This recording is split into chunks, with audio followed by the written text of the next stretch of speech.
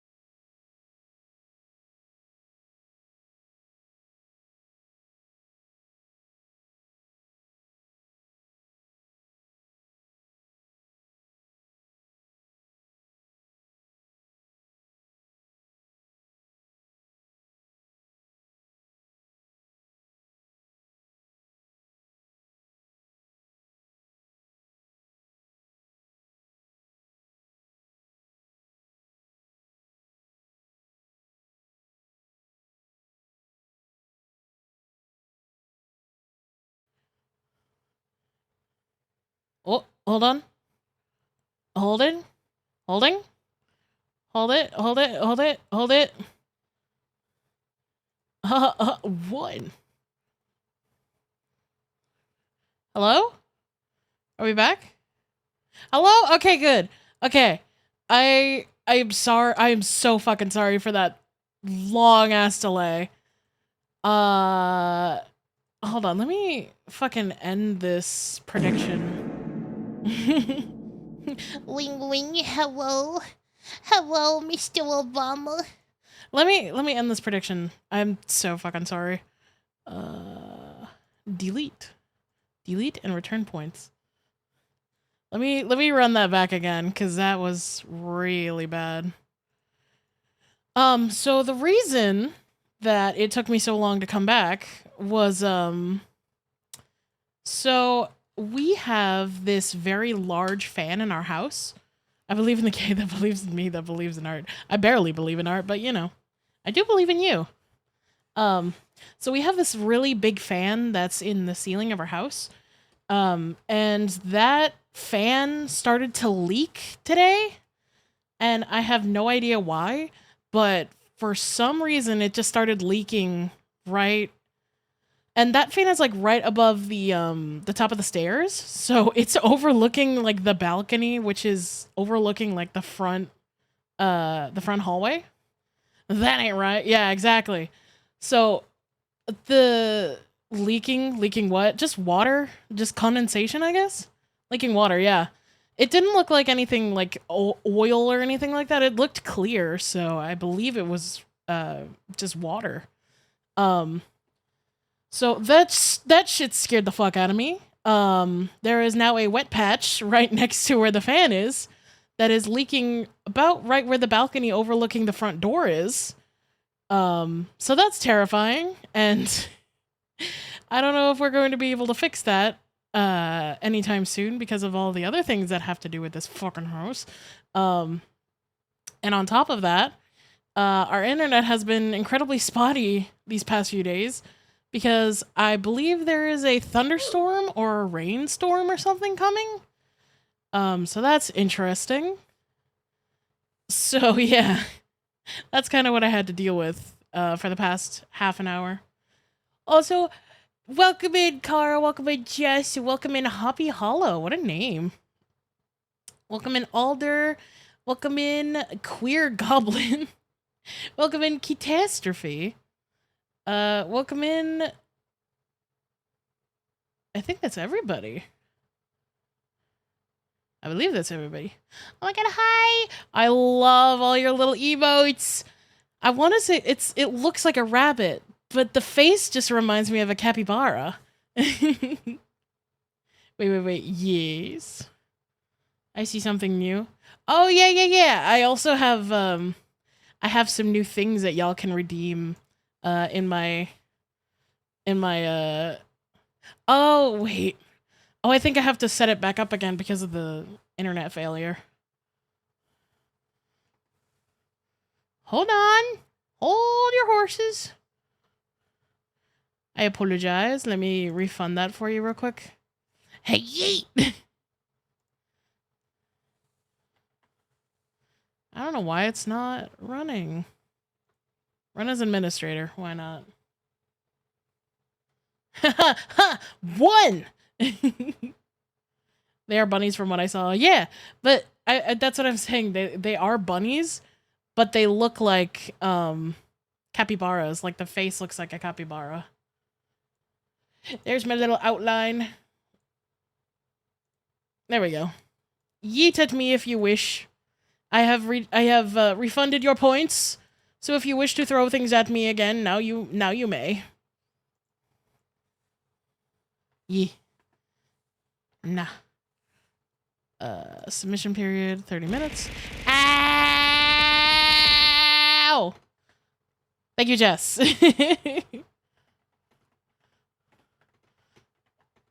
I need to add some custom. Ow! Thank you, Kara. I need to add some custom objects to throw because I think that would be funny. Hold on, let me refresh. Oh, am I lagging? I apologize if I am lagging. Did I make it last for 10 minutes? Gosh dang it.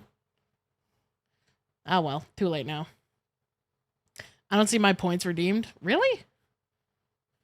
I did refund them. Custom Clive Taki throws. That'd be so funny. Or refunded. I did refund yours. Ow! So as it turns out, if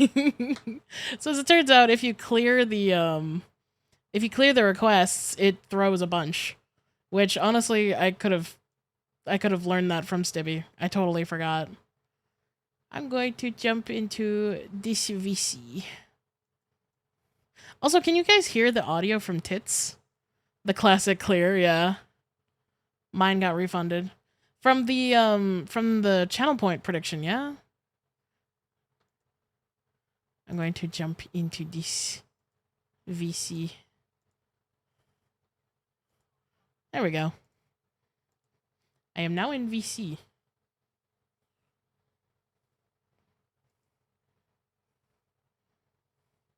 Free to join? Sure, why not? I'll put the video on in a second. I wanted to figure all this out first. Hi, Kara. Hi. The reason is because I'm a danger. I'm a danger to everyone, including myself. Yes. You always stream when I have to go to work early the next day.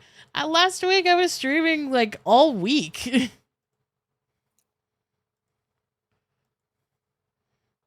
This is real KV hours. It's true. Also, I apologize. I wanted to stream early, but a bunch of shit kept getting in the way. I know the feeling. Yeah. I had work. It's not the same. Exactly. Yeah. But similar. It's a thing. So yeah, I am sharing this to the Discord, yeah? Yeah, I'm watching. Right, I cool. see Ted Nivison's beautiful mug. He's not wearing glasses. He looks naked. Just say you hate me? Never. I never hate you. To make it as easy as possible to teach young adults and children about the religion in the most entertaining way possible, but not too entertaining because then you're Hello? sinning. No kickflips, no trespassing, no throwing jello at houses. Yeah, it's freezing for me too. I was gonna say. It's nothing cool. I haven't ever There really we go. dove into a piece of religious And why media on my continue the channel fanboy before, meme but if in not my hate me? terrible movie Because I love suggestions form fanboys more than I hate you? find Question in the mark? description, somebody suggested the movie Joshua and the Promised Land. By the poster, you can already tell that we're dealing with something special here. I had seen that other creators have made videos on this, such as Critical and this other creator, Saberspark. Hi, years ago, but I Older. specifically avoided watching them Come on because I in. wanted the raw experience of seeing this movie myself without any context whatsoever. We're bringing it into the modern age. This movie's got magic, okay? It's No. got demons. It's No. got blood. So join me as we take a look at the animated You love Christian fanboys? movie, Yeah, sure. from hell. Are you changing your mind on femboys now? So we start off with the narrator of this film. The Bible tells the story of a Interesting. young man named Joshua. I see. The nature of this creature, I am unsure of. It appears to be a pink pig rat nymph fairy that wears a bow tie. And this far into the film, that's literally all you know. I will say that if you showed this movie to a child under 5 years old, they would already be crying by this point. Because humans fear the unknown, and I have no idea what that is. He talks about I how in ain't the Bible saying there was that. a man named Uh-huh. Joshua, who was incredibly brave and was strong. And the Joshua that we're talking about is I'm just saying, none if of I them. see some So art then on the Twitter in Joshua the in next few question is days, revealed, and holy I'm gonna shit, be that is asking an questions. anthropomorphic lion child. Oh my god. I have the sleepies. No, not the sleepies. Okay, I'm game. Anthropomorphic animals. Zootopia. That's a movie. Our main character Joshua is incredibly good at motor skills. He's adept at running around. The quality of the animation in skipping. this film is just We're introduced to Joshua's father, who immediately gives us the vibe of what kind of father he is. Hi, Dad. Pick up your stuff, Joshua. Holy shit. What the That fuck? is a lion father that is about 3 bad arguments away from being an absent one. This is when I began to realize that this film is entirely played by anthropomorphic animals. Have a good The main night, character, of course, Jess. being Sleep a lion, well. which honestly would make Good night, sense given Jess. that the name of the guy who made this film is Jim Lion. I thought you said you were cleaning out the den today. Well, honey, I'm sorry. I have got other things I've got to do. I enjoy how they're anthropomorphic lions. Why but does then he the sound only like thing that Matthew changes McConaughey? About the fact that they're anthropomorphic lions is that they refer to their house as a den. But then in the next sentence, the mom lion is like, Right, like tinkering around with that car again. Hey, come on. You This drive? is my day off. This is what I'm going to do. so they call their house a den, but then also, yeah, he's got a car. So the parents are Have you already seen the talking Date about Everything game? I the have. dad doesn't I also like heard that Brendan Lee Mulligan's in that game, and I love that fact. He is I love that baring guy. his teeth at his wife. That's kind of fucked up. I can only motherfucker's assume in about to lion culture that beat that's his a wife. pretty threatening thing to do. So clearly what we have here is an abusive It's amazing. lion Yeah. that loves his A car lot of so my much, favorite voice and actors are in ignores that his son. in that Ooh, movie, good in that dad. game, and I'm excited for it. Honestly, Joshua, will you please get out of the way? I'm trying to fix Wow. dinner. There is not a single supportive soul in this family for this child. He's literally just hanging out, and his parents just hate his guts. So Joshua's obviously sad. He's going back up to his room to like cry or something. There are because 5 his parents himbos hate his for guts. now. Because he's got a skateboard left in the And their hallway pronouns are because they, I them, because clearly there's heard literally your dad 5 say of them. Joshua, pick up your stuff, which is why there's no Interesting. God in his household. My pronouns are just he Jesus because I'll never around be here. him. And he goes and he lays on his bed. So what He's if you sad. could You know see the the darker side of As you can me? see, Joshua feels kind of lost in the shuffle. drill. No one can Back ever in change his this toilet, animal I have explaining what in become. God's name Oh he God, is, don't- because he's don't clearly strain your not a voice. lion. He's pink, and he has That a was, bow that tie. was Why does intentional. he have a bow Mhm. tie? That was I don't intentional, understand Prey. what this Sure. hat is. It's massive on him too. He Yeah. doesn't know where to turn. It's amazing. You need That's it. why Is I it think out we or is should it just give a him a demo little right help. now? He doesn't seem to know what the hell's going on. So then all of a sudden, this static ghost shows up. Maybe wait, jingle, jingle, jingle. Focus on art. Jingle, I'm sorry, I'm jingle, sorry, I I'm don't know how sorry. else to explain what this Listen, is. It's Pixie a- brought it's up a ghost made himbos. of I'm static. sorry. And this ghost starts looking through all of Joshua's toys, and you'd think to yourself, oh, maybe he's going to possess one of those toys and then start talking to Joshua through that, right? Wrong. He then Jingle, jingle, turns jingle. around and then just goes June up to 11 is full Joshua, release, I and think, so then not in out, the but there's most so much. gentle Yeah. voice I'm I have excited. ever seen. What the fuck? Hi. So I guess before deciding I need to someone to look up thirst Joshua, about he was TBs just with me. looking through his Always. collection of I will toys. always Oh, thirst dude, about Josh, you got TBs with Funko you. Pops? Oh shit, man, you got YouTubes? He can't wake Joshua Erica up, Ishii is so a he sex then toy in the game. walks Huh? up and throws a ball of energy I love at Erica, Joshua, but they play a right sex in his toy? face. That is not You the have my attention. strategy that I would have chosen. Maybe tapping him on the shoulder. I'm already I wish getting I could weird voice a vibes from sex this toy. ghost. I'm sorry. That's just how it is. I mean, you could. Nothing's stopping you, Who are technically. you? Some people call me the best friend. That is not the first Some thing that you people should call be me saying the to a best child friend. after you've broken into I'll his be sure to home voice and woken him up with a my- ball of energy. Next Oh my Gets god. anyway because he's a spiritual What in the being. frozen Not fuck? that much. Good Not in question. my book. My real name is Christopher Andrew Eugene Bazzioni, at your service. What? But it's okay if you don't like it. Just call me Chris. Okay. Call So me this is a Chris. ghost named Chris. Listen, Joshua, I came here to take you on a little kind of trip, you know? Not the first thing I would be saying. Where do you want to take me? I can't tell you that till we get there. What We the are less fuck? than 5 minutes into the film, and this has all This of is the so signs ominous. of a run-of-the-mill abduction right now. I think the usage of the phrase I think "living this ghost proof" is trying to get him probably the into most problematic for me. substances. 90% of the time, when a character in a movie says, "We're gonna go on a little," I think he just trip," wants to it kidnap has the kid. proven to never be a good thing. Come on. Travis Willingham You is the trust me, microwave don't you? called Luke Nukem. Oh my god. Why? I adore Why? that. Why? Why would you immediately trust this floating ghost? And why does the ghost have to use the phrase, "Come on, you trust me, don't you?" He's peer pressuring this child into going on a little trip with him, and then Man. he won't tell him where. So Joshua, utilizing his terrible decision-making skills, decides to go to an unknown location with I a wonder his floating parents hate ghost. him. He has to hold Chris's hand in order to travel with him. And there's this moment in the animation where the fairy absolutely dislocates Joshua's arm as he's floating up into the air, and they don't even hide it. They add like a punching sound effect to it. From there, they jump into hyperspace. The first thing that Chris shows Joshua is the biblical story about how God had freed the enslaved Jewish people, and they were escaping from Egypt, but the Pharaoh didn't like Sick. that. Oh, no, he didn't. So we see the Pharaoh in question, who definitely has the walk of a Pharaoh, and he's got the voice of one, too. Here's a list for men toys. Yeah? Also, a side note, I find it Robbie Damon's a fascinating that hangers. it's been The kitchen established cabinet that has an all the Italian characters in accent. The this film toilet is are a French bipedal rapping versions toilet of who animals. The beatboxes. line I love includes this. ancient Egyptian I love this entire depictions of list. humans on this building. Like, those are I humans. wish I could beatbox. Does that mean humans are canon? That increases the confusion of this entire story, like tenfold. I'd like to appreciate how smooth this man's chariot is. That is riding in luxury. You know, some people just never learn. God can hit them right over the head with a big, thick hammer, and they still don't get it. Big dick What hammer. doesn't he get? When you fight against God, you always lose. Just like that Pharaoh there is about to find out. Not slavery. He's about to is fuck wrong. around The and only find reason out. why we have a problem with slavery in this context is because God wasn't a fan of it. So the army of the Pharaoh departs I to catch the mean, Jewish people, and we'll see this several times. I was God, I over the wouldn't be a film, fan of it but either. Some of the chariots have a completely different perspective. Like, where is he going? He's on a completely different mission. Thus far, I've been a big fan of when Joshua and Chris the Ghoul are traveling from place to place, especially in this clip that I'm about to show you, because whenever they are traveling around, it's less like it's this magical ride with a Christian ghost, and more like he's just pulling Joshua at the speed of a fighter jet. So there's this big fire that was created by God that prevents the Pharaoh's army from advancing and catching the Jewish people. And Joshua wants to check out the fire, but Chris doesn't let him, and he says, Sometimes a no means maybe. I'll grant you that.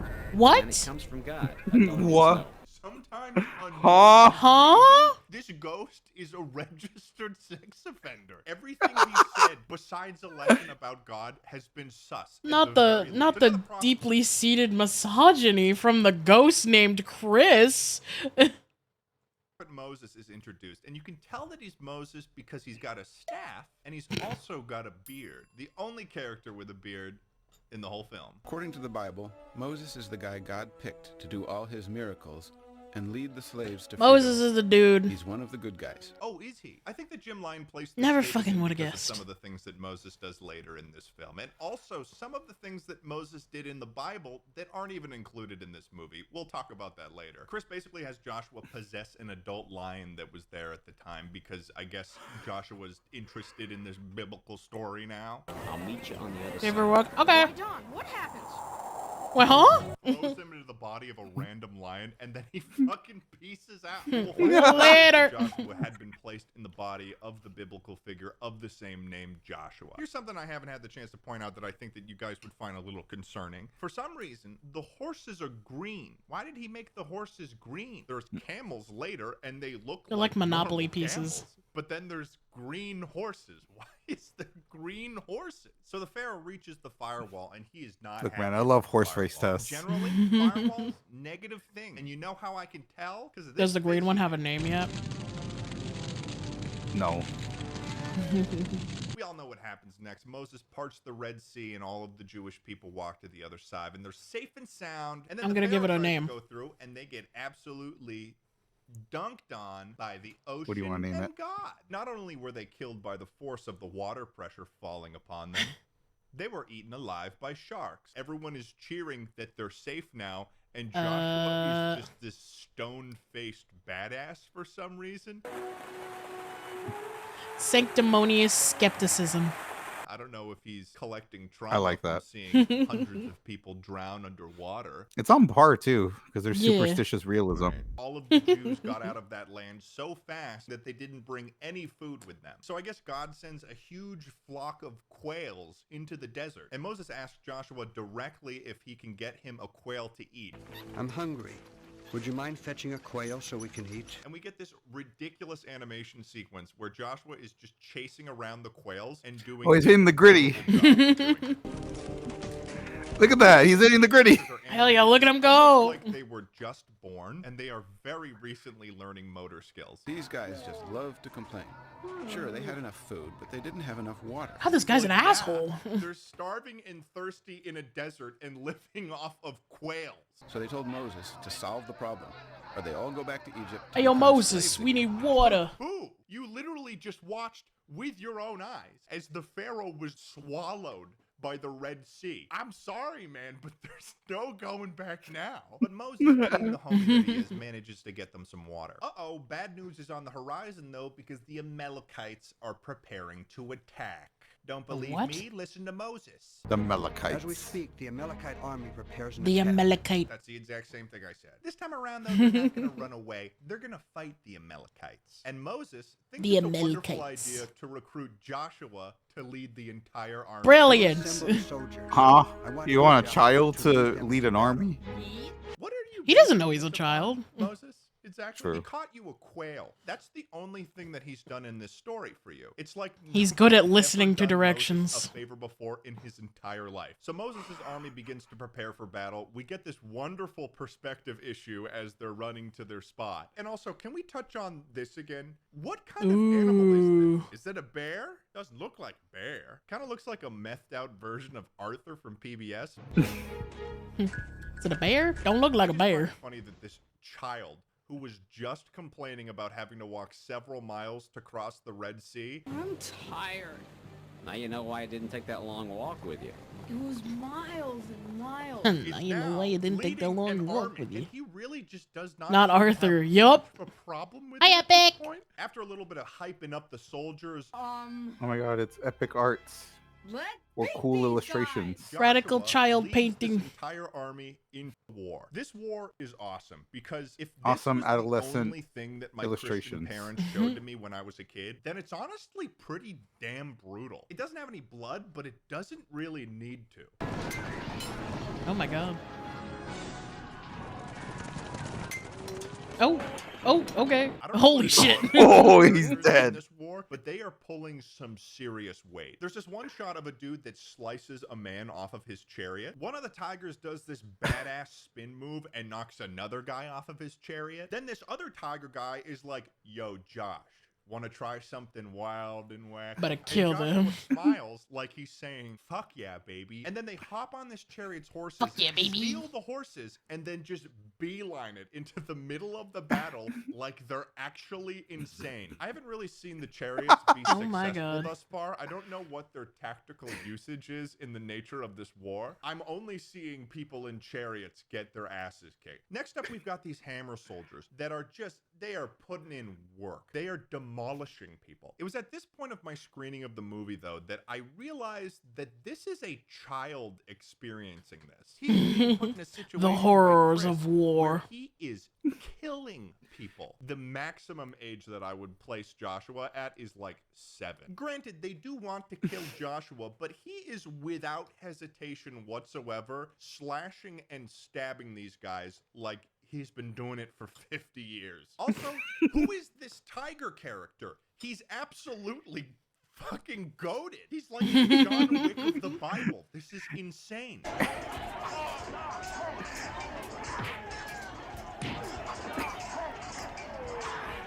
Hoya, hoya, hoya. So Joshua and You his see that army shit? cause the Amalekites to retreat, and Joshua and his army just running after them with their Random hands plot up armor into the character, air. yeah. That's like power level 70. And that's a lot. And yeah, Joshua and That's his a army lot. win the battle. They fucked them up. God begins talking to Moses about creating the promised land. And the whole time that God is talking to him, Moses is just, Though the whole earth is mine, you will be for me a kingdom of priests and a holy nation. Holy fuck. I don't know what's going on here. Moses I don't is know if so he took, high like, right now. 2 of his old person pills He's and blitzed pills. out on that edible age burning shit. bush, my guy. I think he's not. Though the This whole edible age shit. Ooh. Oh. Then a little bit later, God Yo, That this was the fire's perfect- talking to said all of me. his rules to everyone. I am the Lord your God. Sick. You shall have no other gods before me. You shall not make for yourself an idol in the form of anything on earth or in heaven. I didn't realize that the Old Testament was this on the nose. This is an interesting Yeah. directing choice on the part of Jim Lyon, but at this point in the film, he starts Also, so inserting selfish, walrus God. Why are you people just calling yourself into the only mix one? of characters. So I think that somewhere Hmm, along the line, Curious. Jim Lyon was like, walrus people would add an extra layer that is missing from this film. And I agree with him. I think that there was an underrepresentation of walruses in this movie up until this point. So I think stylistically and just in terms of walrus representation, this was a really good move. I give that a rating of 5 pogging Moseses and 1 angry Pharaoh. Moses tells Joshua to follow him up the mountain just to figure out what the God guy wants to say. But like halfway up the mountain, fucking Moses hate. turns around and he's like, Wait here until I return. and then he leaves Joshua there for 40 days. I guess normally in the context of the Bible, there's this whole thing where Moses and Joshua both like fast for 40 days. Also, I hate to bring our buddy Chris into this, but he's pretty much the source of every problem in this film. I think that we're implying that Chris thought it was a good idea to have Joshua wait there by himself for 40 days. So Joshua's kind of like in a dream, right? But he experiences that 40 days. So this has more of the energy of like a Black Mirror episode where this malevolent ghost is forcing someone to live out this messed up dream. So Moses receives the 10 Commandments, and I love the way that Jim Lyon shows this. God basically just becomes one of those laser cutters that you see on TikTok.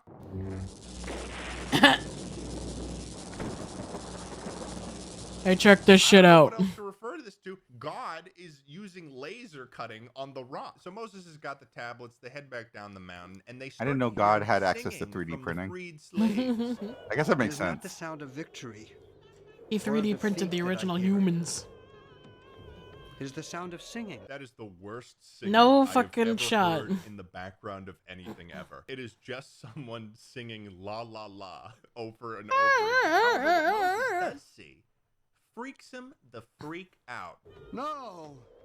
No! No! That's got to be the best part that I have heard in any of the lines of this film. That is gut-wrenching. No!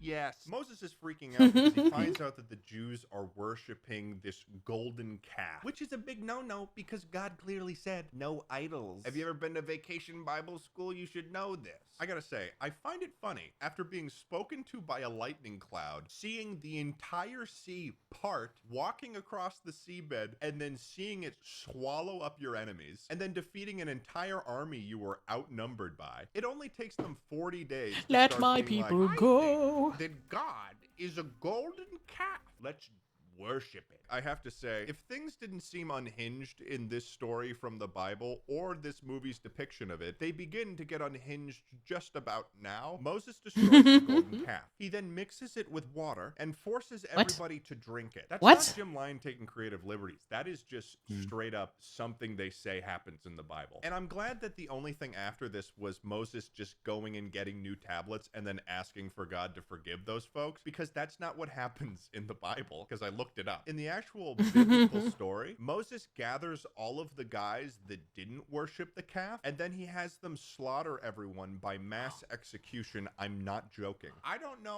if Joshua would necessarily be on board if Chris included that part of the story. So Old Testament sucks. Fuck yeah. And Joshua goes in as a spy to check out this city of Jericho that had people in the land that God had promised Moses. Conveniently, I must say, every single one of these people in this city are depicted as red devils. If you can't get more obvious than that, they are not the good guys, I guess. And there's this ceremony where they're sacrificing a baby, I think. I honestly Is this the can't one tell where they because split the there's baby this in half? insane screeching in the background.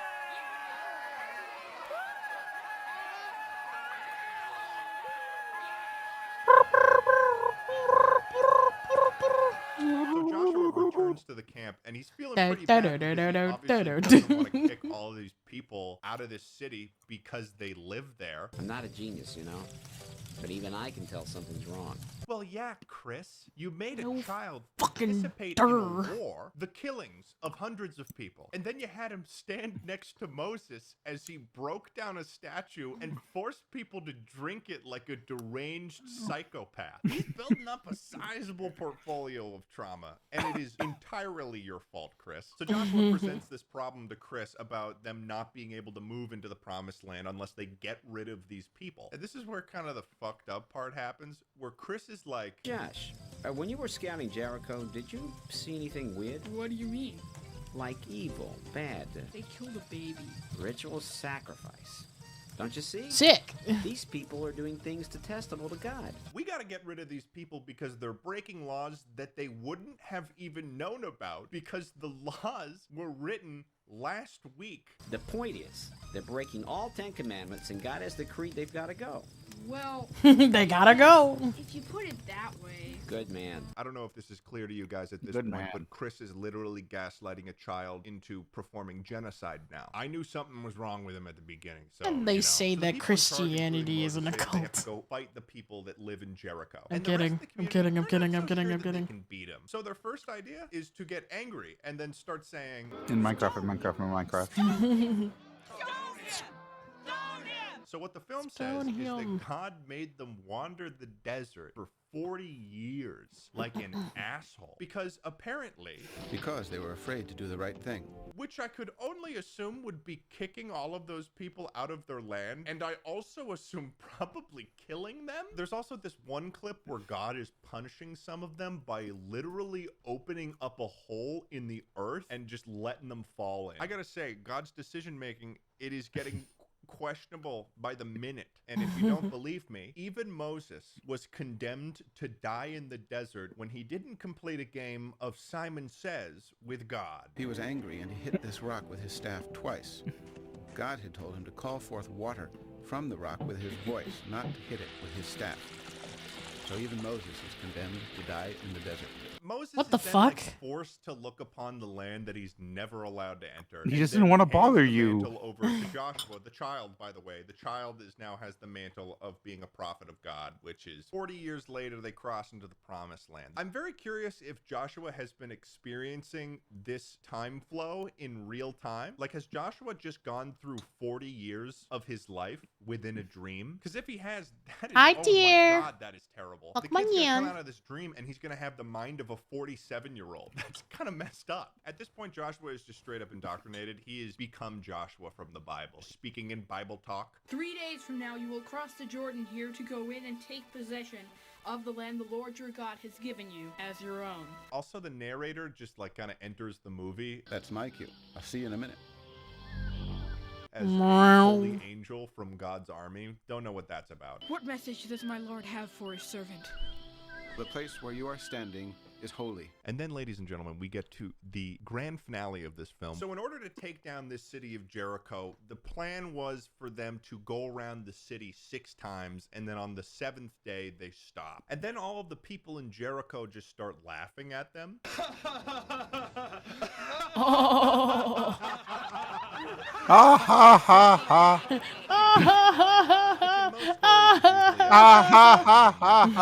Although they don't know that they're the bad guy, they just live there. And it is at this point, ladies and gentlemen, that the most insane moment happens in any terrible movie that I have ever seen in my entire life. Oh.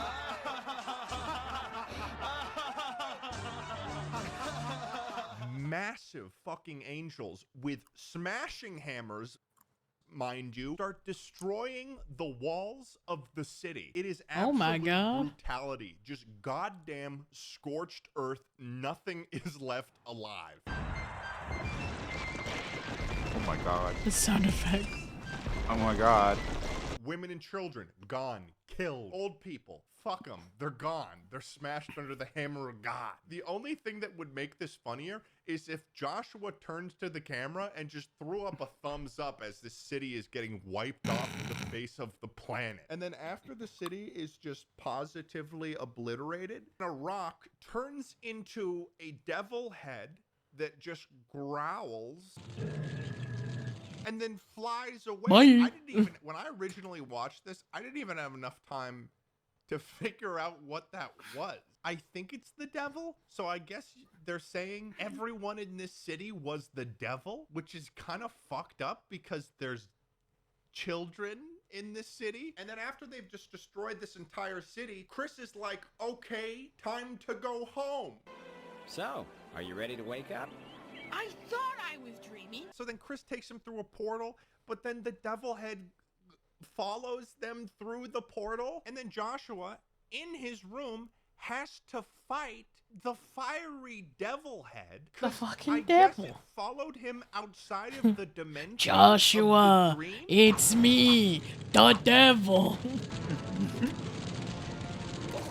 If you think about Whoa. it, He defeats the devil. the devil with a hasn't wooden existed fucking until prop this sword, time and it in turns Joshua's back to a room. rock, and then Thanos Devil was snaps gone. away. So Joshua's out of his dream, right? And Yo. It's basically like he's just taking a nap. He goes downstairs to have dinner with his parents, and they are still arguing.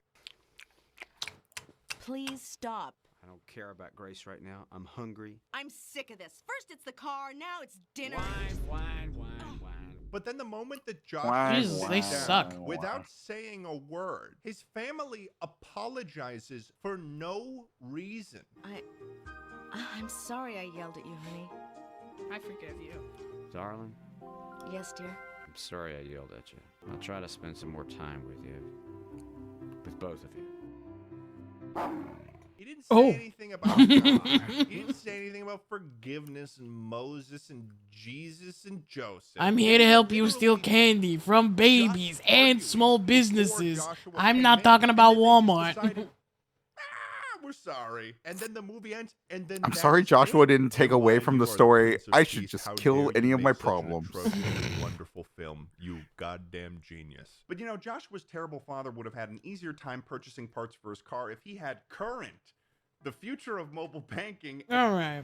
God damn. To the next video. Yes, Madagascar, another movie series that DreamWorks decided to squeeze the living life out of until the IP ran dry. It's been a while since I've seen Madagascar, but I do remember having a particular love for the penguin that didn't know how to speak. It starred very notable voice Rico. actors such as Chris Rock, Why does he David have- Schwimmer, and of course the illustrious Ben Stiller, who, by the way, Why is there penguins Yowie on his desktop? Why not? Do you not like the penguin Yowie? No, I'm just wondering where he got it.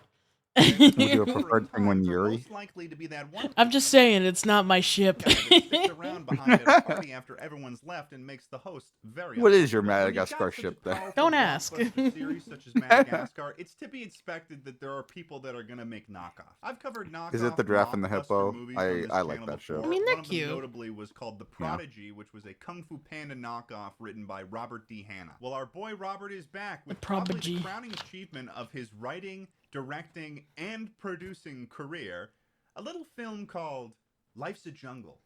Africa's good Most Lord. Wanted. There's a slight chance that title might seem familiar to you because it was released the same year as Madagascar 3, Europe's Most Wanted. So I think essentially what good old Bob was trying to do here was he was trying to capitalize off of the hype that was building for the new Madagascar movie. With that, I can't think name a single I think you person should that head was to like bed. a I hope you guys fanatic have of fun the with stream. Madagascar Have a good series. night, Oh, I Epic. gotta Thank you for fucking stopping see Ben by. Stiller play Good night, a Epic. Get some fucking lion. I need Shahino, to see 'cause you're Chris Rock epic. play a zebra Yee. and do the dance.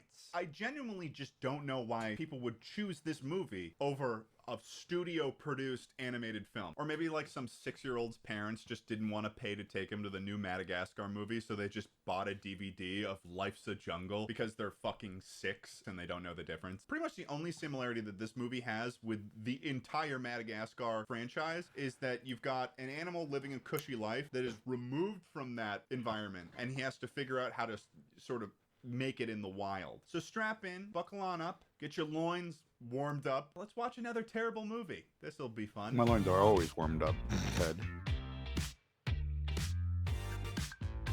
My loins are Hey, girded. sorry about the mess. I'm moving out of my childhood home. Quick announcement, though. My merch has Sick. been live for 4 days now. I'm currently wearing one of the pieces right now. This is the milk tie-dye still shirt. in my childhood I freaking home. love it. Me and Leighton Stollard were super freaking hard on these designs, and I hope you guys like them. We've also got the outro design shirt, the Empire State of Milk shirt, the Cream Times Cream Time hat, and the Cyber Cow War tee. If you're interested in getting this merch, then you can check it out at thegoodstuffmilk.co, and the link is in the description. For all of you who have already purchased merch so far, thank you guys so much. I seriously appreciate the support. It's actually been crazy, and I'm really proud that you guys like the designs as much as I do. All right, back to the video, baby. Listen, no movie review would be complete without reading first a plot summary of the film written by the filmmakers themselves. Pip thought he had it all. A pampered lifestyle, huge Pip. mansion, and adoring owners. That is, until the Taylor family booked an African safari. Pip finds himself separated from his clan, which forces him to reluctantly adapt to a new way of life in the jungle. As he bridges the divide between between feuding wildlife, he learns that caviar and manicures can never bring the same happiness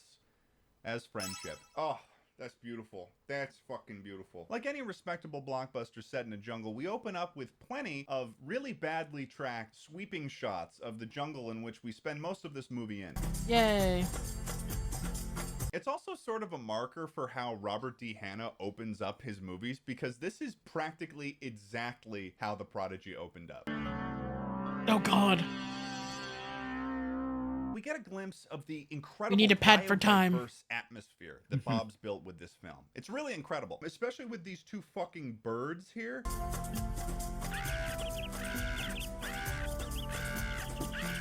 What fucking tiki room I don't rejects? think I could animate a pair of birds that badly, even if I tried. If I was a tiger walking through a jungle and I saw a bird acting like that, I would have been like, you're first. I'm coming for you. Next up is a three-toed sloth that is swinging from a very rigid vine. Yeah. Also, I noticed that there's really no trees that sloth could be swinging from at the moment, because the only things in the area are like 4 bamboo shoots, and they definitely don't have offshoot branches that are strong enough to support a sloth swinging from a vine. He looks like he's doing some sort of reverse pole vaulting that also doesn't consider gravity. This intro lasts for about a minute and a half longer, which I don't know if you know this, but that's actually a minute and a half longer than I would have preferred, only to end on this incredible shot of a dog wearing a sweater vest exiting a Why does he tent look so on yoked? Why is he hind so legs. buff? You might He's say so he's yoked. sad. The animals in Madagascar walk on their hind legs, so that's a strike for me. We'll hold that strike there for one moment, user 1345629, okay? Because the dog literally goes right up to his owner and just starts interacting with him on his hind legs. All right, so the theme has been set, folks, and that theme is there is no consistency on how these animals interact with humans and also each other in regards to stature. Also, What this the dog fuck? is not only wearing a sweater vest, but he's also wearing a shirt under it. Like, this motherfucker's layering. Ooh, this dog is looking like a Gucci model. I regret saying that. So the owner of the dog comes up and starts talking to him, and the dog is still standing on his hind legs. I was talking so about I guess me what we being would a consider Gucci as the audience right away He's is a that this is Gucci just model. a dog that stands on his hind legs, right? Which is an interesting piece of lore to wrap your head around, but it gets more confusing later. So the boy and the dog, whose name that we now know is Pip, start driving across the Sahara because they're going on a safari in the jungle. And there's just this strange lack of sound throughout this whole scene.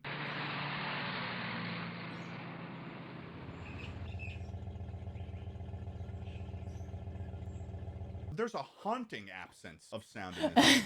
It is spooky. And there is also an abundance of incredibly dangerous driving maneuvers on the part of the safari guide. I don't he's know doing who hired drifts. this guy, but he's gonna fucking kill this family.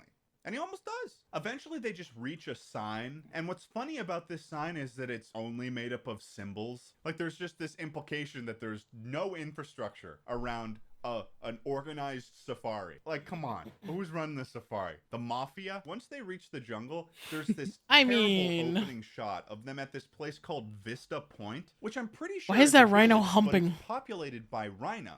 This is what I was talking about before. Why are rhinos standing when humans are just passing by?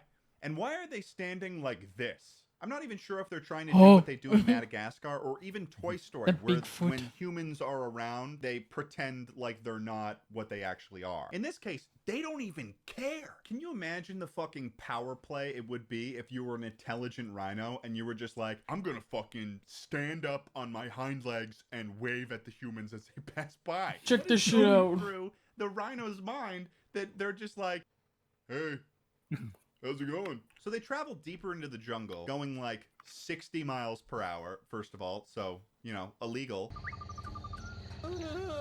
One rhino is completely minding its own business, but upon seeing the car, it gets beyond pissed off.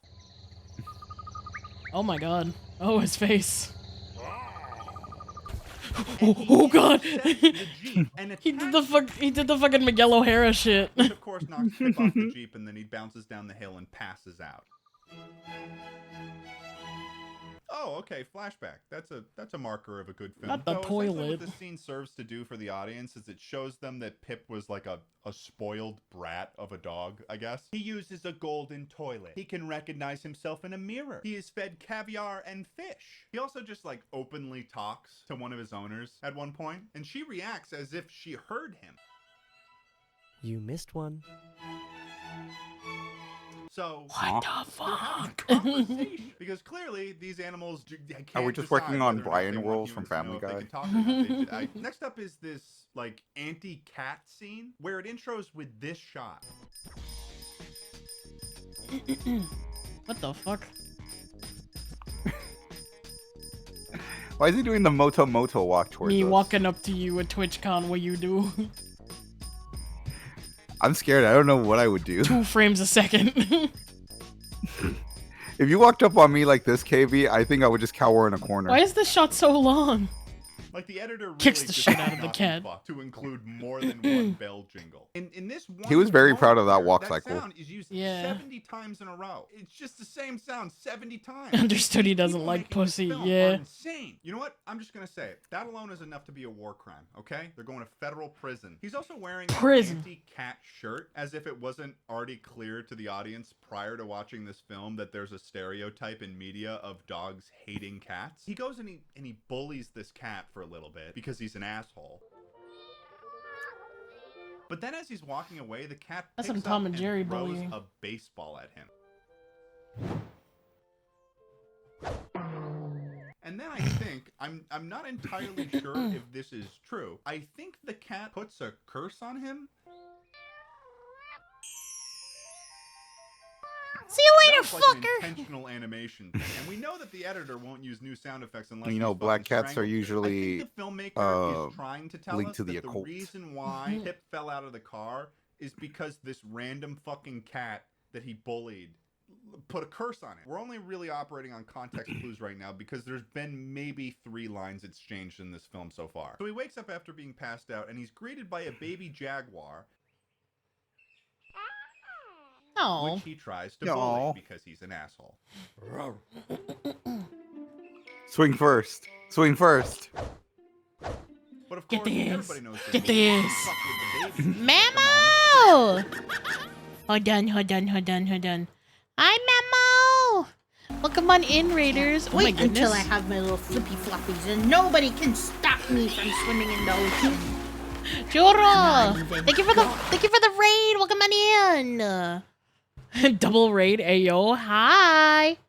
Hi, Nider. Hi, Memo. Hi, Joro. How was your stream? What were you guys up to? Why didn't it give you a shout out? Oh, you were doing Munner Hunter? Impressed by our you both prowess, doing Munner Hunter? going in knowing Excuse me? nothing to knowing everything. Oh, Get cooked. Well, Man, I want to play Super Bunny Man. But who was there with you? fucking don't die. Push that. Oh, for fuck's Mun sake. hunting. Hell yeah. Which Not so monster easy, were is you it, hunting? genius? Which monster were you hunting? Were you guys playing together or were you playing separately and it just happened to work out? But also, yes, welcome on in, Raiders. My name is KV. I'm an artist first and a VTuber second. I'm working on some art while watching some fucking videos with my friend Yellow Jacket Karaguchi. How are you doing? I also got my own little bug man with me. Hi. She was helping We can me be get to bug high friends. rank. High rank? Oh my god. High rank support. Hell yeah. I haven't played Monster Hunter since it fucking came out, dude. I need to get back into it. Based bug enjoyer. Hell yeah. Kara is actually a Yellow Jacket boxer. Yeah, I like playing fighting games, and wasps are really cool to me. Yeah.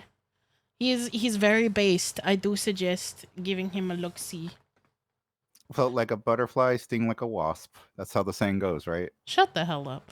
You're gonna Never. Gunfish. Oh yeah, he also plays Oh god! what's it called? Yes, the Glock.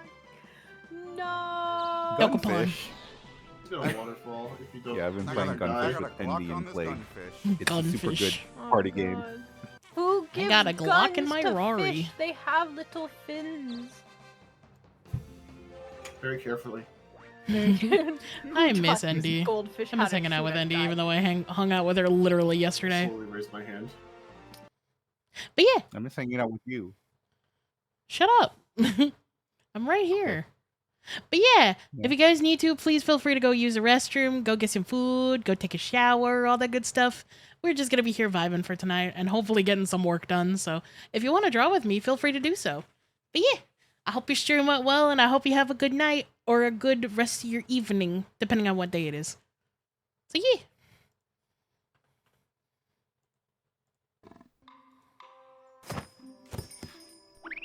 You better hydrate yourself as well, Memo. And you as well, Choodle. Another funny thing is fuck? that right now in the movie, after Pip has fallen out of the car and passed out for Hope you have a good stream, KB. Thank you, Memo. Have a good rest. Bye, Memo. It was nice meeting you. My voice cracked. Hi, Memo. After they were literally killed by a rhinoceros, Memo is also a they very just good fucking artist. kept going. She's Didn't very check cute, to see very if anyone sweet. was okay. They fucking booked it. So next up, we're introduced to these hyena characters, which, as expected with any group of hyenas in an animated film in Africa, they're the comedic relief. I'll drink water eventually. Do it now. Do it now, or I will literally go into your DMs and harass you These to do it. hyenas are like Italian mobsters. I'm gonna or redeem something. hydrate on KV stream, so you hydrate. Do well out here, buddy. Ain't that right, boo? God damn it.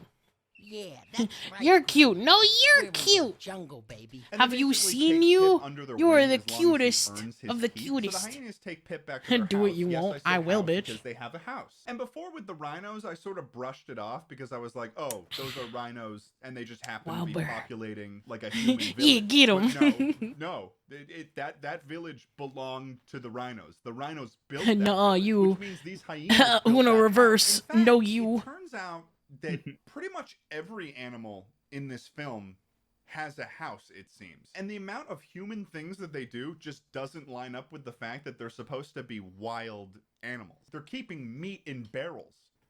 They're storing food. Drink so in order for water. the hyenas to be impressed by Pip, they basically give him like a trial. Now. They want to see how big his testicles are. And his Do trial it. is to walk across this bridge to reach this conveniently placed bucket of fish Boozy. and do your best to avoid the What the hell? crocodiles that live in the river. You I don't know said what I the didn't, fuck is wrong so I with the did it sound anyway. designer for this film, but he decided that whenever the crocodiles closed their mouths, he was going to use the same punching sound every single time they closed their mouths. The sound designer is a goddamn madman. He's out of control. I have no doubt in my mind. That's some Dragon Ball Z Like me fucking punching. sound I editing. had my suspicions before, but now I'm definitely sure this man needs to be in prison. I do have to say though, the way those crocodiles are animated, it's pretty good. What the fuck?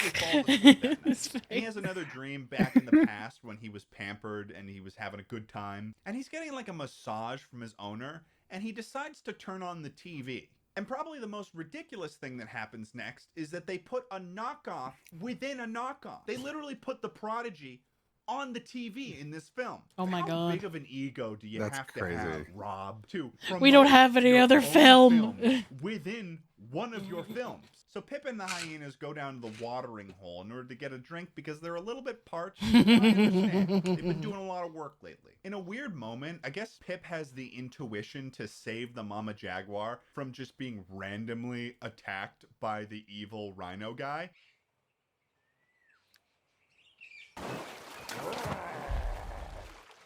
Oh my god, you saved Who I her. guess is Oh, the fuck. leader of the rhino clan they mention at some point. And he is very protective of his watering hole. Okay, we saw what happened before. He attacked a fucking moving vehicle because he's potentially invincible. And then he also saves the stupid baby jaguar from getting killed because he waltzes up to the watering hole like an idiot. And it starts this really intense What was that and little- slightly unnecessary standoff between the jaguar and the standing rhinoceros.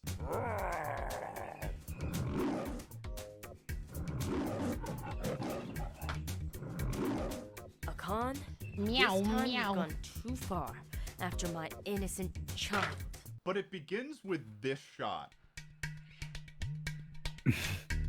It's Moto. Dear God.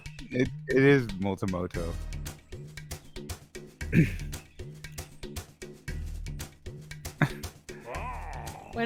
With the fucking shoulders hunched up, it looks like he's all dainty. Like, what was that rhino trying to do to the baby jaguar? He wasn't trying to eat it because rhinos are herbivores. So, like, I think he was just trying to murder the kid, like, which is like pretty fucked up.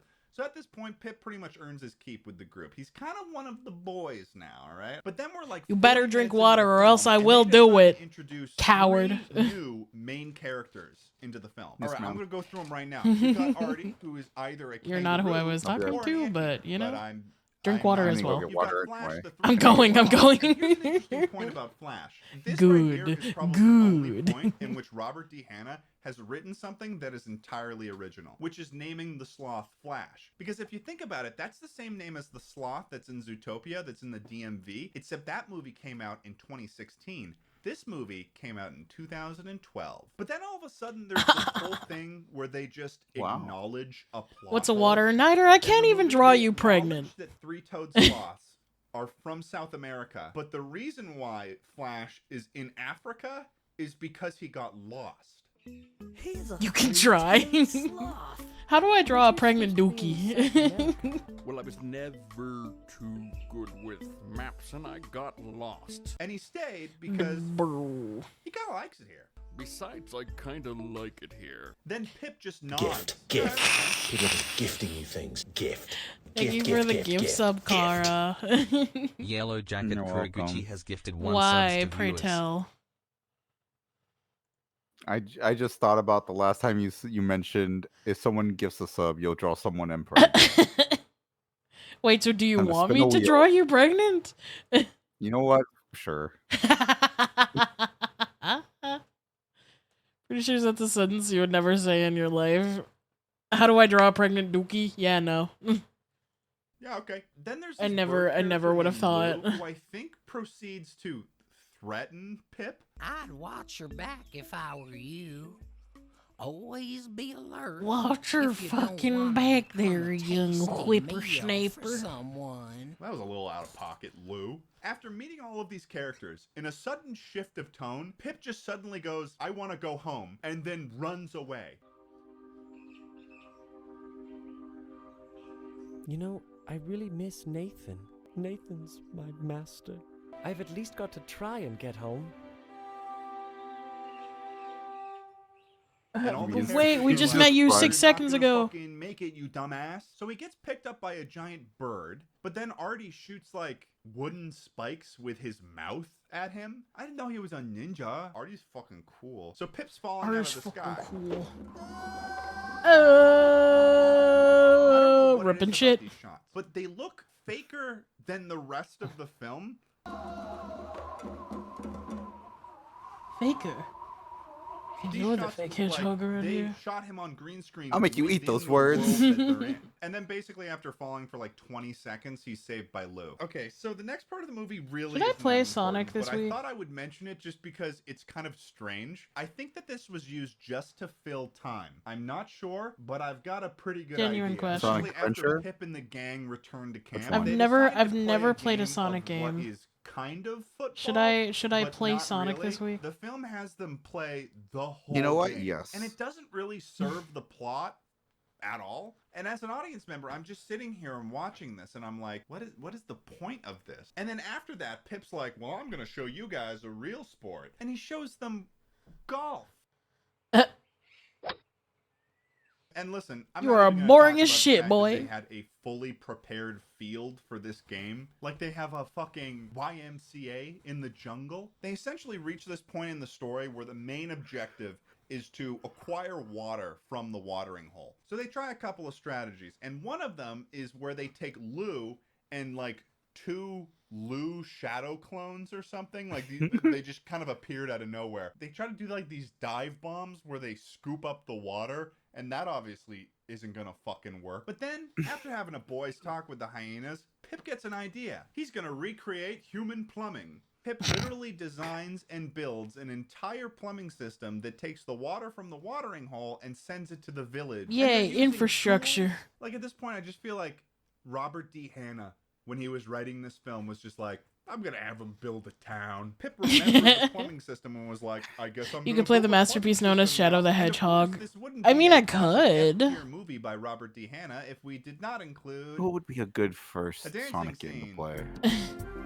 Sonic 06. Imagine. Personally, I really am a big fan of Sonic the Hedgehog 2. And you can get that on Steam. But the What the fun's interrupted by the crocodile boys because they found the plumbing that definitely wasn't just a bamboo stick in the water to them. It was plumbing, and they knew they were being conned. And this leads to the rhinos to literally prepare for war. Rhinos, assemble now. I guess when the rhinos go into war mode, they get on all fours, and oh my god, it is terrifying. What is that animation? There is no consistency there. They must be Who would win, the super King K. strong, Rool but also have Kremlings or demon-like these rhinos? flexibility for this to work out for them. Reminds me of that one meme of that guy who goes from standing to like wolf mode. I'll write this. Ooh. Yeah. Who's seen this meme?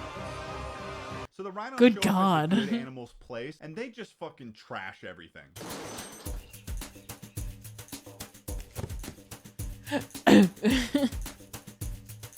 The thing God, about it these looks so films is that bad. they just start to devolve as they go on, and I think that's because the writers and the animators and everyone just gets sick of it at this point. So I guess Pip is sad because the whole town is destroyed, and he decides that it's a good idea to go and mope by the watering hole. The entire pivoting point of the main conflict of this movie. He decides to just go there. How could you possibly justify that in the writing of the film?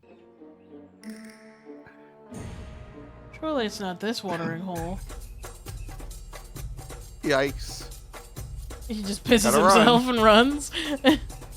So Pip gets chased to the rhino camp by the evil rhino leader, and then he gets captured. And that's where he finds out the crux of the conflict. And that is, the rhinos are unhappy because they don't have girlfriends. Khan, Huh? where are all the girls? Oh my Don't you god, miss they're having them around incels! once Oh in my a while? God. No wonder you're all so mean and surly all the livelong day. You need to get some girlfriends around here. No wonder you're so mean and surly. You haven't gotten any in the fucking decade. I like girlfriends. I get it. They're lonely. They're lonely rhinos. Standing Oh god, it's Reddit, around, yeah. waving. Their But I've neck never beards. heard of a position where you're so lonely that your solution is to go and persecute other people. Like, why is that the next best option here? So Pip escapes from the Fucking punch-down a majority of crocodiles people on and runs Twitter. away. And of course, as is customary in the filmmaking industry, when the character is at its lowest, the filmmaker should add in a very sad song that is written to explain exactly why the character is feeling sad through the lyrics of the song. Man, I love Gary Come Home.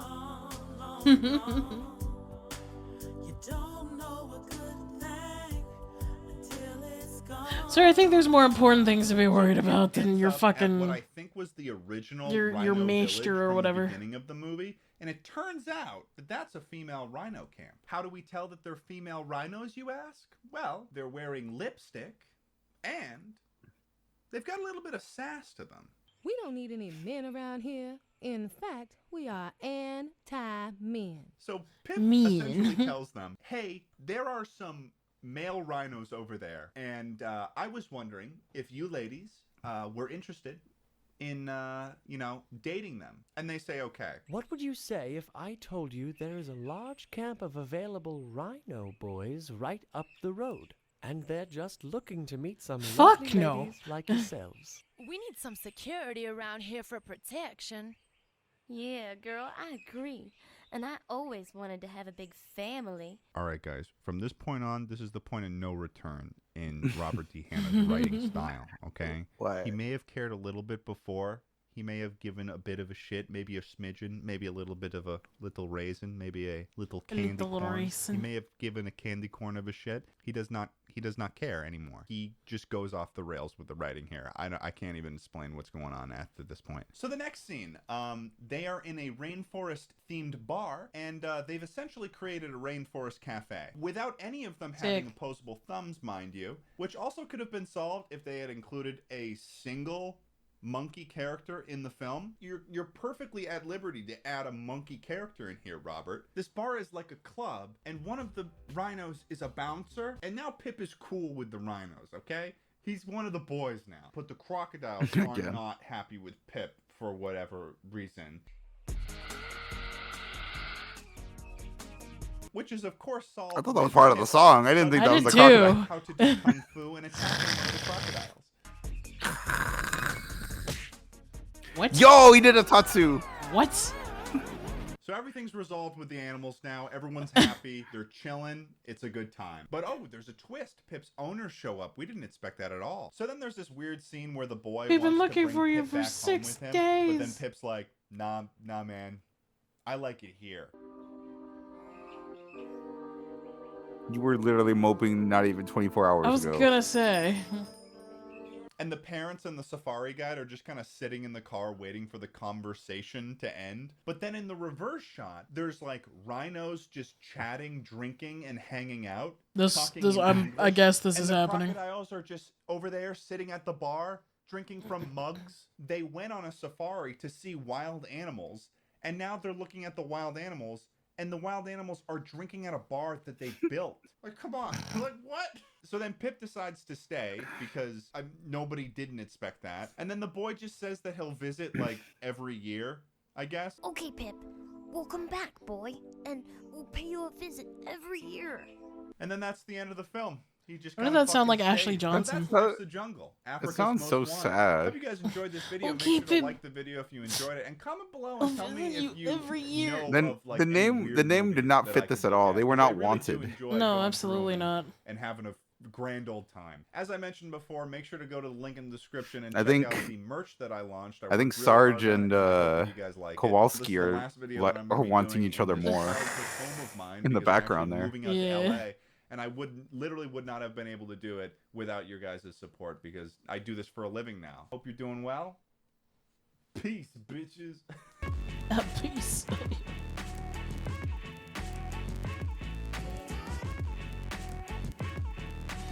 Okay, I will be right back. I'm gonna actually Rip get back to Rico. get water.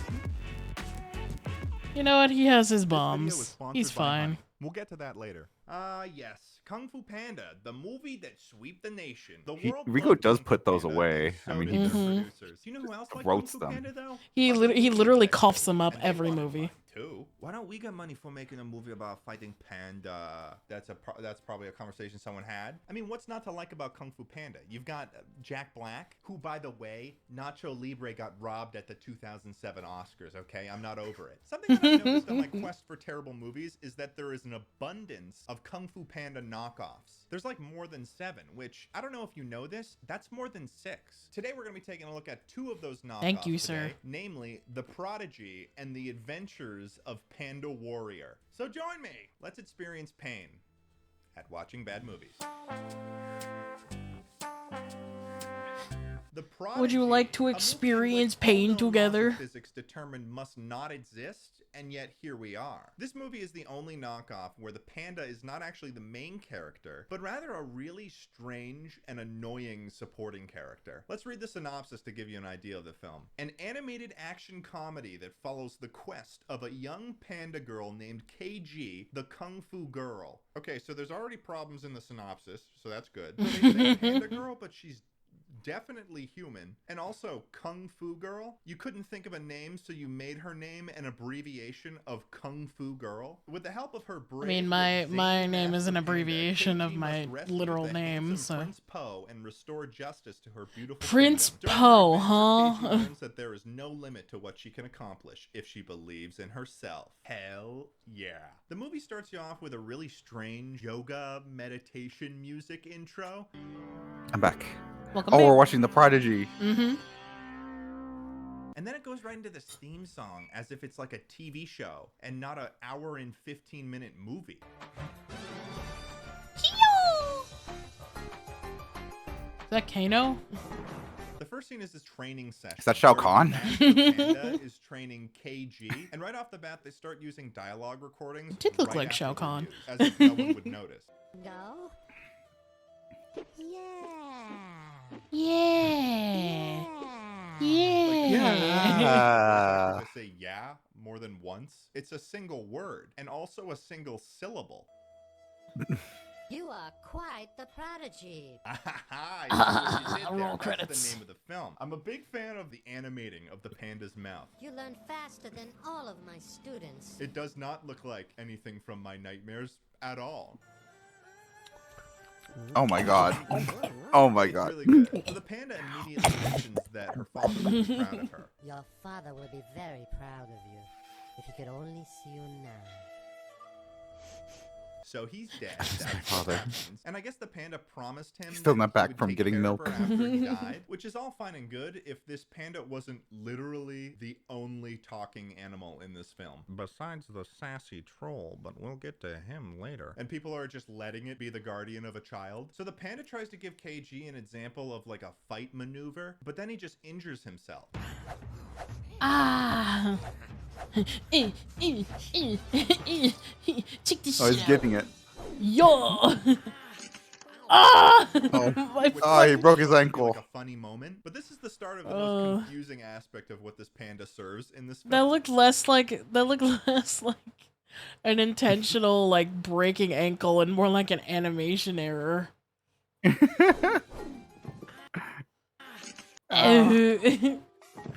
Which I guess is supposed to be like Peeped a at your funny Twitter, moment, and one of the but this first things the I start see is of the most Mpreg. This confusing is where I aspect of what belong. this panda Hell serves in yeah. this film, which is simultaneously to Welcome, be the Green witty Bean and goofy Supreme. character, Well, but well, also well. the Welcome, wise Green and Bean knowledgeable Supreme. one, which are two traits that are Supreme. pretty much just completely at odds with each other. Like in How do you Kung feel Fu about Panda, pinto Master beans? Oogway sort of has his comedic moments, but he's primarily a wise character. All of his comedic bits just come from him being excessively old. Is something wrong?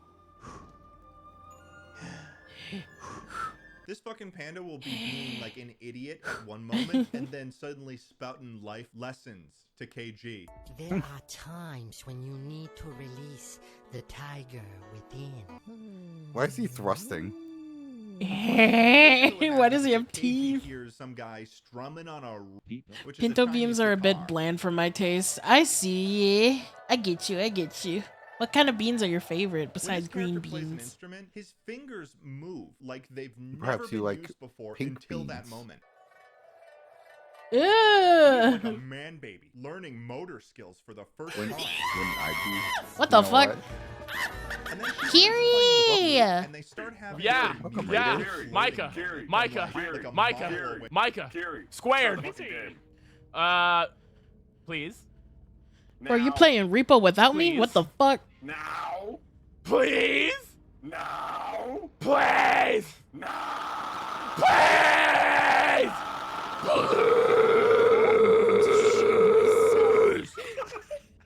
Please. Motherfucker screaming like he wants a jiggle jiggle skin. Okay. Oh, speaking of, you're playing Fortnite. How was that? How was Fortnite? You have Repo? Yes, I have Weepo. Do we not have each other on Steam, actually? Now that I think about it. Should be playing Repo like almost every other day. I've been playing Repo like non-stop all the time. Fortnite was fun. Good to know. Did you get a lot of victory royales? Yeah, Oh, yeah. Fortnite, we about to get down. Shut up. Hello, welcome on in readers. My name is KV. I'm an artist first and a VTuber second. I am here doing some art and watching some videos with my friend Yellow Jacket Karaguchi. How was your stream? Speaking of cute VTubers, KV, yours is adorable. Thank you. I appreciate it. No, but I had so much fun. That's good, at least. I also do not win in Fortnite a lot, but I also have fun playing Fortnite. It was good. Yeah. Kira, you gotta message me your fucking Steam code, dude. I don't know if we have each other on Steam or not. How goes the Arden? I drew Mpreg. That must count for something, right? I mean, I didn't draw it today. I drew a kaiju yesterday. I don't know either, but I'm a DM you. Yay! I'll get the Steam thing sorted out after stream, cause I can't open Steam or else it'll lag everything. Kaiju, you say? Yeah. Hang on, let me grab it real quick.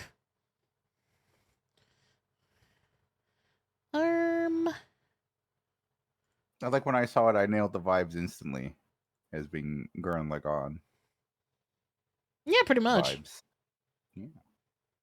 Row, fight the power. Fight the power. Yeah, I drew Pharaoh's Era, if you know who that is.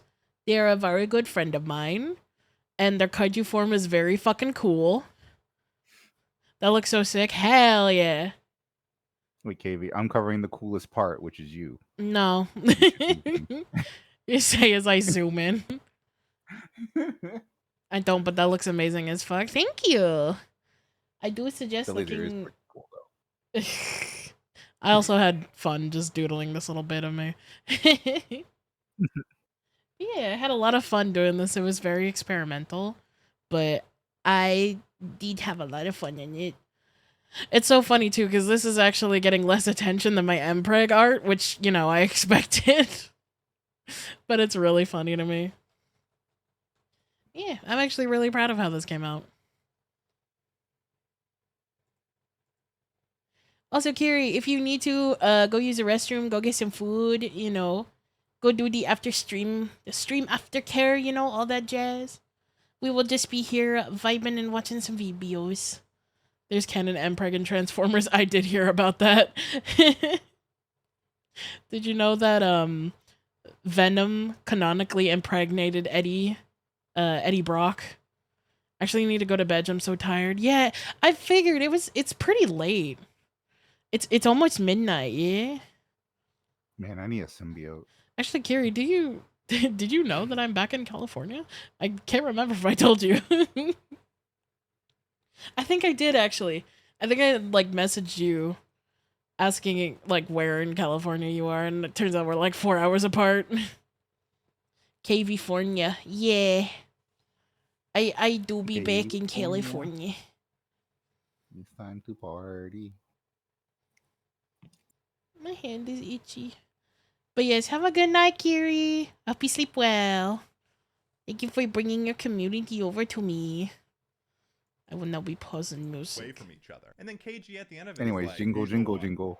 Focus on Shut art. up, shut up, shut up. It's a prince. What is this, Disney? What is this, the product of a Hope you have a wonderful rest of the stream. Thank you. What the hell? Who, of course, is the first person in the film Have a who good has rest. a name, and of course it's taken from Kung Fu Panda. Ow! Nice to meet you. Hi, Dino. Thank you for throwing shit at me. You're already in love. Come on.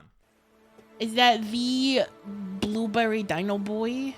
But shoot, I'm a prince. They won't let me leave the palace. Hi. Hello. I'm actually kind of sorry. I'm actually kind of sorry. I'm actually kind of sad that I missed your debut like a week ago. I'm sad about it. But I hope you're having fun streaming now. What is that face? So the tavern scene happens, and the master panda decides it'd be a good idea to come along as a third wheel because he takes no social cues and in general is an absolute menace. For some reason, the tavern is like entirely dead. People are literally just sleeping there. Been playing lots of Mario Kart. I did see that. Have you been doing? I've been doing all right. I drew Mpreg the other day, so I'm I'm airing out my creative juices, you know. To start a band. I drew Mpreg and a kaiju in the same day. My creativity genes are through the roof. What the fuck? I'm kind of getting it though. Musical scene. You've got repeated stock crowd noises. Yay! Oh god. For some reason, KG starts doing disco moves from the 70s My in ears. ancient China. But of course, Prince Po's dad shows up, the Emperor. Prince Paul. Emperor. What on earth do you think you are doing? Bummer alert, guys. He's grounded. But then they meet up again the next day, and they like... What the fuck was that? I think she was tickling him. Why? That's their date. They play tag. I'm gonna catch you.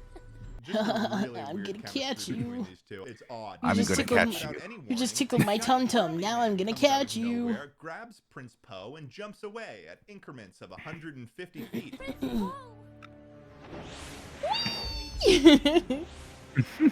What? Then when KG tries to stop him from being kidnapped, she's stopped by Gwyneth Paltrow of all people. What? This is getting interesting. They engage in a very intense battle. Well, the pseudo art is so cute. I don't think I've seen your chibi stuff. Oh yeah, I've been doing a lot of scrunkles recently. So it's just been a lot of like low energy kind of jizz. Then after about a minute of fighting, KG gets tired. And then Gwyneth There's Paltrow, Alder. like, pushes her over. Which is a I have strange two way to Alders. lose a fight if you've been training in Kung Fu your whole life, and your name is also Kung Fu Girl. Let me just race through this next part. Yeah. Basically, Master Panda comes out and he gives all of this Oh yeah, backstory. Kiwi, that one's the Those one people that's were not the finished. disciples of the Dragon King. Because it doesn't have the sash finished. And they're taking Oh no, I fixed that. I fixed that and I sent it to him. And oh man, Yeah. we gotta get him back, man. We will restore Prince Po to his palace. Oh, and oh, Meow, shoot, I meow, don't know meow, if I can meow, fight meow, him, meow, though. meow. Come on. How can I do anything to save him? Fucking dumbass, you gotta believe in yourself. Hello? KG, wait! Wait.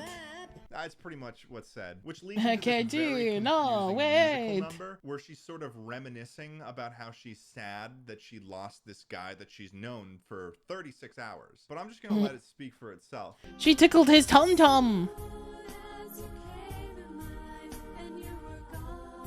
What the fuck? What am I expected to say about this?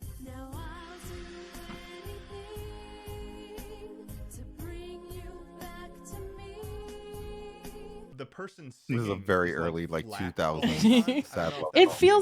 feels like a song from the 4Kids era. You know what I mean?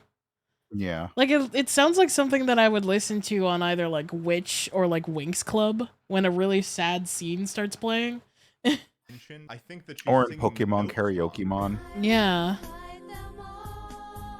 So the Master Panda found a purse off of Gwyneth Paltrow that she accidentally left behind. And then she comes back for it, which is confusing at first. Come outside, Panda, and face me.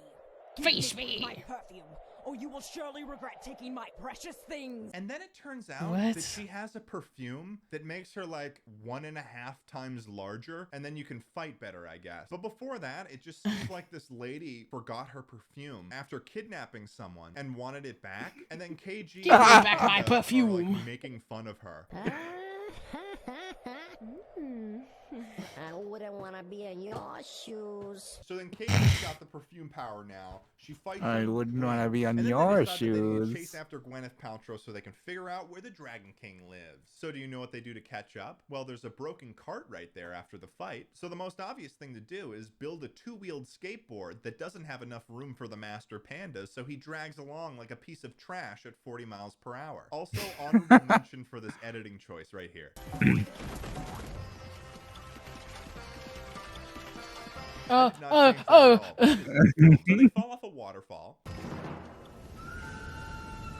And they find Beautiful. a portal to what I guess is a dimension where the Dragon King lives, and they portray it as like the most evil of all evil places. Holy shit. The dark castle of the dragon. Ah yes, the 1920s. And there's also ghosts. And then I love Kurosawa films. Nobody really explains Ah, the jump scare. ghosts either. They're just kind of there. She asks her master if they're doing the right thing here.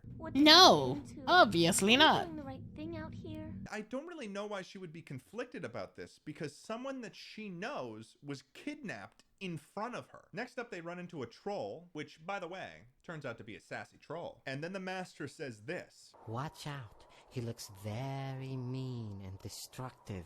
That's a very straightforward He's a very way to say gay that, but I mean, I troll. agree. And all of a sudden, the master decides to bust out his ability to use magic. What the shit? Like he has superpowers. But I'm in the gonna fight kill scene him. before, he was using watermelon to make people trip. You can't go from being a Tom and Jerry character to then fucking Vegeta, which leads to this very strange scene. Rasengan. I'm gonna kill him.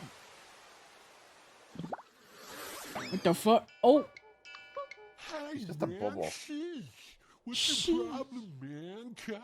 What did I the tell fuck, you? man? Freaking sassy. Jeez, I just woke up too.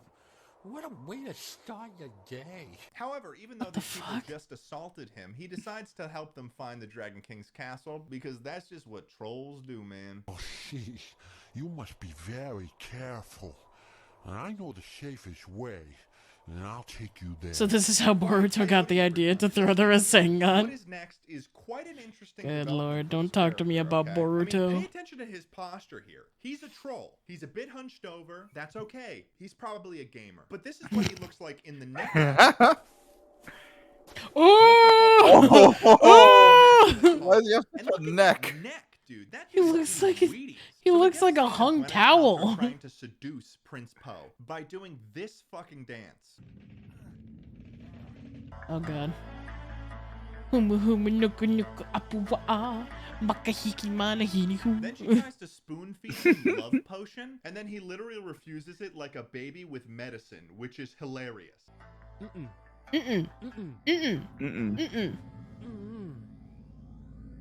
I won't eat your poison. I won't eat your poison, Gwyneth Paltrow. You follow along with me, or I can be a royal pain. Damn. I mean, okay, so this part's kind of convoluted, but okay, so KG and Master Panda enter the palace. They basically go through a jade room, a pearl room, a silver room, and then a gold room. And they're all although they all just a have bunch of signs. moments where they activate a bunch of traps accidentally. They fight a bunch of ghosts that are shooting lasers. And the Master Panda activates like every single one of the traps because he's a dumbass. He's stupid. He's a stupid panda. That's what he is. But what is most ridiculous is when they enter the gold room and there is literally a giant stone statue in a T-pose with a huge sign that says, "Beware he who utters these words," which is probably the most on-the-nose thing I have ever seen in a movie. Then, of course, the panda says it because he has a brain made of rocks and has no value to anyone. See here? It says, don't say Jing Yu Meng. So then they have to No fight fucking way. And then they defeat it by pulling a cork out of its neck. And then KG, of course, is like, You never cease to amaze me. completely ignores all of the mistakes that the master has made so far. Basically, the rest of the movie you can pretty much guess. They get to the main room where the bad guy's at, and then KG has to fight them all. Here's a summary of what that viewing experience is like. The little pest has come for her prince. He's way out of your league, peasant girl. Well, he would never be with an old hag like you. Ooh. What the fuck? Oh shit, oh fuck. Now this really is just Mortal Kombat. What the fuck? Toasty. Ew. What? Explodes pancakes with mind. And then, of course, he accidentally sets on fire his conveniently My placed fucking rocket launch pad pancakes. because I guess he's stupid. And then they escape the prince before the palace blows up. Is that a two-armed Goro? I thought it was Kano. Yay, everybody wins. Thank you all for I bringing studied all my your son moves. back. And there will always be a special place for you in our kingdom. This just reminds me of that one fucking clip of that like Christmas movie where it's just like, you always know just what to say, Grandma, and the grandma's just like, Christmas. With a dancing scene. Oh goodness. Whoop daddies. Whoop daddies. So yeah, that was The Prodigy. Before we move on to the next knockoff, this video is sponsored by Honey. Have you ever been online Ooh, this shopping one and didn't had age well. checkouts scoured through Reddit posts and those sketchy web sponsoring this video? The Adventures There we go. of Panda Warrior. Ew. What a film this is. It's What the good. fuck? This film is incredibly different from the previous Kung Fu Panda knockoff, and yet still definitely a Kung Fu Panda knockoff. They're getting smarter, you see. They're sneaky. They're little ninjas. I'd like to point out that this movie has a surprisingly high-tier cast of voice actors, and there's a level of comedy and how that does literally nothing to prevent the film from being god-awful. You've got Rob Snyder, who was on SNL in the 70s. Rob and Snyder. the host of some pretty popular movies. His IMDb list is huge. You've got I haven't Haley seen Duff, Rob Snyder older in sister years. of Haley Hilary Duff? also known as Lizzie McGuire. You've even got Tom. Oh my Kenny, God. the voice Tom of Kenny. Well, SpongeBob Tom Kenny was in a SquarePants. lot of How did projects he that get are wrapped up in this? The movie starts B in ancient tier. China, which should be expected of any respectable Kung Fu Panda knockoff. In the time of the warlords, battles rage. However, it very much so. Oh, that does guy not died. Stay that way, Mhm. like at all. One of the first things that you notice about the animation quality of this film, it's almost too smooth. I think that the way that they animated a lot of this was that they had people in tracking suits moving around. There's just some sort of uncanny valley watching the way that they move around. Essentially, we've got this main character who's a human named Patrick. Also, Patrick in ancient China. There's a whole lot of war going on, and Matthew Patrick Patthew. isn't really into that. But he's enlisted in the army, and he's basically getting the He shit has such kicked a out big of him. nose. Captain, sir. No, I wasn't really sleeping. I was just closing my eyes so that I could gain more insight. So he started arguing that people should be able to live Got fucking peacefully clocked, to the my guy. general of the army. Why must we fight each other? If we can live together in harmony, then there's no reason to fight. We can live in peace. Not true. There is no peace here. Peace doesn't exist. The world as we know it is hard. Okay. You're wrong. There is a place without any war.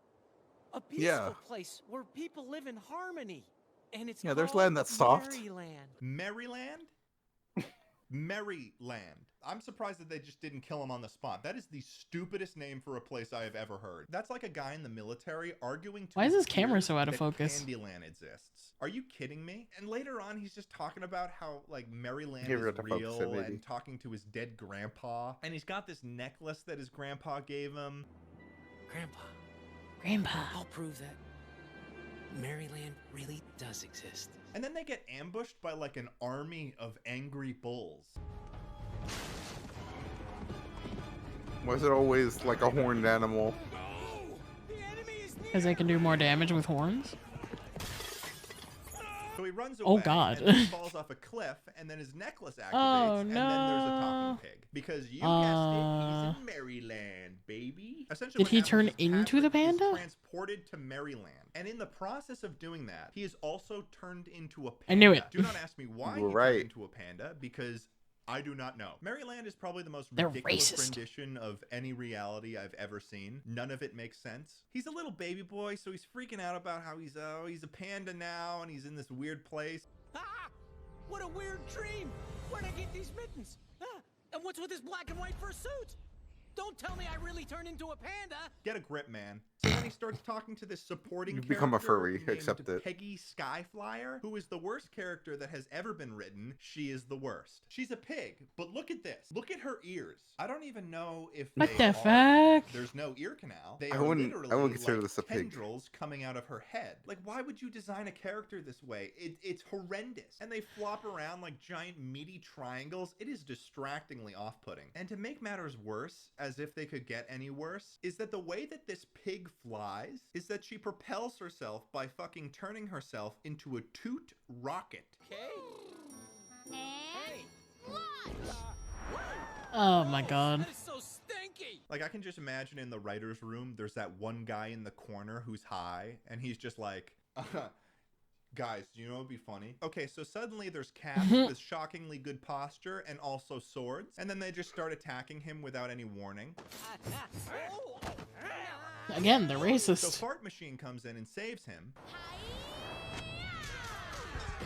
And then she gets my this whole thing God. about how the cats are being mind controlled by the evil master. And shit ain't doing as well in Maryland as stupid Patrick thought, because you know why? War never changes. Patrick decides to start following Peggy around because he's a scared little idiot, and they end up fighting a giant spider, which Peggy defeats with a fart. Like, how Not many my fart jokes goat are they gonna get getting out of destroyed by a her? fart. Is that her thing? That she's rude and she farts? So the story of this movie is basically that Maryland is at war with this evil master. And it's Patrick's job to help save I'm so Maryland. tired and of put it farts, back to dude. normal. There's just so many various confusing parts to this story, and it's just so overly complicated. But I'm gonna try to do my best to make this make sense. But no promises. At one point they're making a fire and Peggy just whips out a lighter because they have them in Maryland. Hey! Wait, how'd you do this? It's an invention called a lighter. So Tom Kenny comes in. You'll and never he's playing, fucking like, guess this where I put warrior this. mantis. Sounds familiar, I know. And he attacks Patrick just pretty much out of nowhere. And then they have this whole argument about how the mantis Saber thinks work. that his I grandpa is a will. thief because he took the dragon necklace from Maryland. The dragon necklace. Where did you get that necklace? It was my grandfather's, a family heirloom. Stop talking! That is Princess Angelica's necklace. Your grandfather stole it. And for some reason, Princess throughout the film, Angelica? one of the only things that can get Patrick to actually fight well is when they diss his grandpa. No one insults my grandpa! Patrick and The Angelica. mantis and they tie him up, but then almost immediately untie him because Patrick doesn't want him to think that he's a liar and that his grandpa is not a thief. You mean you're releasing me? You know nothing about my grandpa. Even though the mantis literally just attacked them. So next up they arrive in the onion town that's filled with these things that are like onion dogs. Ew. That make these weird crying bark sounds. And they're getting attacked by like an evil tree stump that shoots It fire. would be so much cuter if they didn't have teeth. Yeah.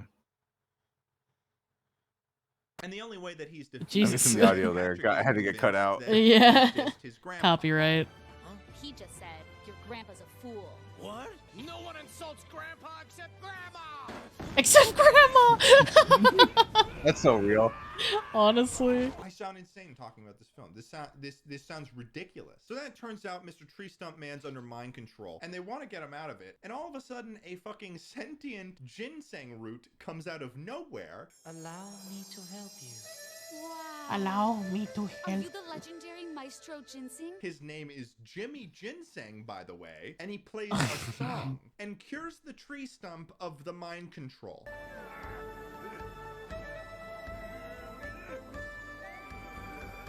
This feels racist. Is this racist? This feels racist. He just shows up and Feels starts playing a racist. song, and everyone's just like, yeah, that's normal. Next up, they have a Yeah, fight all right, against a make giant change. muscular bull, and that's when the Furious Five, the Wonder Seven show up. Ted, who the hell are the Wonder Seven? I'm glad you asked. Me? Well, obviously they're the best fighters in Maryland. You've got a chicken, a bunny rabbit, a hippopotamus that later, for some reason, insists that he be referred to as a river horse. You're a hippo. No, I'm not. I am a river horse. A fashionable goat, a mad Oh, scientist she's cute. monkey, All right. and my personal favorite, What the a beagle with nunchucks. We basically learned that these guys are in a resistance Beagle with against the evil nunchucks. master, I'm and they sorry, go but to was the meet mo- their was the leader, played by monkey Norm just straight Macdonald, up and there's what's his also a face random from old man turtle that has a what's Thought that I'd mention fucking that one. It goes into this whole part where what's the game where you're the monkey and you're in a giant like In a- hamster wheel? in Hamster No, ball. Super Monkey Ball. Super Monkey Ball, thank you. Yeah. Doesn't he look like the doctor from Super Monkey Yeah. Ball? referred to as a Yeah. hippopotamus. That there's an hippo, a beagle, a mad scientist monkey, Yeah, he looks like Yeah, a duck. he does. and my personal favorite, a beagle with nunchucks. With nunchucks. With These guys nunchucks. are in a resistance against the evil master, and they go to meet their leader, played by Norm Macdonald. And there's also a random old man turtle that has a human nose. I mentioned that one. It goes into this whole part where the Norm Macdonald line explains like all of the lore in this universe, and we're like 40 minutes into the film. So I'm gonna do my best Exposition. to summarize that real quick. Okay, hear me out. So there's like these two whales, right? And they're and they swim around a Dragon Ball, and that's the Dragon Ball of life, And right? they spew. But then one of the whales went out of control and started destroying shit in Maryland. But then it turns out that Patrick's grandpa was the prophesized panda warrior, and he defeated the whale. No and fucking turned it back way. to normal, which is all fine and good. But then the evil rat comes in. But during the ceremony, rat. a despicable rat with a despicable plan snuck into Maryland. Despicable rat with a despicable plan. A despicable Why does he rat sound with a familiar? Despicable plan. That is hands down Kara, my favorite line. look up who Norm Yeah. Macdonald The is. rat is from an evil I need to know alternate what else he dimension. But then voices the rest in. of it just like gets out of control. Using his dark magic, he merged hope and himself into one, declaring himself the evil master You said of all Norm Maryland, Macdonald, yeah? transforming Norm himself Macdonald, yeah. into a terrifying nine-headed snake. Oh, He sounds so familiar. One to resist. Well, He let's destroyed see. everyone who disobeyed him, and then he took Princess Angelica prisoner. Most of Maryland's citizens were bewitched and forced to form his phantom Why are they army. all cats? So you Sounds can very see familiar. how desperate every one of us are. I mean, yeah, I guess that's a pretty fucked up situation. Holy shit! He you was can't in just throw all this shit Roseanne. onto us this far into the movie. Oh wait, Okay, that was so the writing. Duel Master's a Dennis nine-headed Miller snake. Show and You've got Roseanne for Princess Angelica, writing. Grandpa He was in Panda, Evil SNL. Rat. So Patrick wants to fight the bad guy. Okay, He go was figure, Mitch in right? Dirty So then Work. they put in these two He was training Frank and scenes Billy where Madison. he's just freaking Okay. struggling. Struggle City, Struggle Town, population Patrick. He's in But then Dr. on the third Dolittle scene, he just as starts Lucky. eating all of these bamboo projectiles that are part of his training. And the Lion King is like, "You're freaking ready, man." Patrick, you truly are the chosen one. Really? That's Oh, he's fast? deaf Also, in Family what Guy. portions of this training pertain to fighting a nine-headed snake. So he gets this giant leaf sword, and it seems super symbolic and This does not important to help, the story, actually. But that's where they get you. The only time it comes into play again is in the final battle, where he pulls it out and he immediately loses it. Hey, 18 eyes. I'm trying to give your see. 1,000 teeth just one chance to I'm give looking at yourself all a of these and I'm like, Okay, so the most Patrick and recognizable Wonder one Seven, is they go Death off to from fight Family the Evil Guy. Master, but lo and behold, they can't find his lair because it's in the sky. It is almost a fruitless effort to try to explain this film. So then the tree stump guy, who's a good guy now, he's like, "We gotta talk to this purple raccoon I know." So Patrick and him go and talk to this freaky looking purple raccoon, right? And the raccoon gives him a rock that'll help him find the secret lair. And then they come back and everyone's been captured and put under mind control all of a sudden. Hell There's also yeah. this weird moment where they find the goat on the ground, but then the tree guy starts beating the living shit out of the goat for a couple seconds. Hi, go. No, I wasn't scared. Are you all right? Everything okay? Okay, so they find the castle of the evil master. Boom. I need to see that again. Beating the living shit out of the goat for a couple seconds. Hi, go. No, I wasn't scared. Are you all right? Everything okay? Okay, so they find the castle of the evil master. I love how it does absolutely nothing. Just Oh, here's one other. He also played Norm the Genie in Fairly Odd Parents. You remember the that's genie where that I had, like, remember him from. That's oh my god, that makes so much sense. But then they get Mhm. attacked by mind-controlled. Okay, thank you. I can rest easy now. Throwing knives. And how do they defeat her? You guessed it, probably not. Patrick kicks her in the Because I was ass looking at and the she whole farts list, out I'm her like, I eyeballs see and passes nothing I out. recognize of like Dr. Dolittle and Family Guy. Ew. Ew.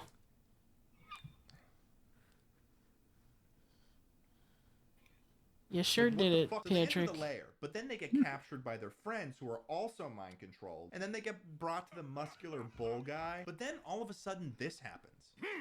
Are you trying to rebel? No, not rebel. Wait, is that Radon?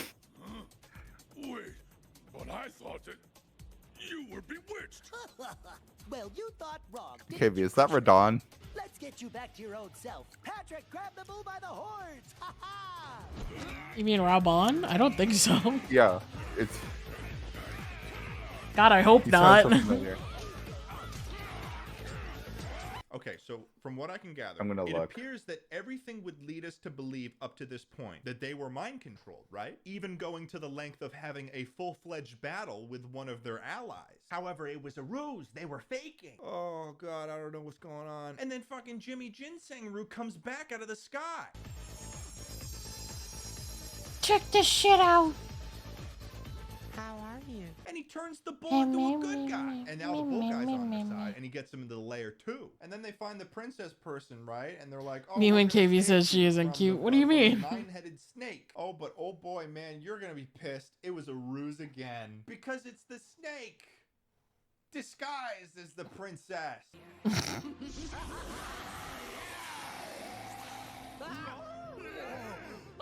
Never would have seen that coming. Why'd you sell us out? I wouldn't trick my own rescuers. I'm the one who fooled you. What was that? What the hell? Hi, Wooby. Hi, Wooby. Oh my goodness. I tried to open the door. That's what I recognize him from. He plays What was that clip? Comb from Unicorn Overlord. He plays who from what? Comb from Unicorn Overlord. Oh, I haven't actually played that. I should. He also plays Sodas in Grand Blue Fantasy versus Rising. The big buff old guy. Oh yeah. I'm alive. You're alive! My life! How was your stream? Welcome on In Raiders. My name is KV. I'm an artist first and a VTuber second. And I'm working on some commissions and while watching some videos with my friend Yellow Jacket Karaguchi. How are you? How'd your stream go? What were you doing? What were you up to? Traumatizing? Huh? What were you doing? What were you doing that was so traumatizing? Did somebody hurt you? I'm also traumatized. I just realized this is the voice for Paul Phoenix in Tekken. That's funny. I hate that guy. I hate fighting against that guy. Oh my goodness. I was playing the game called Somnium Files, the second game. Oh, I have to play the Somnium Files, and oh my god, I'm gonna cry. Is it bad or is it like sad? What happened to Date? Both. Fair enough. Dude, this guy's in a lot of things. He's actually also Sojiro from Persona 5.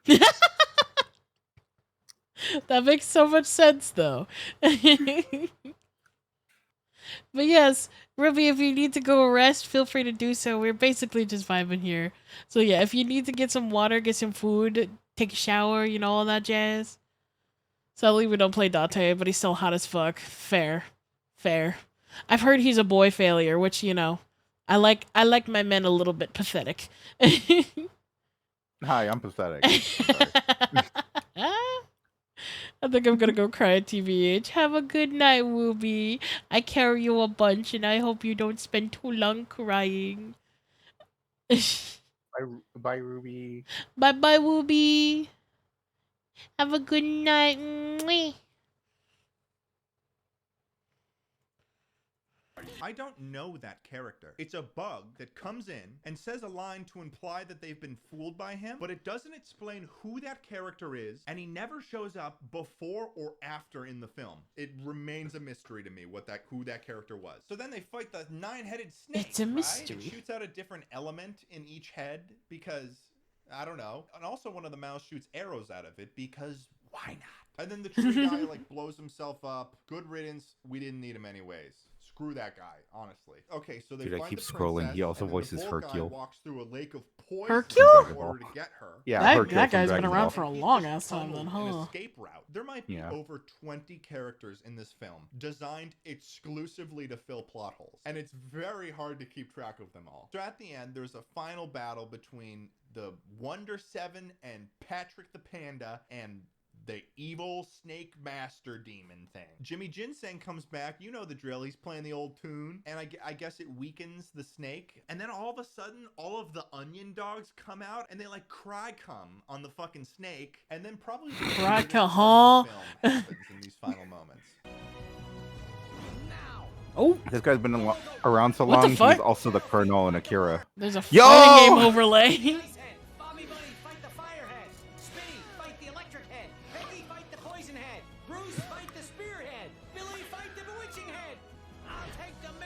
Where did that even come from? Why did it turn into an anime all of a sudden? And then they all attack at the same time, and then he gets defeated, and then the rat crawls out of the snake's mouth and runs away, and so they win. Rats. But not without a dancing scene. This is hope. This is love. And then the movie ends, which begs the question, is Patrick just stuck there? Does he just never go home? He's trapped in a horrifically strange nightmare land where nothing makes sense. Nah, he died. He fell off of a cliff and died. That's his fucking death dream. Than the Prodigy in particular, because there was more on the line for this. His life flashed before his eyes, and that was his life. Animation is done by more than 4 people, and they had enough of a budget to get C, B, or even A-list voice actors in the case of Tom Kenny. So to come out with a movie that is just so incredibly confusing, has so many writing problems, and just looks so bad is so embarrassing. So those were Kung Fu Panda knockoffs. I hope you enjoyed them. I didn't. I had to watch each of those movies at least 5 times. Make sure to subscribe to the channel if you like this video, and if you want to tell me what you thought, comment below, baby. Follow me on Instagram, follow me on Twitter, and keep it radical. Who the fuck uses Instagram nowadays, my dude? Actually, I have to use Instagram for to communicate with my other roommates because they refuse to have Discord for next tournament. It's the holiday season. Getting I mean, cozy by with what the fuck hiding little Discord is gifts doing under nowadays, I murdered kind of get it. spruce that we kidnapped and brought into our home. And what's more indicative of the holiday season than cozying up to a Christmas movie? A holiday flick. You've got Christmas cheer and holiday fear. And by that I mean Santa Claus kidnapping you and forcing you to work as an elf in his workshop because you were mean a couple of times. And if you think that's far-fetched, well, allow me to introduce you to the movie Santa's Boot Camp, a movie about Santa Claus kidnapping a group of teenagers and forcing them to work as elves in his little shop. I'm not even joking. You didn't think I'd let us get through the Christmas season without looking at one of these? So let's start by reading the synopsis of the film. So is it like Santa Scared Straight? At Christmas. When kids become so bratty and self-centered that Santa's elves go on strike, Santa, in desperation, must bring 6 unscrupulous youths to his boot camp to help save Christmas. What? So obviously we're working with a lot Santa of sucks as an employer, apparently. This movie is exactly as insane as it sounds. However, the people in the YouTube comments for this love this movie. Like, it is the best Christmas movie they have ever seen. Okay, so that's a lot of high praise. I love Santa. The movie opens up with people shopping at a mall during the holidays, and we get a glimpse of a typical mall Santa getting ready for his moment in the spotlight. Who is this mysterious mall Santa? I mean, what actor could possibly have the chops to play such a deeply nuanced role? Harrison Ford. It's not, but go off. That was just my initial thought. Eric fucking Roberts, star of A Halloween Puppy, he's back. Oh my God. Just keeps getting deeper and deeper now, doesn't it? Let's press forward, though. We're then introduced to 2 siblings that are window shopping in the mall, and the brother catches his eye on the latest gadget that everyone in school has been talking about. God, this is so early 2000s. He's in awe over a baseball glove. Welcome to the year 1912. Sticks and hoops are out, and the kids are listening to jazz. Which is basically porn. But seriously, this kid is reacting to the baseball glove like it's a PS5. Hell yeah. The sister starts a fairly innocent argument for her brother being I love interested in jazz. baseball, but he takes her antagonism way too seriously. Come on, you know you suck at baseball. Shut up, Zoe. You know that I got all the That brains and face. athletic ability in this family. You just got hit with the ugly stick. Okay, no you don't. And do you want to get hit with this instead? What the fuck? Why did his voice Jesus. echo All when he right. said that? Do you want to get hit with this instead? It's like he's Percy Jackson and he's summoning the power of Poseidon. You must be adopted. Adopted? I'm not adopted. I'm not adopted. Look at I'm not adopted. Adopted? So angry. She's delivering this like normal sibling banter, and he's taking it like he's being handed a DNA test proving that he's adopted. I'm not adopted. He's being so defensive that I'm starting to think that he's actually adopted. Her insults also don't really make any sense unless she's also trying to insult herself. Yes, you are. By circus freaks. Meaning also that she is the child of circus freak. Now, before we move on, what would be a holiday season video without Hit me of with course, your love talking about giving. the No, sponsor of I this don't wanna video, hit which you this with time is anything. Epic I wanna- Games. This I is wanna, a sponsor. I'm not even joking. give you little kisses and stuff. Just have to check out for yourself when you try. Thanks so Shut much, guys, up. for I supporting don't the want channel to by do checking out the Epic sponsor, Games and let's get stuff. Back to the video. Ow, circus Yeah. freak. Shut up. Circus elephants. You're already epic. Shut up. Is that a fat joke? Things are getting heated What? between these two, and the only thing that calms this intense exchange is when the mom comes in and tells them that they won't get to meet Santa if they don't calm down. Yes. Are they supposed to be 6? Eric, please stop, okay? Otherwise, we're not going to see Santa. All right? Come on. So how does this mom have the power to hold meeting a mall Santa over these two, like, 16-year-olds? Well, it makes a lot more sense when it's revealed that there are a lot of kids who are way too old to think that Santa's real, sweating at the chance to sit on his lap. For instance, Oh my this God. possibly 13-year-old that's asking Santa for a monkey for Christmas. I want a monkey that can speak Spanish. Problem with monkeys, they don't really speak a language that we know. They speak monkey. I thought they could do anything. He's talking about a monkey like it's a mythical beast that he's never seen before. You basically got a whole collection of teenagers that are here Monkeys to see can Santa. do Some of them are anything. insanely excited to see Santa. I am so excited to see Santa. And then you've got others that think he's the best in the world. This is so lame. I don't want to be here. I don't want to sit on that bozo's lap with this fake beard and polyester suit. Come on, Drake. This is lame, man. At the end of the day, though, they're all still here. How did they end up in a situation where they allowed themselves to be forced to be here? Some of them even make fun of other kids who think it's lame, like it's a taboo opinion to not believe in Santa when you're a junior in high school. Come on, Drake. This is lame, man. What? Afraid you're gonna be on Santa's naughty list? Even to the point where one character named Drake almost gets aggressive in defense of Santa. Just because you don't have a life doesn't mean I don't. Then leave. Oh. Oh. Nah. Leave. No one's stopping you. Even the Yo, he's got a parents are point, so though. concept of Santa that they become blissfully aware. That was kind that of their cold. I mean, like, if you were just having fun in the mall and we're just like, yeah, let's go talk to Santa or some shit, and some guy's just like, this is stupid as fuck and you're all immature, and like, what? That's exactly what I would say. Then fucking leave. Leave. We're all in on the fucking bit. If you don't want to be in on it, fucking leave. The problem is I don't think it's a bit. That's yeah. Genuinely...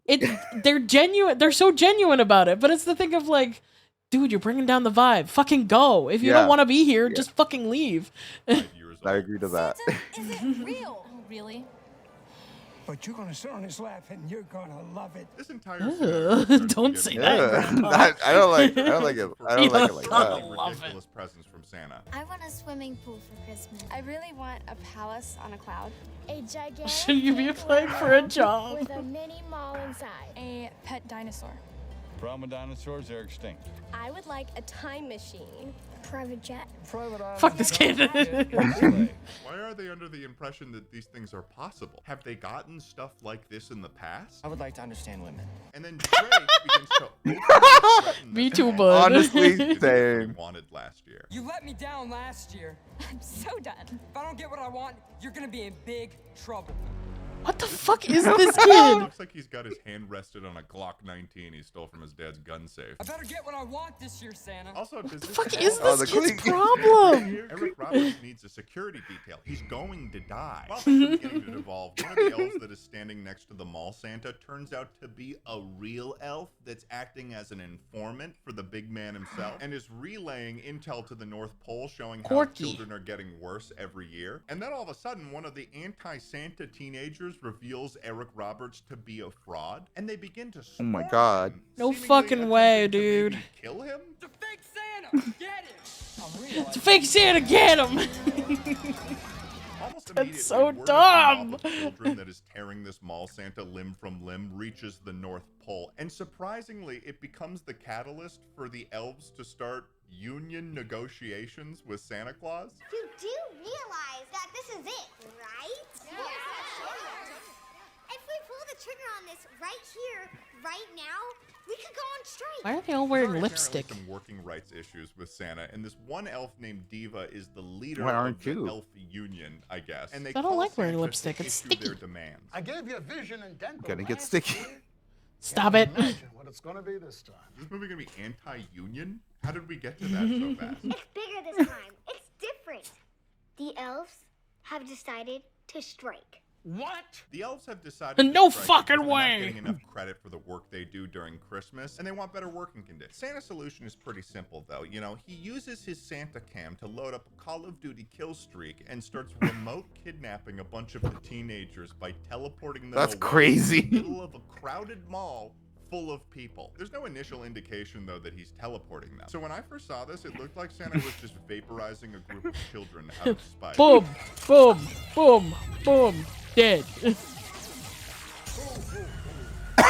So where are all the parents? Are they not horrified that they just saw their children explode into a cloud of fairy dust? This is insane. So the names of these teenagers that were teleported away are Drake, Cedric, Sarah, Casey, Johnny, and Zoe. And Santa greets these teenagers when they arrive and gives them a rundown of what's That happening. his house. Welcome, my little friends. Welcome. You have been handpicked Welcome to by my me house. To save Christmas. You see, my elves went on strike today because of kids like you.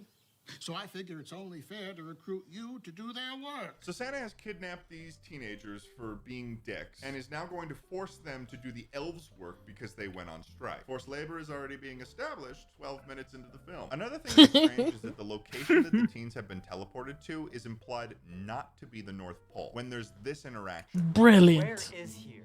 That, Johnny, is only for me to know.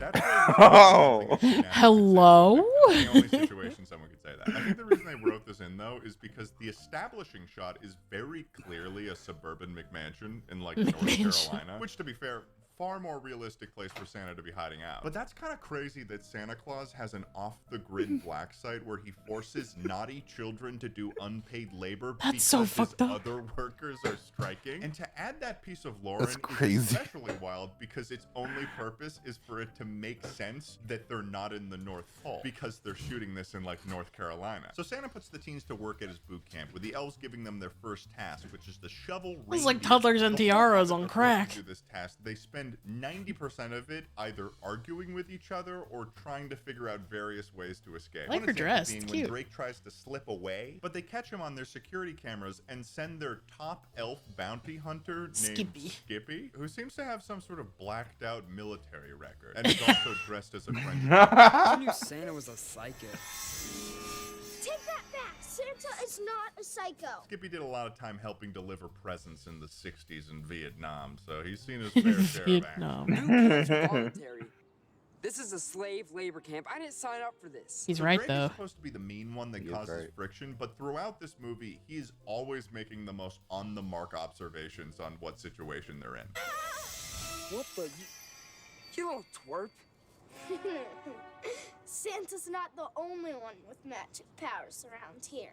That's impossible. I think we're past Who's the this point fucking of earthly child? possibility here, Drake. You've been teleported here by Santa Claus, held here against your will, and you've acknowledged this as the truth. But when an elf does magic, that's where you draw the line. After That's this, the teens crazy. make multiple more attempts to escape the compound, only to be teleported back inside, and Santa decides to make it very clear to them that they are not going anywhere. You guys just don't seem to get it. So let me try to explain. This is it to you scary. one more time. You were brought here to help with the grounds, to free up more elves to make toys. Again, regarding me, I implore you to reconsider.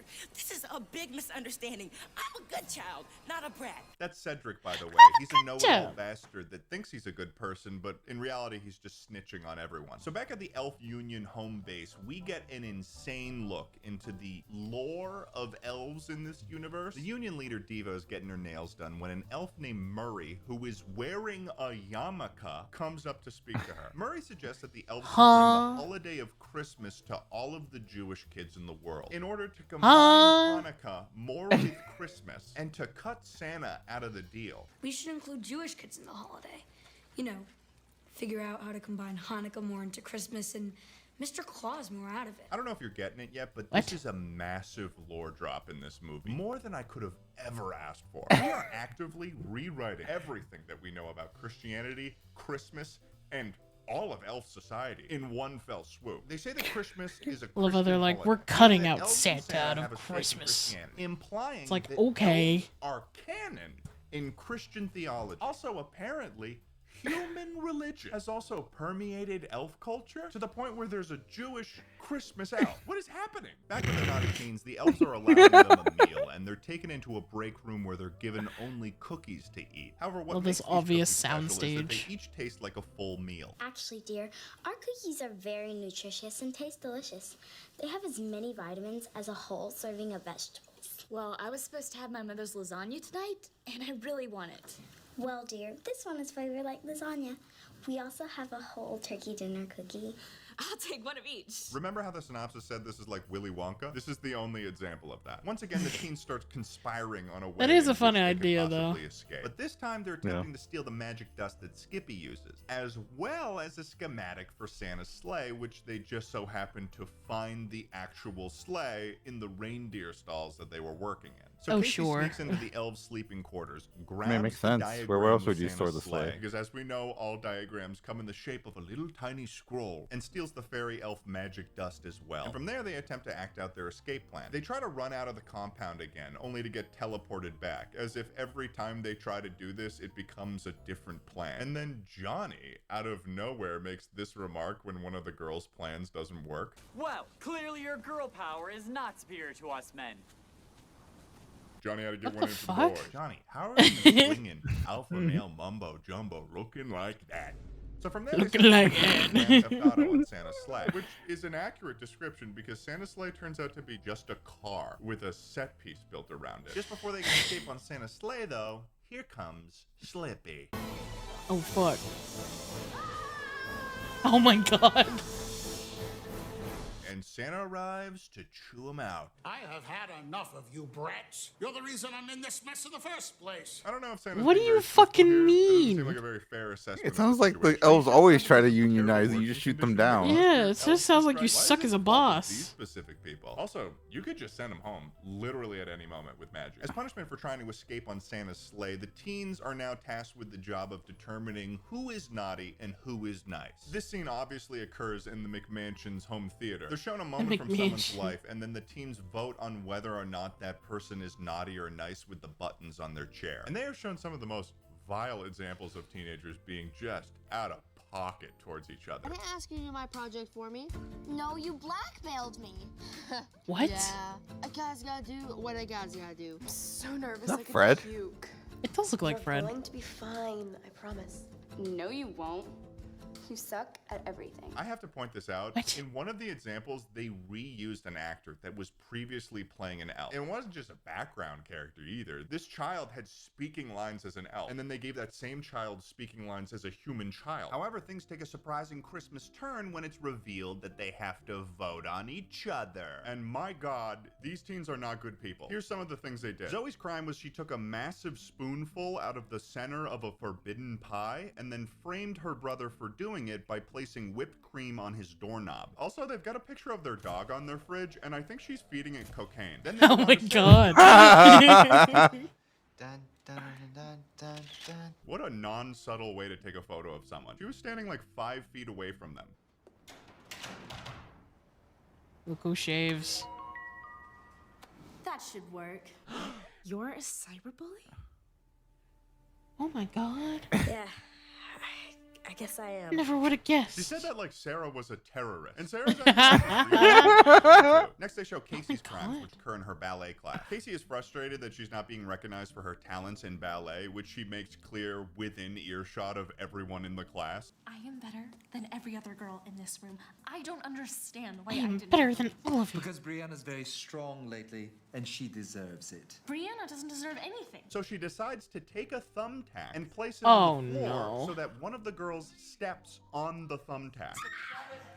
What the hell? This is genuinely fucked up, and she's That's just got this psychopathic. evil gaze after this happens. Why would I put a tack in the studio? Casey is going to hell. There Why is would I no do that? path to redemption here. That was a premeditated That's attack. crazy. She legitimately set up a trap to hurt someone. She's a sociopath. This is definitely a step up from the shaving cream cyberbully incident, which is insane because Casey What is a the Jimmy one who move. said to Sarah, "You're a cyberbully?" And then is going and setting up traps for people so they stab themselves. Casey's moral compass has been due for a realignment since like yesterday. Up until this point, the teens have been seeing their crimes and feeling remorseful about what they've done, even to the point where they're voting themselves into the category of naughty. But that all changes when we get to our friend Cedric. Cedric's crime is that one of his friends confided in him that they had been cheating in chemistry this whole semester. And Cedric decides to kick them out of his house and then calls their mother on the phone. But how could you cheat? That's so disgusting. She's been cheating on her chemistry tests.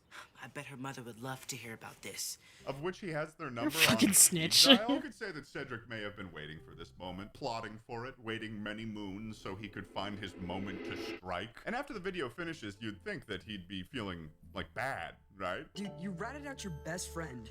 Not cool. She always acts like she's better than me. No, he's not. Oh, you're a He's jerk. beaming with pride. He doesn't have a remorseful bone in his body. This kid would sell his mom to the Taliban if it meant he'd get his fill of drama. He is a I still think bastard. he did less than the girl that put the thumbtack. Oh yeah, absolutely. This isn't your But highlight like, reel, Cedric. this guy's This just is a an episode jerk. of Dr. Phil and you're the patient. And after everyone tries to convince him that he's naughty, Cedric does the unthinkable and pleads not guilty to being a naughty little boy. So most of the teens exit this theater having learned a valuable lesson about their behavior, but Cedric cannot and will not believe it. Out of my way, you scoundrels. Moving back to the union negotiations with Santa, I like somehow Cedric. the You know what? offhand mention Let him of cook. bringing Christmas Nah. and elves to other religions has evolved into a full-blown. He's an anti-hero. He's not. Nah, he's not one of the lads. You to get the other religions to buy into the elf Christmas. What? Not the Santa Christmas. And not only What are they bringing the Christmas fuck to those are you observing talking Judaism, about? They're also planning to bring it to Hinduism as well. My marketing group has estimated about 10,000 additional elves to help with the toy production for the Jewish and the Hindu kids. This is a massive allocation of resources, and for an organization Wow. that is already kind of like on the ropes, why are you trying to do a crusade? How are you going to do a crusade? Are you sending the elves to war? This entire powder keg of problems at Santa's off-the-grid black site hits its breaking point, though. When Cedric decides that the best way to get home is to grab one of the elves while they're sleeping and take them hostage, threatening them with the fairy dust. Cedric's a dick. Holy shit. Wow. I didn't expect He's this. talking as if this magic dust is a Glock, and also as if he knows how to use it with deadly force. And she's fearing him as if this is possible, which means that it is. So Cedric utilizes this hostage situation to try to force Santa to let him go home. But instead of just doing that, Santa decides to entirely cancel Christmas, claiming that he's done everything that he could to make this work. I've done everything That I is can. not true at all. Bro, you suck. You've done everything that isn't effective. Every Santa. character Why do in you this think movie you're putting all his sucks. hope in kidnap the worst Yeah. children and force them into labor while simultaneously denying my other workers fair conditions experiment was even remotely gonna have a chance. And then Santa just starts ignoring the worries of the elves that are gonna lose their jobs and teleports away to go on a vacation. Bye. What will we do for work? I'm going on vacation. Maybe, key. Mrs. Claus has always wanted to go. It's about time she got a nice present. Oh my god, I'm gonna lose my job. How am I gonna feed my family? I'm gonna take Mrs. Claus somewhere nice. So Santa teleports away and Cedric has ruined everything, like he always does. Fuck you, Cedric. Obviously, from Fuck here, you, Cedric, everyone gets yeah. their shit into gear because You know now what? things I'm are on the serious, Cedric because hate if train Santa's now. gone, there ain't no free gifts. So after spending the whole movie being terrible and moaning about I've been everything, they convinced. decide that they are the ones most suited to fix Christmas. Come on, guys. If anyone can save Christmas, it's us. No, it's not. Are you sure definitely about is that? not. Being the worst suited for dealing with anything related to Christmas. They call Diva and manage to get her to drop the whole union negotiation situation after letting her know that it was common knowledge that the elves were the ones who made the toys. And apparently the elves did not know that people knew that. You like being an elf, right? You like making all of these toys? You like making sure that all the little boys and girls all over the world are happy because Santa's little helpers are making toys for them, right? Wait, boys and girls think we make the toys? So the striking elves come back Yeah, no to work fucking in shit. Santa's shop, and the teens are able to teleport in like friends of theirs to also help with creating presents in time for Christmas, and they're all working together to get Christmas going on time. And when it's all said and done, they give Santa a call to let him know that they've saved Christmas. Wow, look who it is. Hey, hon, it's Diva. Hey, hold that thing steady now. God, you I like to suck. imagine a more realistic scenario is that they call Santa and he's just wasted out of his mind on pina coladas. His belly's out, he's shirtless, and he's just unable to form coherent thoughts out loud. Santa Claus congratulates them for saving Christmas and after some well wishes sends them in a portal home. And they arrive back seemingly with no time having passed, which is confusing because that whole time they were racing against the clock to save Christmas. But they're all back in the mall and they've learned their lesson. And then the movie ends. Santa Claus is a symbol for the act of giving and sharing with others. The act of Okay, giving and sharing sharing with with others others. has The story is supposed to have a the. moral at the end. The absolute audacity of that. How dare they? You kidnap kids and force them to work for days. This story is something that you'd read to a child in You also the Industrial didn't allow the Revolution, so union he'd to go back form. to the factory Yeah. and get over his whooping cough. Happy holidays. The anti-union message is not lost on me. I've mentioned about 1,000,000 times that I I do a love bunch Donkey of Kong road trips in my 64. 2002 Toyota God, I need to Tacoma. play that And one as a again. result of Also that, haven't I've got played a bunch that. of bumper stickers on the back of my truck. Now, I like to think that those bumper stickers have aged pretty well on my truck. However, there are a lot of bumper stickers out there that have not aged very well or were just bad to begin with. They were just always shit. So I decided to get in a call with my buddies Schlatt and Charlie Slimesicle, and we took a look at some of the Oh my worst god, bumper it's the stickers that I could three. find on the internet. It's the trio with the three caballeros Which was of It's cringe. the chuckle sandwich. to say the least. So join me as we take a look at some of the worst bumper stickers Ever. in the world, I guess.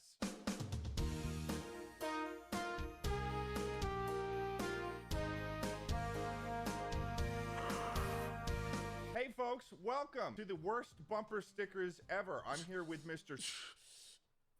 Are you good? Are Are you you giving okay? birth? Are you okay, Schlatt? What's going on with you? Ted, it's been so long since you've uploaded. He he's so seems to have locked in. developed allergies. It's been so long since a Ted Nivison His upload. fucking name is Ted. Very true. What do you guys think of bumper stickers? Bumper stickers? You like them? You hate them? I feel like bumper stickers are just oversharing on the road. That's a fair point. Slap on I've the license finished the plate, move around struggle, real guys. fast Be so no one proud can of read me. it, and just get to where you I'm so proud of where you. need to go. The moment you put on a bumper I'm sticker, glad. the My objective points are immediately safe. becomes Yeah. to swerve as fast as you can so people can't read Did it. you ever, when you were driving with your parents, they try to scare you by like taking the wheel and going like, "Whoa, wake up"?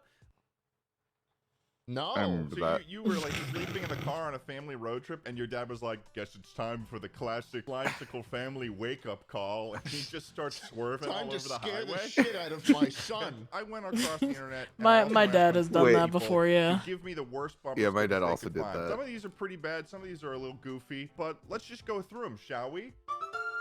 Da, da, This is the da. classic one, Booby Bouncer. Booby Very bounce. coupled with the That's truck pretty nuts, I would Ooh, say. yeah, you get the nut, you eat the little nuts, the. Yeah, I'm sure that Charlie's dad had those on the back of his car. You know, so when he Texas was really flying likes around, waking having up- truck they'd nuts. be flying all over the So place. does Tennessee, and I don't know There'd be why. Lots of trauma back there in the backseat. Would you guys put this on the back of your truck? No. Come on. This just means Come my on. car has poor suspension and it's a bad ride. Your friends are never Truck gonna nuts come make to me you to worry carry that someone's their actually lumber molded their anymore. I don't know nuts what people Mhm. use to make trucks truck nuts. for. Lumber, I think. What else goes in a truck? And my lumber and my metal scrap? I don't know. Here's a pretty good one, very gun friendly. Children on board, if you hit me with my babies in the car, I'll whoop your ass till the cops come. Yikes. Stop riding my ass.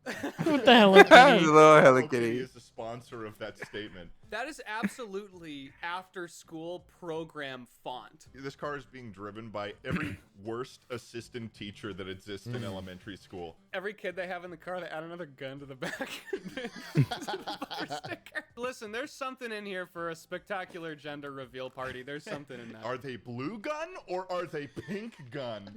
The surprise is opening a gun case, and it's what gun the child will inherit. Schlatt, I hear you're a very religious man.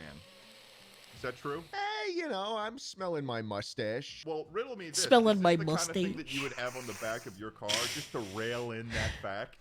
Oh Honk, my Jesus, God. honk, if you say Honk if honk Jesus honk if you saves if you love Jesus Jesus Jesus Jesus Jesus. Oh yeah, in the middle one, Jesus. Love Jesus, Jesus, What does the Jesus, little Jesus, text Jesus. say? Jesus That's like, that, you know what that reminds couldn't me of? tell. knows the answer. I think it says. Jesus is the answer. Jesus, Jesus, Yeah. Jesus. That's like, I just love honk Jesus honk if you saves if you love Yeah. Jesus Jesus. Just love Jesus, Yeah. Jesus, Jesus, Jesus, Jesus. That's like, that, you know what that Oh, it's reminds so me of? bad. The gorilla's first It's- words. The gorilla's first words? What are you talking about? We're gonna watch a video right now. Okay. What the fuck? Oh, I know this video. Recorded sentence was: "Give orange, me give eat Me, orange, give me eat orange, orange, me, give me orange, eat me, orange, give me orange. you." Eat orange, give me orange. Jesus eat orange, honk, if give Jesus- me if orange. Jesus give loves, me Jesus give loves, me Jesus, orange, Jesus. give How me- do you even see out of the back of that thing? Like you're just counting on Jesus to fucking be driving at that point. Jesus Dude, saves. Jesus is gonna fucking take the wheel and then back into oncoming traffic. This is Charlie, I think that this next bumper sticker I think would be a really, really good one for you. Powered by bitch dust. Mm. That's a Straight good You one. need that NBC one, font. KV. Are we Yes, rating sir. them? Would you like to rate this I one? would Yes, sir. genuinely rate this one a 9 or 10 out of 10. Like, I would laugh if I saw this, like, on the highway. Yeah. Is that just like what the kids are calling cocaine these days? Bitch dust. You're at a party and some girl comes in and she's like, "I'm gonna give me some bitch dust." Everyone's like talking to her. What the fuck is she talking about? The next bumper sticker. It's a very, very normal bumper sticker, but we all hate this bumper sticker. Oh, is it the? It's gonna be the fucking stick figures. Is it the stick figures? It's the fucking I see these all the time at work. It's always like, it's never just 4 people, at least the ones that I've seen. It's never just like the 2 parents and like 2 kids or whatever. It's always like, you got 2 parents and then you got 18 kids taking up the entire back of the fucking windshield. And then maybe a cat or something. It's never... I think the longest I've seen is 7. Oh God. It's never like just a nuclear family. It's always like your extended family and also your 17 little kids. Which, by the way, you should stop at like 3 at most. Like 4 if you're confident in having more kids. But like if you can't afford it, or like if you just want to have kids, you should stop at 3. Like one at the least. 1 kid is enough trouble. 3 kids, at least you'll have like 1 to fucking take account of the other 2. Like, Jesus Christ. Stick figures. I'm just reminded of Valentina Vasiliev. She gave birth to 69 children. Fucking kill them. Whoa, what? This is from the 18th century in Shuya, Russia. Valentina Vasiliev gave birth to 69 children and holds the place in history as the woman who gave birth to the most children in the world. How old is she? Or how old was she when she got the record? Let's see. Oh, that's crazy. Okay, so she had 16 pairs of twins, 7 sets of triplets, 4 sets of quadruplets between 1725 to 1765. A total of 27 births. 27 births for 69 kids. Jesus Christ. I could never imagine.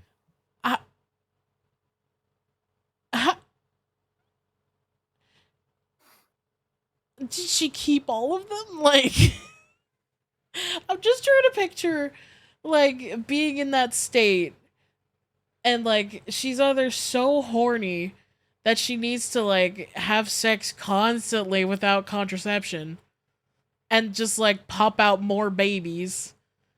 Well, it's the 1760s. I'm just imagining, like, she smells the scent of nut and instantly gets pregnant. To put it in perspective, Kay, this is before we became independent as the United States. Good God. Well, I mean, second highest. I'm just saying, contraception still existed. Like, the idea of condoms was not a foreign concept to people. They just used, like, different means. The closest in recent years was in 2016 with 44.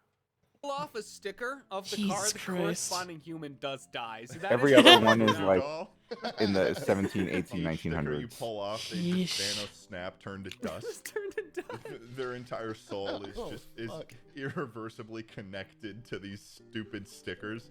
This I'm is trying to sort of a rationalize, like, controversial did she sticker, and I don't want even really more understand kids, why or was someone she, would like, even have this opinion. was It's she such a paid niche to have opinion. more kids, you know? If Helen Keller is a fraud. Honk if Helen Keller Can is you a imagine fraud. someone driving around with Oh this on my the back of the God. car, just be like, someone is just so sure that Helen Keller is not was not the woman that she was. Jesus Christ. Sad, So this slightly next one, I sad. was Only introduced 2 to kids very, didn't like- survive past infancy. 67 grew up. Of the 69. Oh, okay. So out of 69 kids, only 2 of them passed away. Yeah. That's actually pretty good. Those are pretty good odds, I would say. Mm-hmm. Were they at the same time, or were they like 2 separate births? The records were not well kept at the time, so I couldn't tell you. I see. I mean, like, I'm just thinking, like, if it was like a set of twins or something like that, and one of them died past infancy or like before infancy, like, imagine the fucking survivor's guilt that the other kid has. All in all, it's Well, a if there traumatic was- experience for everyone involved. Yeah. What were we saying, Kara? Sorry, I interrupted you. No, you're fine.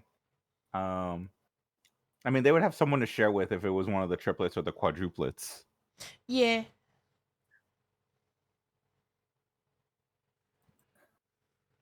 Plus, you have so many siblings you could talk to about it. Well, that's what I'm saying. Like, were they living under the same roof, or were they like adopted to different families after she had given birth? Because I would in photos imagine. I see they are all together. Okay, that makes sense. That Yeah, makes sense. Here's the photo. I need to see this.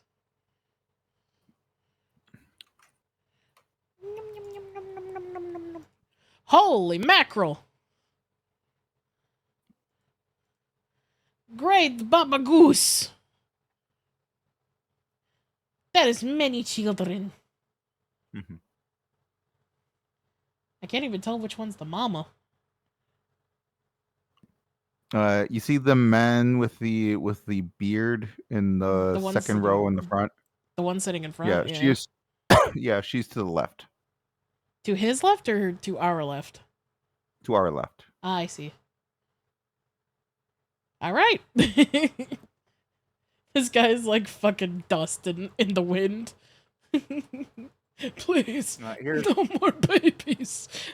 Here's another older picture, or like more recent picture, I guess, because it's her old. Oh my god, she looks haunted.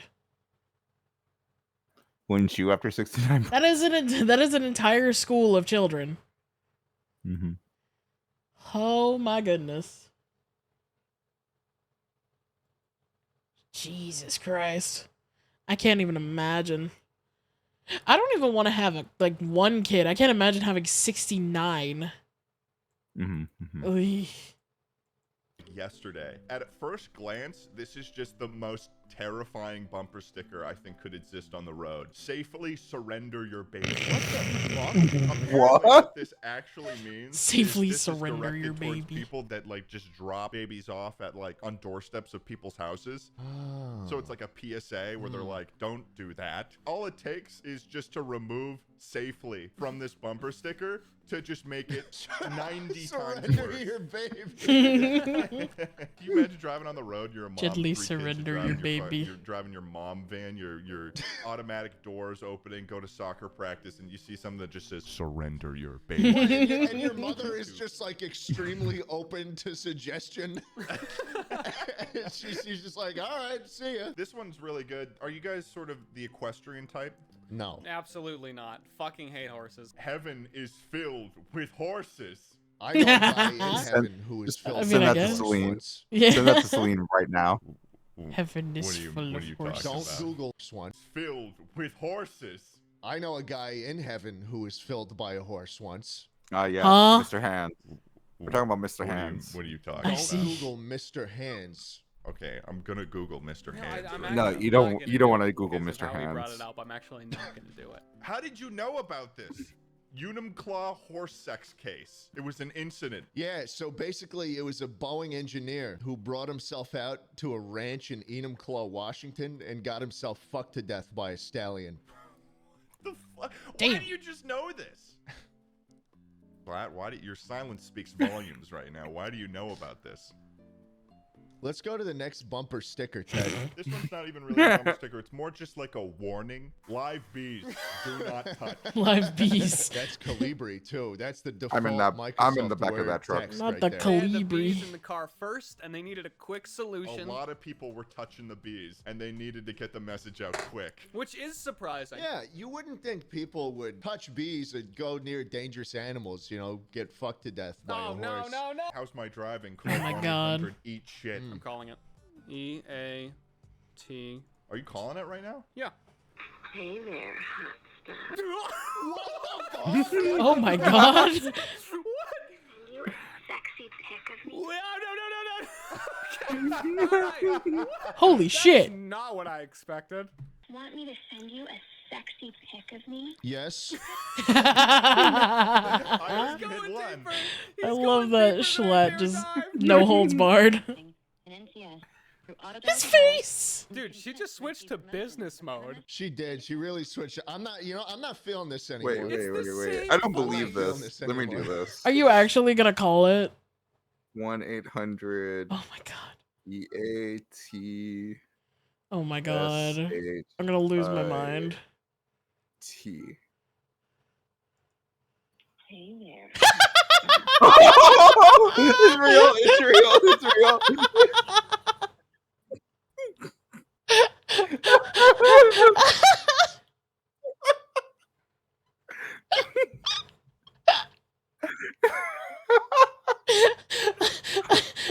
Someone please clip that. Someone please clip that. Please, please. I'm begging you. Oh my god.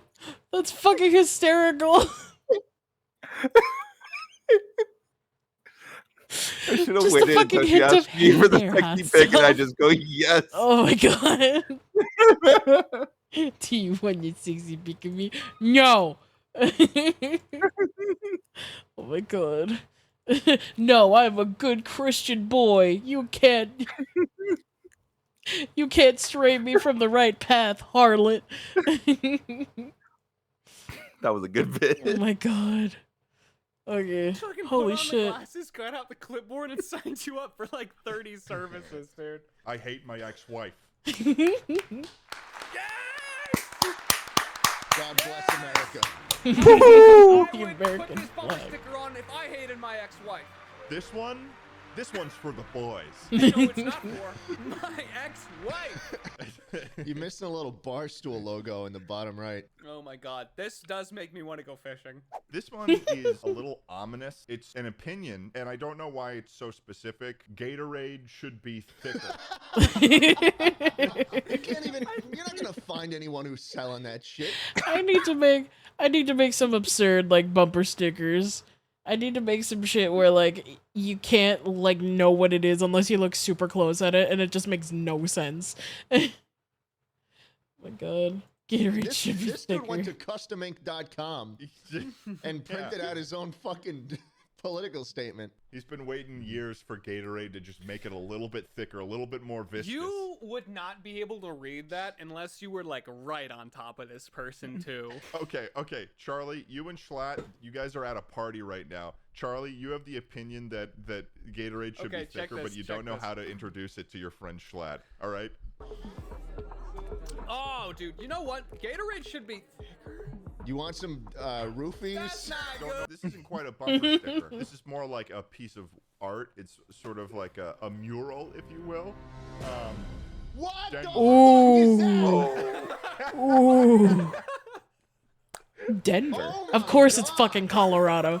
If somebody was at the beach and, like, out of nowhere, a cartoon angel came and dropped on her back. He prays to the and this is the aftermath in the hospital. That is like if a May I walk through the valley of death? into a boat like in that movie and then she gave up halfway through. I fucking hate it so much. Oh god, that's so Very bad. similar to Elastigirl in that movie. That's how I'd shape Mrs. Incredible before I went to town. Stop, dude. Oh god.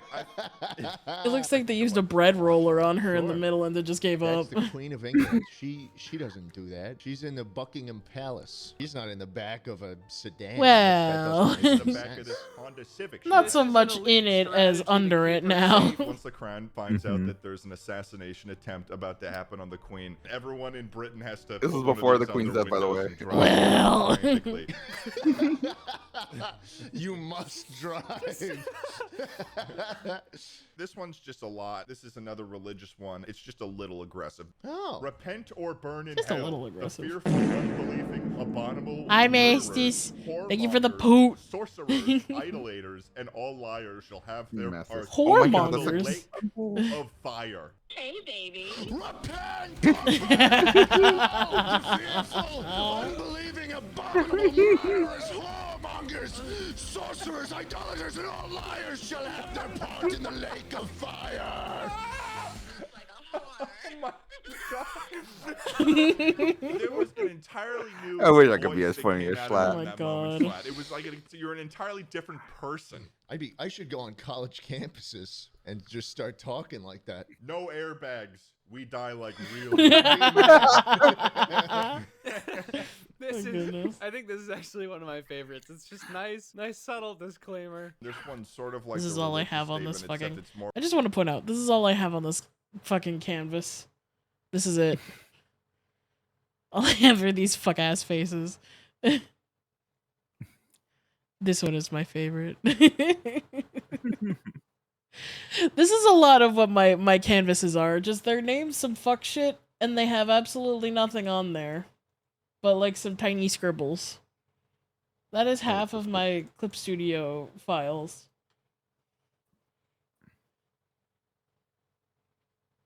or just purely patriotic, and it's a warning to people that would just never see it. Oh my god. Attention, ISIS.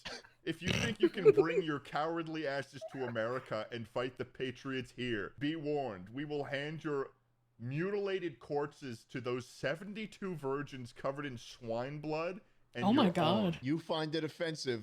I find it funny. Schlatt, can you give 1-800-EAT-ASS a call one more time and just Yeah, give them the ISIS line. Hey there. Attention, ISIS! If you think you can bring your cowardly asses to America and fight the patriots, Schlatt is the here, only be person that can warned. do this with total sincerity. We will hand your mutilated corpses to 72.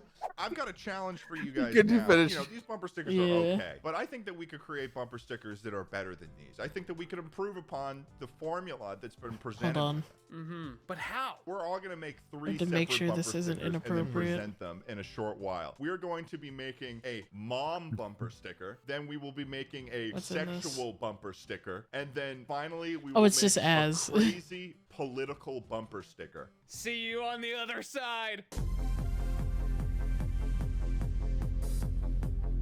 I literally forgot I had him in. And now My it's time child to is do a a little bit gun. of presentation right now. How do you guys feel about your bumper stickers? I feel really good about mine. I feel Yeah? really good about two of them. I suppose we should start with the mom bumper stickers. Charlie, do you want to go first on that one? I'll start us first. So here's my mom bumper sticker. Put a couple twists on ones we know and love. Oh, it's John! My child has a It's gun. John You will back. not. What? Wow! John's been armed. It's My John. child has a gun. You will not take him. He will not surrender. As you can see, the use of the blue and pink, very common sort of parental, Yes, colors, yes. bumper sticker, good stuff, catches the eye, and no one's catching John. I was trying to go into the vein of, like, you know how moms are like, oh, I gave birth 1,000,000 times, I could do anything. You got Yeah, that kind of thing? yeah. Okay, yeah, sure. I'm a mom. I've given birth 17 times. If you don't think I can break your legs for touching my son's Legos, think again. Wow. Damn. All right. Very good. I chose the specific clip art I could find with a mom with just no arms or legs. It's just a torso. Your motherly power is overwhelming with this one. I go to book You group snapped. just to get drunk. So I'd like to preface by saying that Oh, no, every no. single one of the bumper stickers I made will upset many people. You can So make it Ted, so. remember when we were looking at that stick figure family? We live alone. That's so good. Mother and her child, and they're letting the world know that they live alone. That is a really bad idea for a bumper I know, sticker. I know. That's right. So they could be targeted for a crime. Good stuff, everyone, all around. Stuff. Wow. Great stuff in the first category. Yeah. Very excited to see what we have next in the category of the sexual bumper stickers. Charlie? Now, I'll confess, guys, I may have gone a little overboard with this one. I had a couple different ideas, so I made two. Are you a man? Prove it. 1-800-ASS-TIT. 1-800-ASS-TIT is That amazing. 6 numbers. That will not work. That's not a phone number. Yeah, it doesn't This work. is my second one. I feel a little better about this one. It's sort of a twist on one we all know and love. Safely surrender your cock. WWW. Bitchdust.gov. Bitchdust. Boise, good. Idaho. Hell A yeah. great place to have sex. Take it from me. Boise, Idaho. Would I see this bumper sticker in Boise, Idaho? No, you'd see it in fucking like California or something. Hard gay porn. Just straight to the point. I live alone with just me and Schlutz my face. son, and I love gay porn. You know, what a combo. And finally, we've got the categories I'm the most excited about. We've got the crazy political bumper sticker. Listen, this is the one I felt a little less confident in, but it's got a simple message, so it's a simple sticker. Don't vote. Don't vote, baby. The terrible clip Two art of sexy Jesus. woman silhouettes, and of course, because we are in America, that is Jesus Christ. Arms wide, don't vote. I was going down the route of conspiracy theory. Schlatt, why don't you read this one aloud? I think you'll like it. Sure. The Democrats drink tiger blood in order to live forever. The elite are lying to us, and Joe Biden is a lizard. How many fonts is in this? It's as many as possible. It's like the coexist bumper sticker, dude. All right, Schlatt, the final bumper sticker. Read them and weep, fellas. Fuck you. Trickle down these nuts, bitch. And he's got the car nuts. Did you search up the most fucked up stuff? You even went out of your way to like adjust the Where text did so the- it looks where like did it's Yeah, he did. It's like on the distorted near You the couldn't, bumper. couldn't show it If because you'd of like those to nuts. vote on Probably. who won this bumper sticker contest in each of the categories, there will be a poll that is going up on the Chuckle Sandwich channel, which is a podcast that I run here with Charlie and Schlatt, and you can vote there. And also, while you're there, consider subscribing to the podcast. It's a good time. We do it. We release it every week. Bye. Thanks for watching us look at and create some terrible bumper stickers, folks. See you around, baby. Sponsor time. I am very proud to say. No! You don't get a Hey, how's it going? I sponsor. did something nobody asked for again. As we know, in July of last year, Warner Brothers. Okay, I'm gonna go use the restroom, but I'm gonna leave this playing so that y'all can see it. So I will be right back. I'm gonna go pee. Released a live-action Barbie movie. There was a huge amount of actors attached to it, such as Margot Robbie playing Barbie and America's sweetheart, Michael Cera. And I was really excited for this movie, mostly because it was rated PG-13, which meant that Barbie could swear once. Of course, the writer's strike happened last year, and I put this video on the sidelines until I could finish it without crossing a picket line, so I'll just let me from last year take over from here. The release of this movie really lit a fire under my ass because it made me realize that if I go into that movie theater without a complete and full understanding of Barbie lore, I'm gonna look like an idiot. I'd be laughed out of the theater, and honestly, I'm not looking for trauma. In order to prepare, I am going to watch every Barbie movie ever made. That way, I will walk out of the theater in July being the greatest expert on Barbie movies that has ever walked the plains of Earth. It's been a while since I've seen Barbie and the Nutcracker, but surely they haven't made too many, so holy crap. There's 42 of them. Here's the plan. I'm going to be watching every Barbie movie ever made, and I'm going to be taking detailed notes on every single one. My main purpose here is to develop a concrete and airtight theory on what the true lore of the Barbie cinematic universe, also known as the BCU, is. It can reasonably be said that there are 3 eras of Barbie movies over the last 22 years that they've been releasing them. You've got 2001 through 2009, the classic era, 2010 through 2015, the fashion era, and 2016 to present day, the modern era. I am going to choose the worst Barbie movie from each of these eras to talk about at length. For the other 39 Barbie movies, I'm going to be ranking them based on 4 criteria. 1, Barbie's character. What did I think of Barbie in this film? Was she making reasonable choices, or was she being an absolute fool the entire time? 2, story. Did it make sense? Was it interesting? Did I feel the characters had meaningful growth? 3, moral. Often in these movies, they try to teach some sort of valuable lesson at the end, and I'm going to be ranking each of these movies based on the quality of its moral. And for the 4th criteria, animal sidekicks. Barbie and her antagonists often have a little sidekick with them, a little creature, and I will be ranking these based on my own personal perception of them because I can. Each of these categories are worth 5 points, which means that a perfect Barbie movie could get a maximum of 20 points.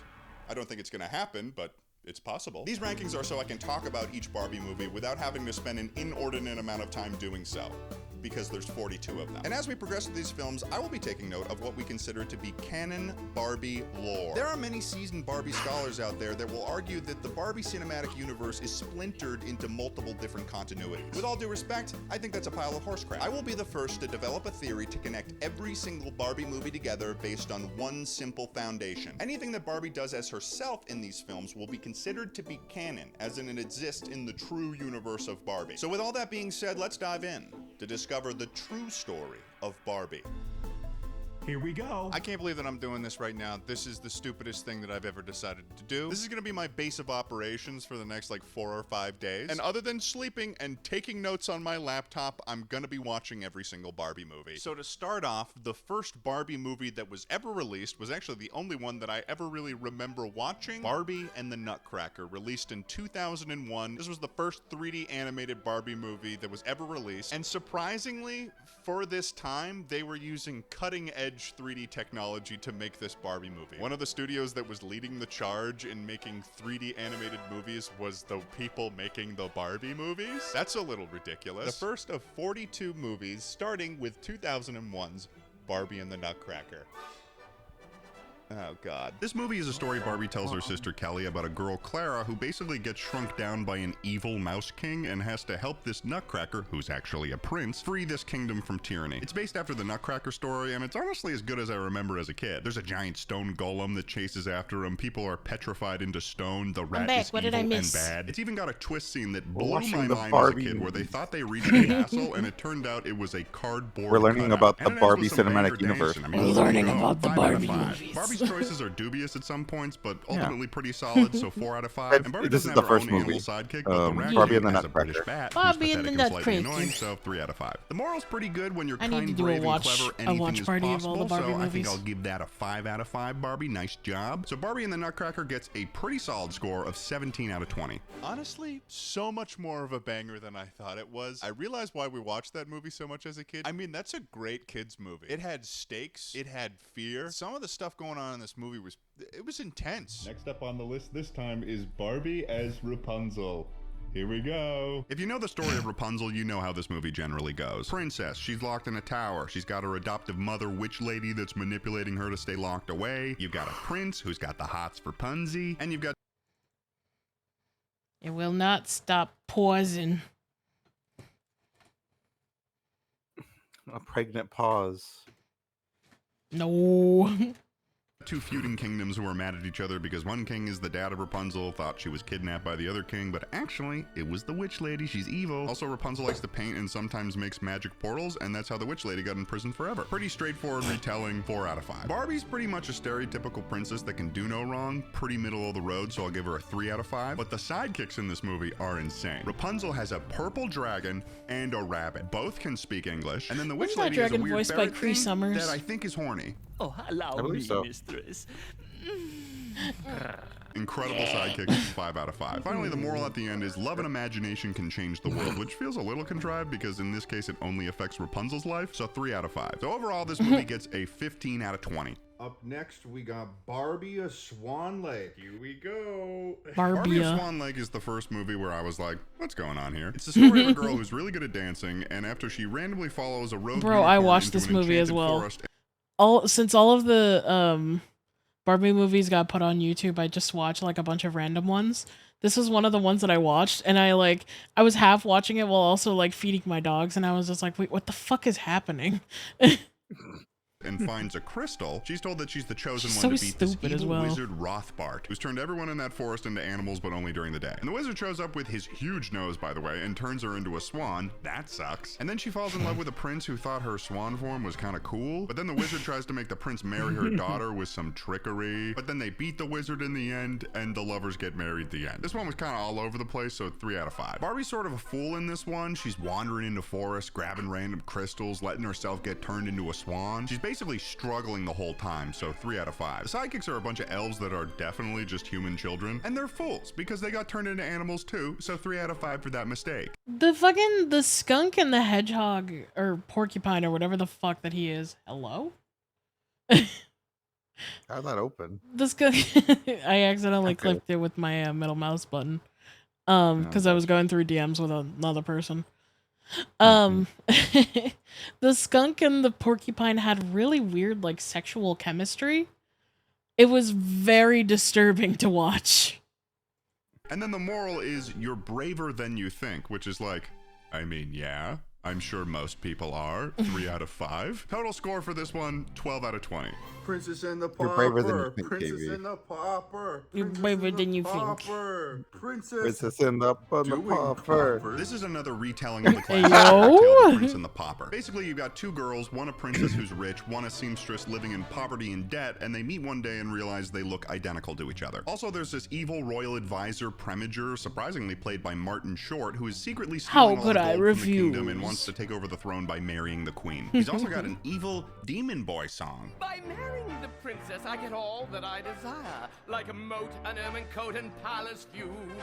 Actually a banger. So Preminger It's kidnaps the such a good princess to song. remove the kingdom's heir, and the pauper pretends to be the princess while they try to find her, and they eventually do, and Preminger gets arrested for being a bad boy in the end. Honestly, there's some pretty good voice acting and songs in this movie, and while there was some, for sure, goofy parts, I'd give it a 5 out of 5. Barbie is technically both of these characters, but it's a little naive when the princess is telling the other woman in poverty that she's just like her in song. I'm just like you. You're just like me. So It's probably a something 4 out of 5. The sidekicks in this anyone movie are just 2 can cats that see. each of the girls own. They can speak to each other, but not the humans. I'm just gonna give them a 4 out of 5. And the moral is just live your dream, which is so basic, so I'm gonna Sure. give that a 3 out of 5. Overall, Princess and the Pauper gets a 16 out of 20. So I've seen 4 Barbie movies thus far, which means that I have done an 11th of the total amount of Barbie movies. I've had my laptop here this whole time, and I've been gathering information. I have no idea if it means anything yet, but I've got my suspicions.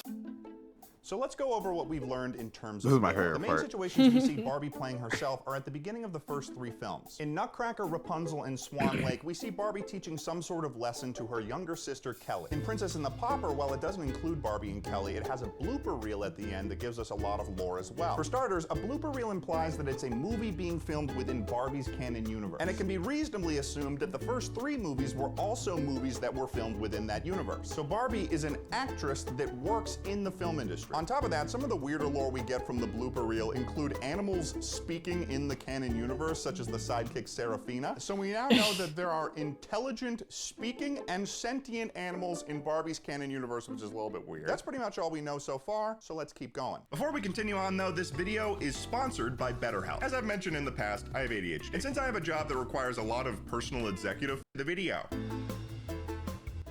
For day 2. Today is day 2 of watching every Barbie movie ever made. Today, I have 10 to watch. Or 11 or 12. So up next this morning is 2005's Barbie Fairytopia. So back downstairs I vaguely go. remember As of now, I don't see a Fairytopia. single problem with watching all these Barbie movies. My mental state is perfection right now. Maybe I feel like I won't have enough today and I'll watch more. Let's do it. Looking at this thumbnail for what this movie is gonna be, I'm already excited. Look at this goblin. Look at that Grimbley. Barbie Fairytopia.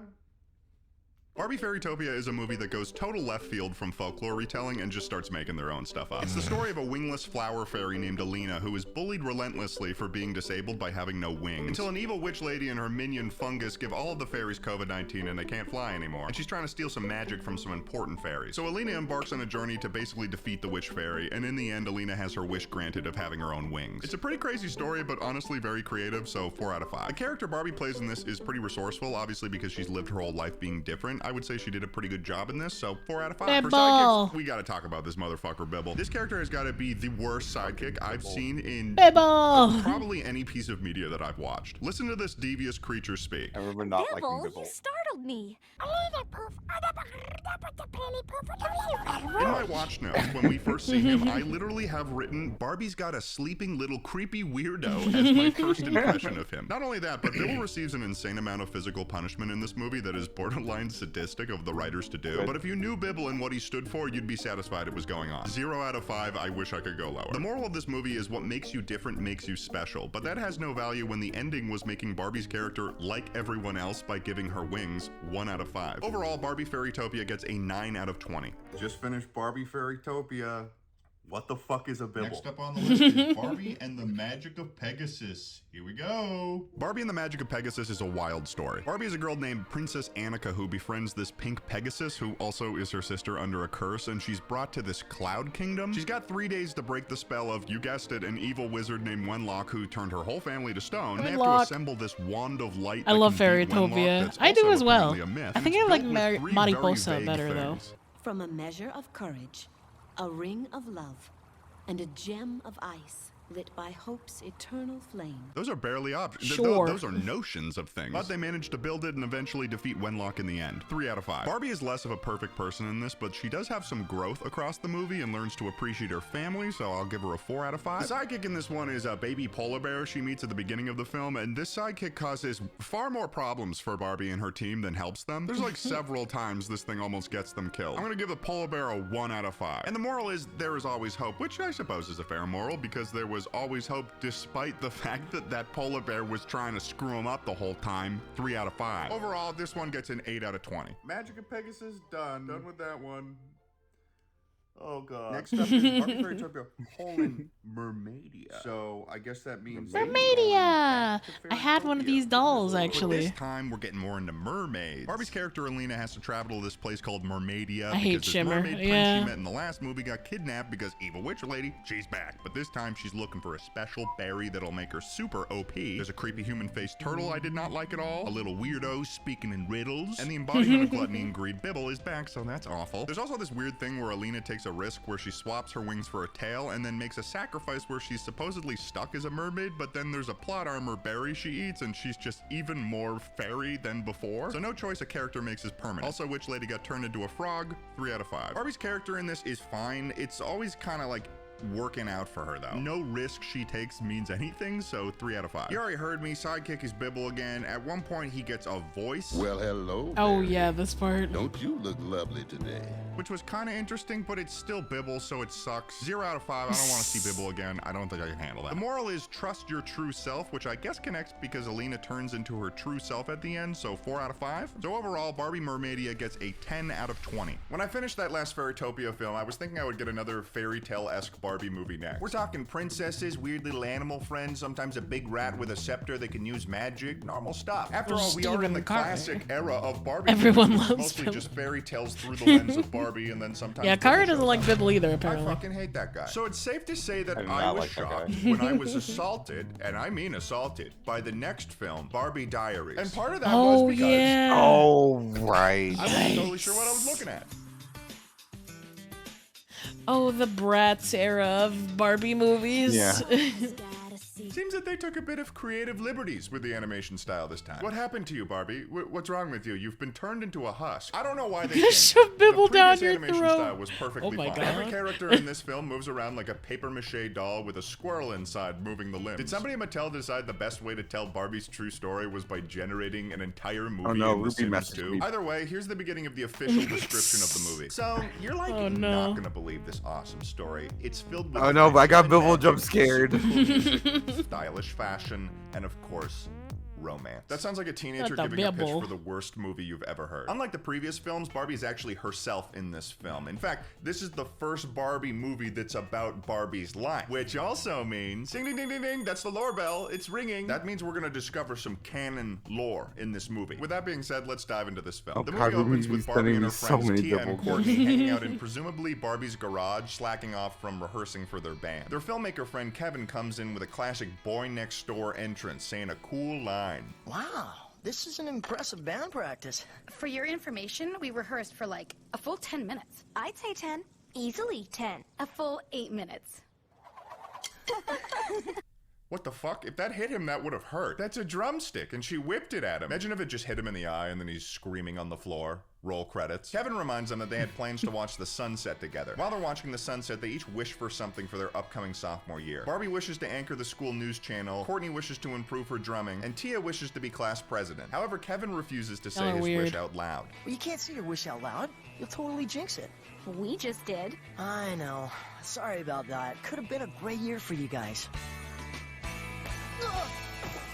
Do they just hate Kevin? That was a malicious push. The first day of sophomore year arrives, the girls are driving to school, and we see plenty of establishing shots of Sims University. And it seems like every character moves in a bone-chilling way. I get physically uncomfortable watching these characters interact with each other. They don't seem like they should be real. Why does he have such a hard time getting that paper off his back? Just go like this. When the girls arrive at school, they have their parking spot taken by guess who? The antagonist of the film, and Barbie's greatest rival, Raquel. Oh, I'm sorry. Were you guys going for this spot? How awkward. It's for the best. You Why are you saved the talking like embarrassment that? parking that junkie where people can actually see it. Because they're baddies. If you can't tell already, this movie borrows a heavy amount of inspiration from Mean Girls, which sort of makes sense when you consider that this movie came out in 2005, the year after Mean Girls came out. And with the popularity of that movie, it doesn't surprise me that people at Mattel were like, what the fuck are we doing writing fairy tales? We need a story about girls being nasty to each other. That's what children want. If you don't think it's feeling similar to Mean Girls now, you will later. Next up, we introduce the love interest of Barbie, which is done in the most incredible manner. And survive the Jeep rides. Oh my god, it's a blonde asshole. Oh, the dab. His character Todd is carrying The the weight echoed of the entire clap. early 2000s on his back. He is a legend. Are you seeing how That's badass how you know he he's is? a Look real how he walked in he gave a high five to a guy. Having a crush on Mr. Hottie's school jock guy is a cliche. And frankly, I think you're better than that. Really? You think better that than Barbie is above being a cliche? Are we talking about the same person here? She's literally Barbie. This is a bit nitpicky also, but why are we considering Todd to be hot in this scenario? These character models are practically just a pair of eyes and lips, and they all look the same. Also, when they get far away from them, they look like they just have beads for eyes. Especially Barbie. Basically, Barbie thinks that Todd is waving at her, but oh, no way. He's dating Raquel, her rival. And then he goes to hang out in the quad, which is allegedly reserved for only popular people. It's just a lawn. Bro, it's only Stoners. stoners. The only ones who can hang out there. I understand high school can be cliquey, but how would they ever enforce that? Especially since it's the 2000s at an open-air campus. There's no way you're keeping the hacky sack kids away from that grass, okay? Unless you wanted to start a war, that is. And right after, Tia announces her solution to the quad problem. Dude, I used to play hacky sack so much in high school with my friends. Seems like a bit of an overreach of power for a student council president, but I respect You the seem energy. like a I think that hacky- wouldn't hacky work, sack and then kid. everyone who is popular would hate you. Barbie then goes And to hacky attempt to your pitch sack. herself as being the school news anchor to the teacher running the news station, Mr. Wexler, but oh no again. Raquel has just been cast as the next school news anchor. This is terrible because that's her rival. So now, the rivalry is pretty serious, especially when the journalism teacher assigns Barbie as being Raquel's assistant. Listen, I'm glad you're here. You're the most dedicated student on our staff. We could really use you around the station this year. Really? Raquel's gonna need a top-notch assistant. You get to do absolutely Why does he everything look like an a anchor jelly does. bean? Except be on air. Things take a turn in Barbie's favor, though, when Kevin shows her a video he captured of Raquel and Todd breaking up while he was filming cheerleader practice. I was shooting cheerleader practice, and look what wandered Sus. into my shot. Sus. Why were you shooting Sus. cheerleader practice, Kevin? Look, do you want to see the footage or not? Kill him. Why do these Push him girls down the associate stairs. with Kevin? They don't seem to like him, and he's clearly got some voyeuristic tendencies. Either way, Barbie runs into Todd at his locker, and she pulls some classic Barbie riz, as the kids are saying these days. And next thing you know, Barbie and Todd are hanging out Are at they? the bleachers while Todd's leg no-clips into the back rooms. Barbie and Kevin later have a movie night together, as Barbie has friend-zoned Kevin into the absolute abyss, and he suggests that Barbie should try to co-anchor with Raquel. When she tries to ask Mr. Wexler if she could co-anchor, he says he would only agree if she had a good enough story, as if he's running a real news I station, and would he's trying to rather get pictures of die. Spider-Man. Now this is when things start to become interesting, because Barbie and Todd are now going to the fall formal together. The dance, the big dance. And Todd asks Barbie to watch his football practice, which gives us this incredible scene. Oh my god. They're like exclusive. Yes.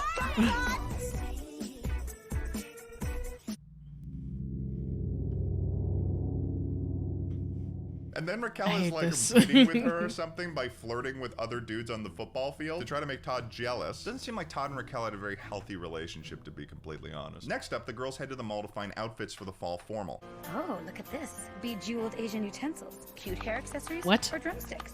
I don't know what it is, but there's something strange about calling chopsticks Asian utensils and then immediately start using them as drumsticks. Eventually, Barbie finds an outfit for the fall formal, but uh-oh. Raquel and her friends are also at the same store at this mall. Raquel sees Barbie shopping for the fall formal, and she picks up her phone to call someone. Immediately after, Barbie gets a call from Todd telling her that Raquel and him are back together and that they can't go to the fall formal together anymore. Which means that Raquel saw Barbie happy and then decides that she can't have that, so she gets back together with Todd. And Todd just says yes. The epitome as if he of didn't already pettiness. have plans with Barbie. They're both awful people. Also, this happens in Mean Girls as well. So Barbie is obviously bummed about this, and the store clerk sees this. So she decides to give Barbie this bejeweled diary with a bracelet that opens the lock. Hey, for your her because she's boyfriend's a now so prick. fucking Have a miserable, diary. She starts writing in the diary every day. Raquel continues to bully Barbie in school for like really stupid things. For instance, they gave her crap for doing well on a test and messing up the curve. Congratulations, Barbie. Well done, my best student. Way to throw off the curve, Barbie. Also, this teacher has the most skin-tight collared shirt I've ever had the displeasure of seeing. That shirt is grafted onto his skin. Barbie, I need you to do research for my next big story. Fashion. That's your big story? I mean, it's fun and all, but I was thinking... Don't care. And when Barbie becomes frustrated with how Raquel doesn't care about the news, but rather just being a popular girl, this gives her the idea to write a story for the school news about the difference between popular and unpopular students. On top of this, Barbie decides to sign her and her friend's band, which is called Charms with a Z, for an audition to play at the fall formal, but she's very clearly doing it for selfish reasons. And Wexler will see that I can be bold and exciting. And for once, people will know me as something other than the girl who ruins the curve. So we're setting up a situation where Barbie is placing her friends on the sidelines for her own personal gain. It's such a cool thing to be doing. But they end up successfully auditioning for the fall formal, so Barbie and her friends are now going to be playing at the dance. So now we got two storylines that are intersecting here, maybe three, and I'll try my best to explain it. On one side, Barbie is attempting to infiltrate and gain the trust of the popular girls so she can essentially write a hit piece on them, so that she can become the new news anchor for the school for her own personal gain. And then we've got Barbie, Courtney, and Tia needing to practice in order to perform at the fall formal that Barbie had them audition for Barbie's own personal gain. Her pitch to her friends is like, guys, I know we've never performed before, but don't you get how fucking cool that would make me? By the way, I have no idea how they nailed the audition, because they've never played in front of a crowd before, and they clearly don't have interest in practicing, as can be seen in the first scene of the film. On top of that, Kevin has started sending Barbie secret admirer letters, but she's a fool, and she thinks that they're from Todd, who we know at this point has the mental capacity of an iguana. Basically what happens from here on out is that Barbie starts writing in this diary, and the wishes that she expressed in the diary start coming true, which leads Barbie to believe that her good luck is due to her writing these wishes in the diary. Meaning that the diary is magical, of course. Essentially, Barbie believes that she's acquired a more powerful version of the Death Note. If you've seen Mean Girls, you generally know what happens next. Barbie becomes incredibly engrossed in her infiltration of the popular girls, to the point where she's legitimately hanging out with them and gossiping about people for her news story, including her friends. So we decided to audition for the fall formal. Oh, hi. Such a loser.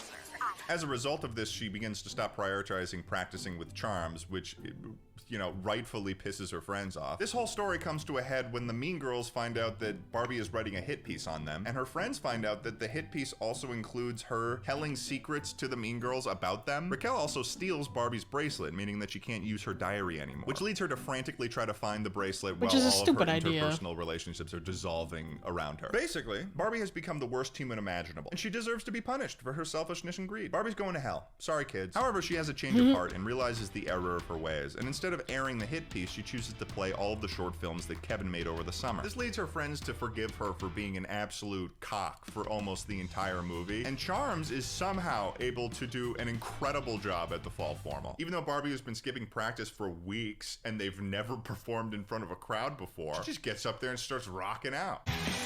She's Barbie. She does that sometimes. Barbie suddenly has the confidence and poise of a rock star, and it was done all through the power of forgiveness. And Raquel is so mad that Barbie is a rock star that she gets covered in punch. And she's rolling around in the punch and she's screaming. And then, oh my god, Barbie finds out that Kevin was the one writing the secret admirer letters. And now he's going from friend zone to bone zone, baby. One of the things that sort of confused me about the diary situation in this movie, though, is that she eventually realizes that the diary was not magic. And in reality, she's just like good at everything. She's She's just fucking lucky crazy. inherently. So that's Barbie Diaries. That's if I had to give this crazy. movie a rating, it would be as follows. So for the Barbie score, I'm giving it a 0 out of 5. I think the story was somewhat interesting, mostly because it was taking pieces out of the Mean Girls playbook, but generally it just involved Barbie intentionally infiltrating a friend group for dirt and then realizing that was wrong, and then everything works out for her in the end. So like 2 out of 5. For the moral, this was one of the few Barbie movies that did not have a quote at the end. So I'm gonna have to guess that the moral was that you should treat your friends with respect, and that like being a popular person is vapid, which I suppose is a good moral. So maybe 3 out of 5. She did not have an animal sidekick in this movie. This is a pretty rare thing for Barbie not to have a little creature with her. And I mean, I'm pretty Todd's upset kind by of it. an 0 animal. out of 5, which means that Barbie Diaries gets a 5 What out the of fuck 20. did you say about my boy Todd? Okay. Todd Howard? Good Lord, Hirsch, you scared the absolute piss out of me. Todd Howard? No, No. Todd from the Barbie movie. Duh. Yeah. From the one that's I have from something the I one want to that's share like with you Mean Girls. guys. Yeah, what is But it? you can't play it with sound, I think. I don't know. But you can definitely show it on stream, I think. At least the first one. Huh? But you can't show it on just trust me when I say I think you'll be very pleasantly surprised. Also why I've been AFK all day. Huh? You'll see. Also, hi stream. just trust me. What are you sending me? Cat. Oh my god. So her name is Mischief. Her name is Mischief. Is that yours? Yeah, we got her today. Oh, Oh, did you change plans about the guinea I love her. Well, see, I woke up and I opened like my roommates were like, come see your pet, and I went, okay, that's a weird looking rabbit, because they were like, we're gonna get you a guinea pig or rabbit or whatever, and I was like, okay, sure, whatever.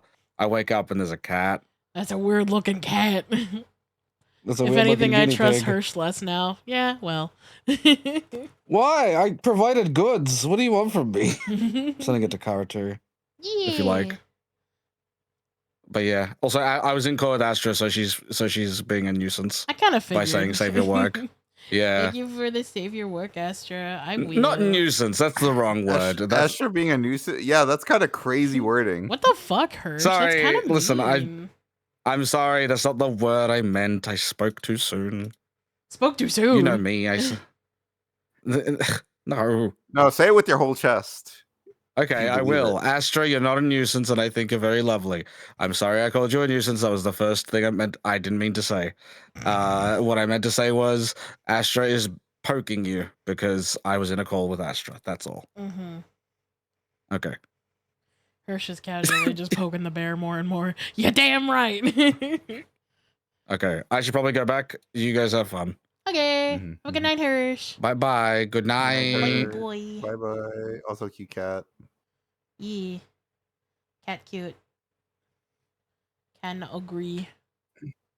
Yeah. Without I a kinda- doubt, this was I kinda determined to be miss the worst Mischief. Barbie movie in the classic era of Barbie movies. But don't be fooled. I miss talking to I Hirsch, still had and the more to first thing watch. that they say is about some That was a fucking weird beach movie. cat. Next up Just kidding. is Barbie and the 12 Dancing Princesses. I was genuinely trying to be helpful. No, I get it. In this one, and they're all Hirsch royalty, just doesn't but despite appreciate that, they all you. live in the same room I'm in a just palace kidding. with probably 700 rooms. Their mom's dead, so the king's like, I need some help with this shit. So he brings in his cousin Rowena, who turns out to be an absolute frickin' asshole. She's like a total dick. Turns the girl's room Like a into total like dick. barracks. And what makes matters worse, she's got an evil monkey. The girls discover a secret room that is Evil magical, monkey. and they do all-night benders dancing down there and lie about it to Rowena's chagrin. And at the same time, Rowena's basically poisoning the king but pretending he's sick, to the point where she manages to get the kingdom signed over to her. But then the girls fight her and they heal the king, and that's the end. Fucking 3 out of 5. Barbie's I love fine how in the this king one. is, She like, basically such a dances pushover and as has well. 11 sisters. 3 out of 5, I guess. For sidekicks, you got Barbie's cat, a parrot, and the evil monkey. And the monkey is like really evil.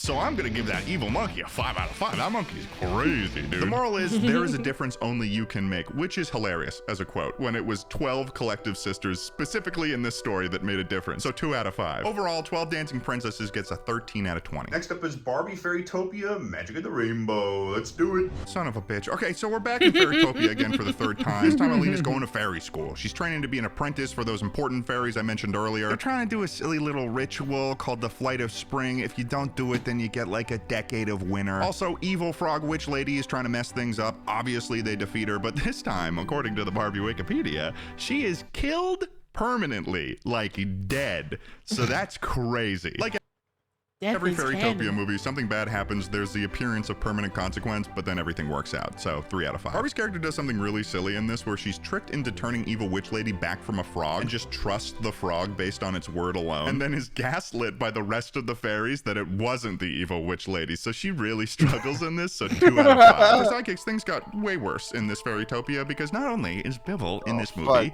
they introduce him a love interest named Dizzle, who is a pink female puffball wearing lipstick. I had no idea that things could get worse. 0 out of 5. The moral is together we're strong. I guess it is fine. 3 out of 5. Overall, the does not have that gets an Rizzle. 8 out of I'm 20. gonna say So it. we got Barbie. She's Not the gonna be Rizzle for on the an Dizzle. island. Here we go. Barbie and the Island Princess is about Barbie's character Ro living by herself alone on an island with yay, 3 Ro. animal sidekicks she can speak to. Until Ken comes to town and colonizes her, and she just kind of trusts this stranger and gets on his boat and goes back to his kingdom with him. And as she's exploring civilization for the first time with her animal pals, they discover, big surprise, an evil plot to take over the kingdom. How many times are we gonna do this? Basically, they beat the evil lady with the big hair trying to take over the kingdom, and it turns out that Ro is actually the lost daughter of another king and queen. Baba Booey, she's the island princess, and she gets married to colonizer Ken. It was a pretty interesting premise though, so I'd give it a 4 out of 5. This character for Barbie is pretty funny because she's the only one who can speak to the animals, so I imagine when she does this, everyone thinks that she's fucking insane. So I'd give her a 3 out of 5. There are a lot of sidekicks in this, but the main ones I'll talk about are Ro's elephant friend Tika, who frequently is an absolute asshole and has abandonment issues, and is also a total cockblock towards Barbie's character. Not a fan of Tika. But then the villain has these 3 little rats named Nat, Pat, and Matt, and the rats have an awesome song where they sing about cheese the whole time. We are a trio of hungry fellas who dream at night about mozzarellas. So you can tell I was a bit conflicted on the rating here, but I like that cheese song, so I'll give it a 4 out of 5. The moral at the end is there may be miracles awaiting, they may be closer than we know, when we have love to guide us as we go, which is just a lyric taken from one of the songs. I think that's lazy, so 2 out of 5. Overall, Barbie as the Island Princess gets a 13 out of 20. Next up is Barbie Mariposa. Rock on, baby. Barbie Mariposa and Her Butterfly Fairy Friends, released in 2008, was the first Barbie movie of the 2008 housing crisis. Also, this is a story Alina from Fairytopia is telling to Bibble, so it's like folklore from the Fairytopia universe. Good luck digesting that one. Anyways, this movie is Butterfly Fairy Attack on Titan. They literally have flying titans outside their city walls called skeezites that eat the butterfly fairies. And they're ugly and weird and kind of have faces that remind me of Thomas the Tank Engine, but that's besides the point. This story was once again centered around a royal figure being poisoned as part of an attempt to usurp a throne. But besides that, I'd say this was some cool world building going on, and I can't believe that I'm saying this, but a refreshing change in the Fairytopia universe. I did not think anything like that would come out of my mouth. 4 out of 5. Barbie's character in the story is pretty solid. I think she makes some good choices, so I'll give her a 4 out of 5. And the main animal sidekick in this is a rabbit butterfly thing, who I'd say is a good sidekick, but Bibble did show up in this movie, so 2 out of 5. And the moral is the most beautiful thing you can be is yourself. And personally, I think that that's a really nice sentence and sort of connects to the butterfly theming, so 5 out of 5. Overall, Barbie Mariposa gets a 15 out of 20.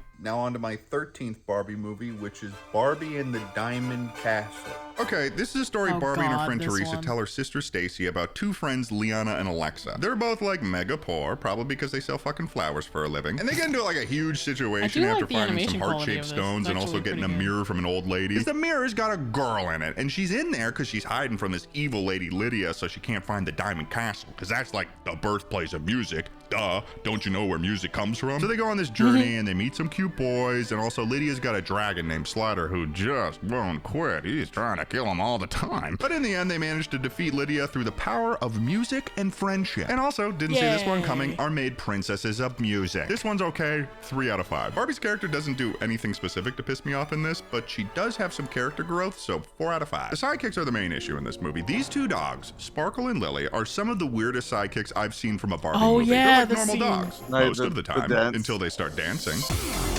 Why? Hey. They look so weird. Now they're getting it. Look at that. Honestly, seeing these dogs do that dance. His It's like the animators took human dancing motion capture and applied it to these dogs and didn't change anything. Also, they've got human teeth. Are these elves dressed in the skin of dogs? I don't think that these are actually dogs. 0 out of 5, without a doubt. The moral That's at how the I end is imagine friendship KB is the true dances. Yeah, treasure, and pretty I think that's a close. great moral for what this story was. So 5 out of 5. So overall, Diamond Castle gets a 12 out of 20. Next up is Barbie in A Christmas Carol. Here we go. Barbie in A Christmas Carol is just a retelling of A Christmas Carol, but instead it's about this singer named Eden Starling instead of Scrooge. If you know A Christmas Carol, you know how this goes. Easy 4 out of 5. The character Barbie plays in this is actually the first time I've seen Mattel be willing to portray Barbie in kind of a negative light for most of the movie. I think they get away with it because they make her British, but I'm not going to expand on that. But obviously, as with this story, she has a whole character arc and an entire new lease on life, so I'd give her a 4 out of 5 as well. Eden's sidekick is a cat named Chuzzlewit. He's also lazy and greedy, and probably all the other sins too. The only thing I'll give him is not being Bibble, so 1 out of 5. The moral at the end is keep the beauty of Christmas in your heart every day of the year, and I get where they're coming from, but also kind of an insane ask, so 3 out of 5. Overall, Barbie in A Christmas Carol gets a 12 out of 20. It's Thumbelina time. Let's go. Thumbelina. This movie was not bad at all. Basically, it's just a story about a Twillerby named Thumbelina that has effectively no relation to the 19th century fairy tale. She lives in some flowers and a spoiled girl, and her parents want to build like a Walmart where she lives, but she befriends the girl and manages to save their home. It's got some environmental themes to it. 4 out of 5. Barbie doesn't really show up in this film that much. Usually the main character is a character played by Barbie, but because of this end scene where Thumbelina is made canon, by the way, they're separate people, Barbie is just kind of there at the beginning. So I'll give her a 4 out of 5 because she didn't really do anything wrong. For sidekicks, there isn't much of a sidekick in this one except this really ugly dog. And that dog, for me, is a 1 out of 5 dog. The moral is even the smallest person can make a difference. I think this is a perfect moral for this movie, to be honest, so 5 out of 5. Overall, Thumbelina gets a 14 out of 20. I'm on to the final movie of the night, Barbie and the Three Musketeers. I'm doing so well, and my mental state is at an all-time high. So we're going to France for this Barbie movie because Barbie plays Corinne, a girl living on a farm whose dad was a musketeer, and she's got dreams of being one herself. So she goes to Paris and tries to become a musketeer, but it turns out sexism is real in 17th century France. So instead she ends up working as a palace maid, and along the way meets 3 other girls, and they all end up getting trained to be musketeers by this old lady maid in sort of a Mr. Miyagi type scenario. Also, there's this evil advisor to the prince, you know the drill. Motherfucker wants that throne. But Corinne and her friends end up becoming musketeer Power Rangers of sorts, and they all beat the bad guys. Also, they say don't mess with the dress like more than once in this movie. Personally, I thought it was cool to see Barbie fighting with a sword in this, so I'd give it like a 4 out of 5. Barbie does sort of show up to the palace though at the beginning, just expecting that she'd immediately be made a musketeer, so I'm gonna give her a 3 out of 5. Barbie's sidekick is her kitten Miette, who also has aspirations of becoming a musketeer. I thought they were a good sidekick, but they got into some trouble at times, so 4 out of 5. The moral is true courage is pursuing your dream even when everyone else says it's impossible, and honestly, I think that's a 5 out of 5 moral for me. So overall, Barbie and the Three Musketeers gets a 16 out of 20. And just like that, ladies and gentlemen, the first era of Barbie movies I have finished watching. I think it was like 13 movies or something like that. All Just watched downhill from Barbie and the here. Three Musketeers, and Barbie and her friends kicked ass. Tomorrow What is do a you new mean? day, and you know I'm all feeling great. downhill I from feel like I'm here. really starting to understand some various pieces of lore. There's some serious strings that's pulling this whole thing together. So what have we learned? Barbie is an actress in all of these films, with the exception of small portions that she shows up in Christmas Carol, Thumbelina, and Diamond Castle. In Barbie Diaries, Waffle House is lore. I don't know what this will mean for us, but it's lore. We also learned that Barbie lives in Malibu, California. Barbie's got some friends, Tia, Courtney, and Kevin, and also an enemy, Raquel. Beyond that, in this movie, Barbie is starting her sophomore year in high school. This could possibly be before Barbie started her time working as an actress, but I'm still figuring out the timelines here, okay? You guys gotta give me a chance. In Barbie and the Diamond Castle, we get another glimpse of a sister of Barbie, Stacy. So we're kind of building out the family tree in Barbie's canon lore. In Barbie and A Christmas Carol, we get some serious lore drops as well. First of all, Barbie identifies with some denomination of Christianity as they celebrate Christmas. Not only that, but there's a huge implication at the end of the film that the character that Barbie plays, Eden Starling, is actually one of Barbie's ancestors. This is because of the snow globe that she gives to Kelly at the end of the film, as that that's the same snow globe that Eden Starling passed down to her children. That shit's fucking lore. Also, Barbie has a friend named Nick. And finally, as I mentioned, in Barbie Thumbelina, Twillerbees, little fairies that can do plant magic, yeah, they're canon. Because at the end of the film, Barbie literally waves to them as she walks away, and they do some like plant magic and make a tree grow in the canon world. Twillerbees, plant magic, both canon, both real. That's all the canon information that we've learned for today, so let's keep going. Today is day 3 of watching every Barbie movie ever made. Over the last 2 days, I've watched 16 Barbie movies, only stopping to sleep, and I'm feeling right as rain. We're now officially moving from the classic era of Barbie movies into the fashion era. I'm not totally sure what this means because I'm seeing a lot of mermaid and princess and fairy tale and fairy as words being used in the titles of these upcoming movies. But I think what we're gonna see is a movement from Barbie as a princess and a fairy and whatever, moving over to focusing more on Barbie and her friends, like in the illustrious Barbie Diaries. This whole era of Barbie movies includes this many movies, 13 movies in total, so I'm thinking that maybe... Who put this shirt on me? Hello? I have no idea how this shirt got on my chest. American. That seems a little on the nose. Okay, I'm watching a lot of Barbie movies, but I'm not gonna wear Barbie paraphernalia. That's not something that I'm gonna do. What the fuck? Okay, so let's start with the 17th Barbie. What the... Keep calm and be a Barbie. Keep calm and be a Barbie? Yeah. We're just gonna continue with the 17th Barbie movie, Barbie and a Mermaid Tale. In this one, we've got Barbie's character Malia. She's a surfer girl, and she's cool as shit. And she finds out she's half mermaid and heir to the throne of a mermaid kingdom. But also, the she's got an H2O evil era. aunt. Damn. So she sets out on a journey with a pink dolphin to collect 3 things to defeat her, and when she does at the end, her aunt is banished to the Marianas Trench. I'd say there was far less ridiculous moments in this plot, and it felt a lot cleaner than some previous Barbie movies, so I'll give it a 4 out of 5. I'd probably give this Barbie's character a 3 out of 5, and for sidekicks, the pink dolphin was okay. I honestly can't really tell you anything of note that pulls me in either direction about them, so 3 out of 5. And the moral at the end is what makes you different just might be your greatest strength. And I agree, the ability to breathe underwater and be a mermaid is OP as fuck, 5 out of 5. So overall, Barbie and a Mermaid Tale gets a 15 out of 20. Looks like Barbie's gonna teach me a little something about fashion. Let's do it. This movie is the first time since Barbie Diaries that we get a story that entirely exists within Barbie's canon universe, which is big for lore, let me tell you. Basically, Barbie's working as an actress, and she gets fucking fired, and then Ken breaks up with her, so she's like, screw this, I'm going to France to start helping my Aunt Millicent run her failing fashion design studio, so she does. They end up trying to do a fashion show to buy her aunt's building back from a hot dog company. Also, there's fairies, but they're fashion fairies, so they're called flairies. Also, Ken actually didn't break up with her, because that was our old pal Raquel being a devious swindler, so there's a B plot where he's trying to get to France the whole time to make amends with Barbie. And finally, the evil fashion designer Raquel's across kind of the street alright. actually apologizes in the end and doesn't end up Or dead not Raquel, or Ken's arrested, kind of which was alright. honestly a first. I thought it was pretty good, so for the story, 5 out of 5. Barbie is pretty good in this, and instead of being the main talent in this story, she actually supports the skills of her aunt's assistant rather than being the gifted one herself, and I thought that was a pretty cool choice, so 5 out of 5. For sidekicks, Barbie's got a poodle named Sequin, and there's like a whole, pet romance side story thing where this French dog, Jacques, wants to make Sequin his muse. They also do more dancing at the end on their hind legs and stuff. We already know I hate that. I think for the sidekicks, a 3 out of 5. The moral is magic happens when you believe in yourself, and to be honest, I think they could have done better, so 3 out of 5. Overall, Barbie and a Fashion Fairy Tale gets a 16 out of 20. I'm getting on watching a decade worth of Barbie movies. We continue to push on. We continue to push on, and things happening around me are normal. Barbie A Fairy Secret is weird, mostly for lore, because once again we're involving magic and fairies into the canon world of Barbie, which is starting to stress me out a bit. It starts off with Barbie at a red carpet premiere, and then devolves into Ken getting kidnapped by some fairies, and Barbie and Raquel team up and travel to Los Angeles to prevent Ken from being married to this fairy girl. There's a lot of fashion themes. There's Pegaponies, which are apparently distinct from Pegasus. Ken has to fight a duel. I'd probably give it a 3 out of 5. Barbie in this has some good moments, especially when she and Raquel... A little bit. Are you going to bed? I am on my phone. You could have was getting told sleepy. me. You can go to bed. You don't have to stick around. It's fine. But I want to. I mean, I appreciate Okay, I'll- it, but like, if you're gonna fall Yeah, I'll- asleep, I'd rather you Yeah, I'm do it gonna in the fall comfort of your bed. Yeah, I'm just gonna fall asleep. I will just watch on Twitch. I Okay, appreciate good you. night. Good night. Yeah, bye. Bye. Poor guy.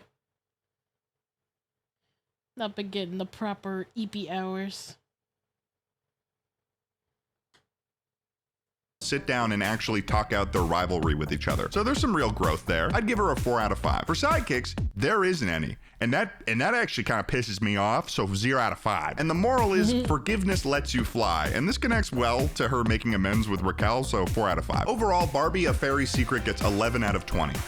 Next up is Barbie Princess Charm School. Here we go. I'm just gonna come out and say this. This Barbie movie is kind of a banger. Barbie stars as this character Blair Willows, who wins a lottery and gets a scholarship to Princess Charm School, which is where you can train to be a princess or a lady royal if you're not of royal blood. She chooses to go because her family isn't super rich and her mom is sick, and it leads into this whole story of her training to be a princess. It's got high school drama vibes. There's also a hint of Sky High in this because it's like a special high school. And in general, I'd say this is one of the most interesting Barbie movies I've seen that took a really creative take on the princess theming. And despite the potentially dystopian environment of a world where there's a lottery to become a princess and that's someone's only option to pull their family out of like poverty, I'd give it a 5 out of 5. I'd also probably give Barbie's character in this a 4 out of 5. For sidekicks, Blair has a dog named Prince who's just a cool dog, but they've also got these fairy assistants that are assigned to each student.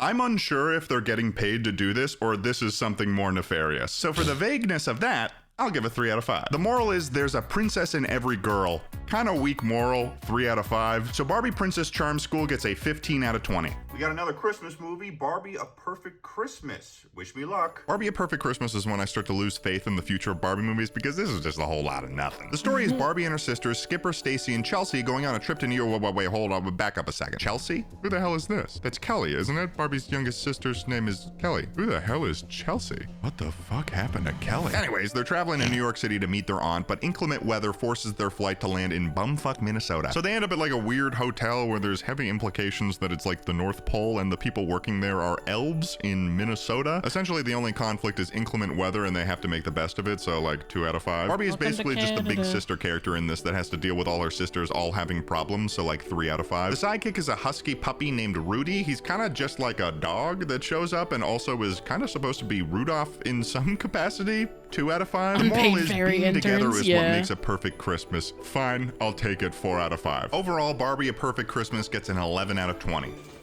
That makes 21 Barbie films that I have seen thus far, which means I am now halfway through every Barbie movie in existence. So let's keep going and watch Mermaid Tale 2. Here we go. We're back in Mermaid Town and Barbie Mermaid Malia is mermaiding again. Can you believe it? And guess what? Evil Aunt's back and she's fucking stuff up. I don't even know what to tell you. I've seen so many of these royalty usurping stories where the main villain returns. I'm losing my mind. There's magic, there's evil creepy fish, there's even an evil henchman fish with a mustache. And honestly, he looked pretty good. Yeah, okay, I'll admit it. I'd fuck the fish. Who said that? Not me. She gets everything she wants in the end. She gets to be mermaid and human whenever she wants. I don't know. 4 out of 5. Barbie gets a 3 out of 5. I don't know why. Sidekick, fuck him. 1 out of 5. The moral? It feels so good to be something bigger than yourself. In my opinion, this is potentially promoting cults. Don't like this language. 1 out of 5. Overall, Mermaid Tale 2 gets a 9 out of 20. I couldn't even tell you why. Now, as we know, in this second era of Barbie movies, Barbie's going through kind of like a transitional phase. She's going through puberty. We're moving away from rehashes of traditional folklore tales with just Barbie inserted into them, beginning to make up new stories for Barbie, and putting more of an emphasis on what Mattel thinks that young girls are into in the 2010s, which is fashion and music. AKA classic ballet, fuck off. It's time for Uncle Sam to show you a little thing we like to call capitalism. That's why we're the best country in the world. This confliction of concepts, princesses and fairy tales, and fashionistas and music, quite literally combines in the movie that we're going to be talking about from this era, Barbie, the Princess and the Pop Star. They're doing a rehash of a rehash. They're making meat cubes with this shit. That's hash squared, baby. Now, before even watching this movie, I thought to myself, well, this is going to be interesting because the whole premise of the Princess and the Pauper story is a princess and a woman living in pretty much abject poverty switch places, and they learn something valuable about each other's place in the world. What exactly does a princess or a pop star have to learn about each other's lifestyles that's like ultimately valuable in the end? They're both rich. That's like a banker switching lives with a Wall Street investor. There's money in both sides. But I says to myself, whatever. Surely they'll have something valuable to offer each other in life lessons. So let's get into it. The movie opens up immediately with a massive concert that's being held in the stadium. People are freaking out. Everyone's excited. They're shitting their pants. Ew. don't do that. Ew, gross, gross, gross. Stop shitting in the concert, dude. What the fuck? Out comes Kiara, the pop star, and she's doing a big old musical number. She is killing it up there. I mean, look at her go. At the same time, from her balcony in her castle, Princess Tori is watching Kiara's concert. She wants to go down and see the concert, but she gets chewed out by her aunt because she's supposed to be doing her princess duties, and this leads into Tori and her sisters sort of just not doing that and knocking people over and running around the castle while a version of Girls Just Want to Have Fun plays, but instead it's Princesses Just Want to Have Fun. But princesses wanna have fun. Yeah, sure. Princesses want to have, so does everyone else. In fact, they're probably the most disposed to be able to have fun. They're rich. They live in a castle made of marble. You'd be lucky to see that on a normal person's kitchen island, and their house is made of it. Kiara finishes her song while this is happening, and she gives a little speech to the audience. Hey, Mirabella! I am pumped to be here performing at your kingdom's 500th anniversary. Damn, dude. 500 years? That is a really long time for a kingdom to exist. That is very impressive. Although, there is something incredibly strange about a pop star performing at the 500th year anniversary of a monarchy. What's that about? These people watching in the audience probably have iPhones and the internet, but they're living in a monarch. Does feudalism still exist in this world too? Like, are these people watching serfs? Yeah, so the scroll's saying that we gotta give 80% of our food to the kingdom in the form of tax, but it's actually okay because Kiara's performing tonight, guys! Yes! Yes! So I'm immediately trying to figure out, is this an absolute monarchy, like a governmental monarchy? Because there's a very small amount of those left in the world today. And one of the few that comes to mind is Saudi Arabia. But let's not dwell on it. So after Kiara finishes her show, she's approached by her manager, Kreider, who kind of dresses like he was pulled out of a dusty suburban kids dress-up bin. And Kiara does not speak to Kreider very respectfully. Did you forget where you're going, or is there something else? Whoa, dude, chill out. Either way, Kiara's situation is that she hasn't written any new songs for her label. Her reason being that she's feeling uninspired and she's too stressed out by all the things involved with her stardom. Like the concerts and the lights and the deals and everything that comes with fame. She just wants to be able to chill sometimes. She wants to be able to light up the sativa. Maybe do cocaine. That wouldn't be chill. Maybe do meth. No. Princess Victoria. Now there's a sweet gig. She's probably never worked a day in her life. Also, why is there a photo of the royal family in the dressing room? That's a mobile dressing room. They had to specifically put it in there. Or Kiara just takes it with her wherever she goes? Is she a royalist? At the same time this is happening, Tori's getting chewed out by her freaking aunt because she needs to prepare a commemoration speech for the 500th year anniversary of the kingdom, and she basically just doesn't want to do it. She's procrastinating super fucking hard. I can relate to that. This video took me so long to make. And Tori's like known for doing pranks on people, and her aunt is kind of sick of it. This has your mark all over it. I was willing to overlook the exploding cupcakes at tea and the skunk at the embassy ball. Honestly, I kind of get why her aunt is frustrated with her. Making cupcakes that explode at social events? What is she doing, terrorism at her own galas? That's weird. She's got some serious behavioral issues. So Kiara and Tori begin to sing a song about how they wish that they had the other person's life. I wish I had her life, then I would be so free. I wish I had her life, I would be so free. This song is a ridiculous perspective for both of the characters to have of each other. I'm Tori. I'm not a nice princess. My aunt fucking hates me. I make cupcakes explode at social events. But really, I just want to be a pop star. What I love about this song is that most of the audience that'd be watching this movie could not relate to either of their perspective. This song is like the Nepo baby anthem. This is so much worse than the original things that the characters from The Princess and the Pauper wanted. That was just a princess wanting a more normal life, and a woman that didn't want to be like abused and live in abject poverty. In this movie, these are two girls wanting a different type of affluence than they already have. They're like, I want to be a different type of rich. Okay. Kiara's manager is then seen speaking to her record label where they're saying that she needs to have a new song by next Saturday or they're going to completely drop her from the label. Kind of feels like a bit of an overreaction, but clearly that must mean things are pretty bad for Kiara. Has she been doing the same songs for like 10 years? Now at this point it becomes pretty clear that Kreider is the antagonist of this movie. His whole thesis is that he doesn't like working as a manager for Kiara and instead wants to become a star because he feels like he missed out on that in his youth and that he needs a lot of money to fund his restart of a career as a performer. This is also kind of a ridiculous position to have. Kiara is clearly a really successful pop star, and managers usually take 10 to 20% of their clients' gross income as a fee. So Kreider could potentially be making millions of dollars. If only somehow I had the means to restart my career. All I need is one lucky break. Or A rich widow? No, dude. All I need you is do one not need a stupid rich sap. widow. You're already rich. If the Princess of the Kingdom's a stan of your client, you gotta be raking in bills, son. That's a sold out 20,000 seat stadium right there. They're all watching her. Not to mention touring and merch. You don't need to manipulate a rich widow, Kreider. So Kreider begins to manipulate Tori's widowed aunt at a party. While this is happening, we hear this conversation going on. And this drought has been hard on the entire region.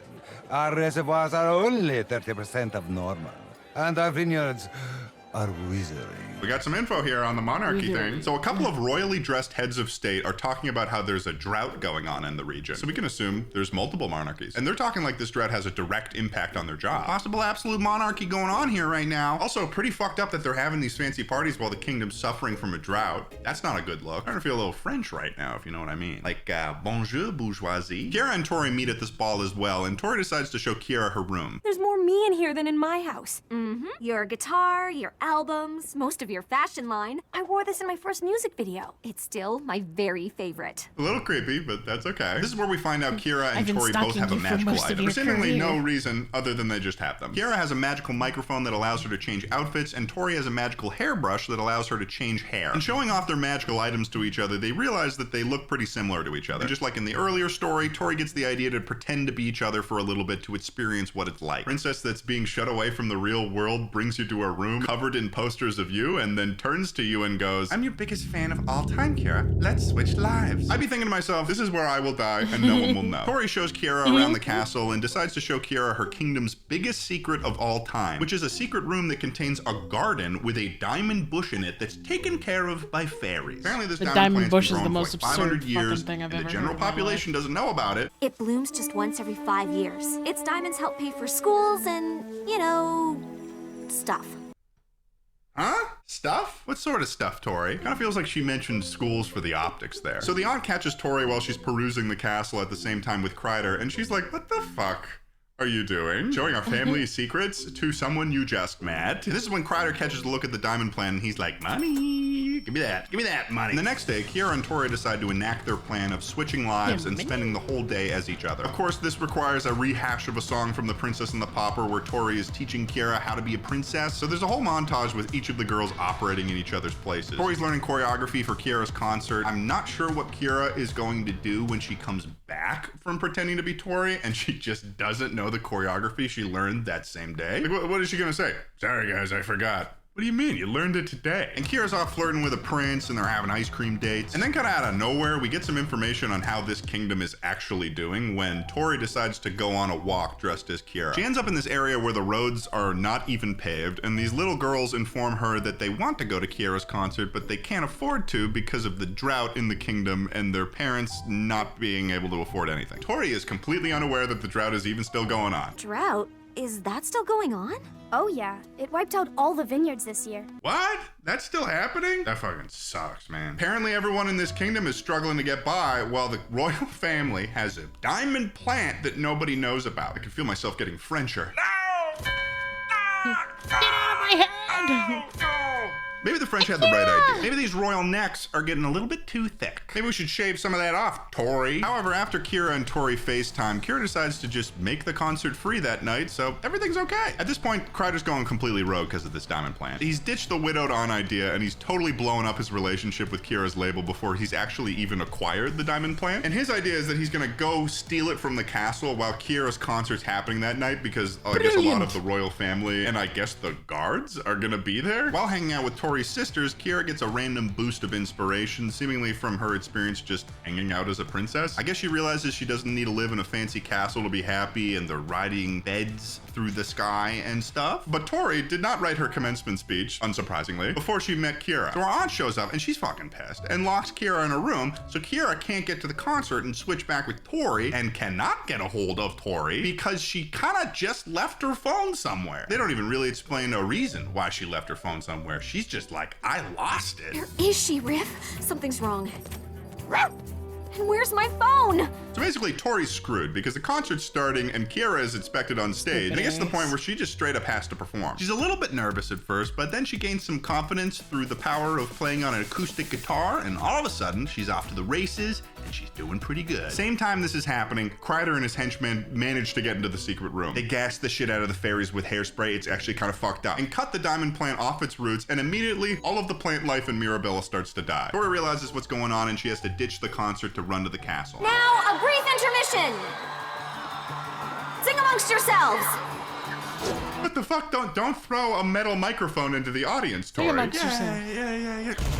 Holy shit, he's dead. So Tori rushes to the castle. Kiara finds a secret passageway out of Tori's room, and they both confront Kreider as he's trying to escape the castle. They begin to fight it out, and when Kreider realizes he's not going to get away easily, he jumps off a cliff and has a wingsuit out of nowhere. But then Kiara changes his outfit, and he basically gets defeated because now he's floating like Princess Peach in Smash Bros. And the diamond plant falls off the cliff, and they're like, no, the plant's dead. Kingdom's doomed, no. But then they planted some diamonds they had left over, and the plant grows back to full size. Wasn't that thing grown for 500 years? Why did it grow back in like 5 seconds? So now the evil is defeated, and the girls rush back to the concert. And they both get up on stage, and they're singing together, and it's a happy ending on the concert side of things. On the societal side of things, because of Tori's experience in like the slums of Mirabella, she decides to enact some changes. And besides updating Mirabella's irrigation systems against future droughts, we are also establishing a social services program for our kingdom's needy. So you didn't have that before? You didn't have any of that? No social services? I guess I'm not that surprised. I mean, the roads in practically downtown Mirabella are not paved. Children are living in poverty while they have a diamond plant. And what's great about this moment is it actually confirms that Mirabella is an absolute government monarchy, because the princess is announcing these changes, which means it's coming from the royal family. Overall, this movie is like Taylor Swift doing the Eras Tour in Saudi Arabia. So here are my ratings. I would say Barbie and her counterpart are pretty hard to relate to in this movie. They're basically just privileged people who want to be a different kind of rich, and they make really weird choices like forgetting her phone when she's disguised as another person. Other than that, they're not too bad, so 3 out of 5. The story was weird because it almost followed the original Princess and the Pauper storyline with the rich widow angle similar to Preminger. But then it goes off the rails and he starts trying to steal a diamond plant. It's pretty middle of the road, especially because it's based off a previously good Barbie movie, so 2 out of 5. I could not for the life of me tell you what the moral of the story of this movie is, other than just like taking on your responsibilities and not complaining about wanting to be a different type of rich. The quote wasn't even any sort of statement from Barbie either. It's just, there's a star that's inside you, so come on and let it out, find out what you're about, and just shout, here I am. Which is definitely a song lyric, so 0 out of 5. Both Kiara and Tori had dogs. Kiara had a Mohawk bulldog, and Tori had a crusty little white dog, but they didn't really offer much to the story other than just kind of being there, so 3 out of 5. So overall, this movie gets an 8 out of 20 little Barbie points. Now let's keep going. All right, next up is Barbie in a pink shoes. Let's do this freaking thing. Let's go. This Barbie movie is sort of a send-off of sorts to the era of Barbie movies based on fairy tales and folklore, and in doing so, ends up being the weirdest combination of all of them. We start off with a ballerina named Kristen. Her teacher hates her, and she gets some magical shoes that transport her to a ballerina dimension. Everybody's dancing in Ballerina Town, and then this ice lady shows up, and she's really creepy and is forcing people to dance like an asshole. And there's references to a bunch of different fairy tales, some of which Barbie has already covered. It's really weird, but she comes back to the real world and does like a good dance, and she wins. I guess she wins the dance.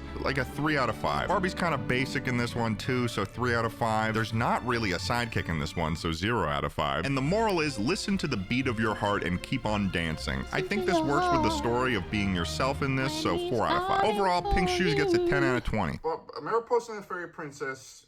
Okay, here we go. Okay, we're back in the Fairytopia universe for, I think, the 5th time. Maripoopoo is back. And this time, she's employing herself in diplomacy and fixing racism, because she's got to go as a diplomat of the Butterfly Fairies to the Crystal Fairies' homeland, because these guys have been feuding with each other for like 100 years. Overall, though, I think this story was a cool expansion, again, on the Fairytopia world. I think I enjoyed watching it, so 4 out of 5. Barbie's character in this is great. I actually like Mariposa. She's just trying to get everyone to get along. I'd give her a 4 out of 5. We're running into problems here with the sidekicks again, though, let me tell you. You know why? Because we're introduced to possibly an even worse Bibble, because this Bibble is named Z, and he's a fucking ball with a tooth. Mayor Peepaw didn't even have a puffball in the last movie. He just shows up, meaning the writers retconned a puffball into the story because apparently they thought it would elevate it. These puffballs are like the minions of the Barbie universe. What demographic of the general population is so obsessed with these little cherubs that don't speak English that they keep getting added to these stories? I will never know. 0 out of 5. And the moral is, the best way to make a friend is to be a friend. Duh. You think that people are making friends going around being an enemy? Weird moral, brother. Weird. 2 out of 5. Overall, Mariposa 2 gets a 10 out of 20. Something deep inside my soul is stirring, and I don't know what's happening. Next up, Barbie and her sisters in Ponytown. Here Oh, we go. boy. Barbie and her sisters are back in the canon universe, and this movie's about horses and ponies. They're in the Swiss Alps for the summer because their Aunt Marlene owns a riding academy. So you got 3 sisters learning to ride horses and eventually compete in a tournament for money because another aunt of Barbie has a failing business that she is tasked with saving. This movie, though, is mostly about Barbie and her discovery of a super rare horse that's so majestic that Barbie named it Majesty after it saved her by being killed by vicious wolves? Jesus Christ. Barbie almost had canon death in this moment. There's an evil French horse rider guy who's abusive to horses. Stacy's horse fucking hates her guts. And they even have something worse than a horse girl, horse boys.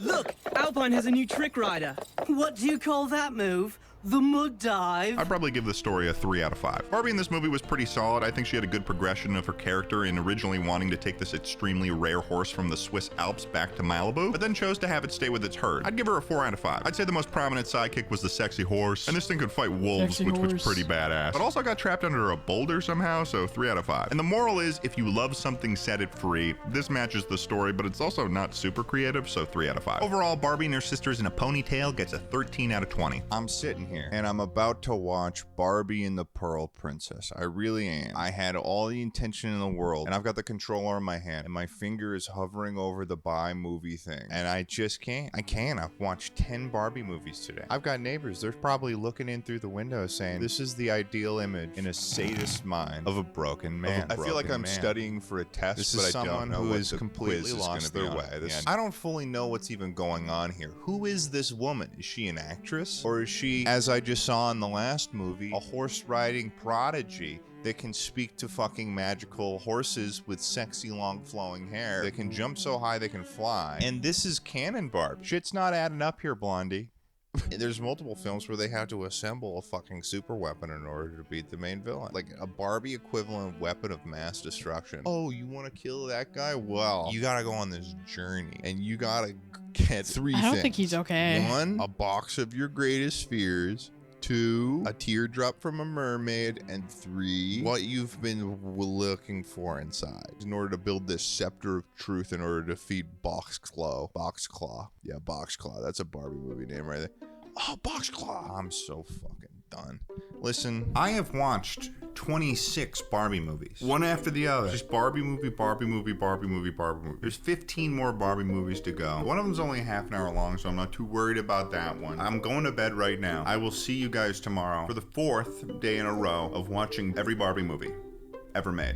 All right, we've got a lot to go over, so buckle up, kiddos. These up here are the movies that Barbie acts in. And these are the movies where I got a ridiculous amount of lore because Barbie plays herself in them. And things are getting weirder, let me tell ya. So let's set this up. Give me a second. In Fashion Fairy Tale, we get a whole lot of information. Firstly, Barbie has an aunt that lives in Paris, France, named Aunt Millicent, and she is proficient in fashion design. On top of that, we get a direct verbal reference from Barbie to one of her earlier films where she talks about working on the 3 Musketeers. And we know this, Barbie is an actress, that's well established.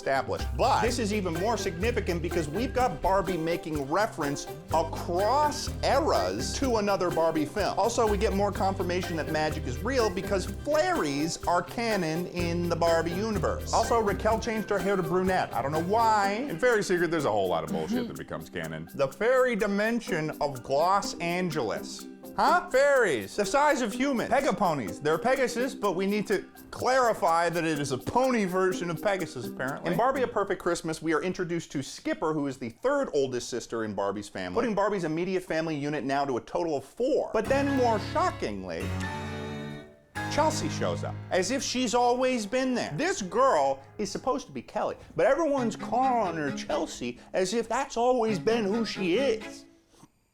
Am I smoking weed? What's going on there, Barbie, huh?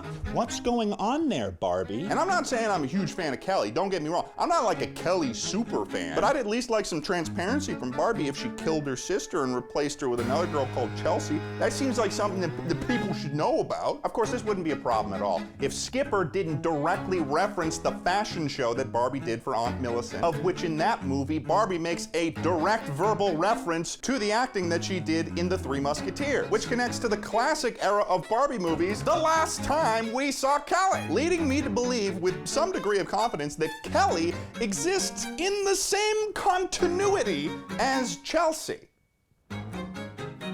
Do you understand why that's a problem? Finally, in Barbie and Her Sisters in a Ponytail, we get another canon relative, Aunt Marlene, and she owns a horseback riding academy in the Swiss Alps. And it's mentioned in this movie that Barbie is one of the most accomplished horseback riders on the West Coast, so she's got that going for her too. And finally, it is the first movie to actually mention Barbie and her sister's last name, Roberts. And let me just say, I'm on to you, Barbie Roberts. Until tomorrow. Barbara. Welcome to day Barbara 4. Last night when I Roberts. was sleeping, I had a dream. The full details of the dream, obviously I can't remember, but one thing I do know is that I had 3 animal friends and they could speak English. Today we are starting with the 27th Barbie movie. There's 4 more in the modern plot era. And then we'll be entering the era where Mattel ended the home video releases and then eventually just started releasing their Barbie movies on Netflix. I can't take this off. I've tried. I went to bed without a shirt on and I woke up with this on. So let's just jump right into day 4. Here we go. Next up is Barbie the Pearl Princess.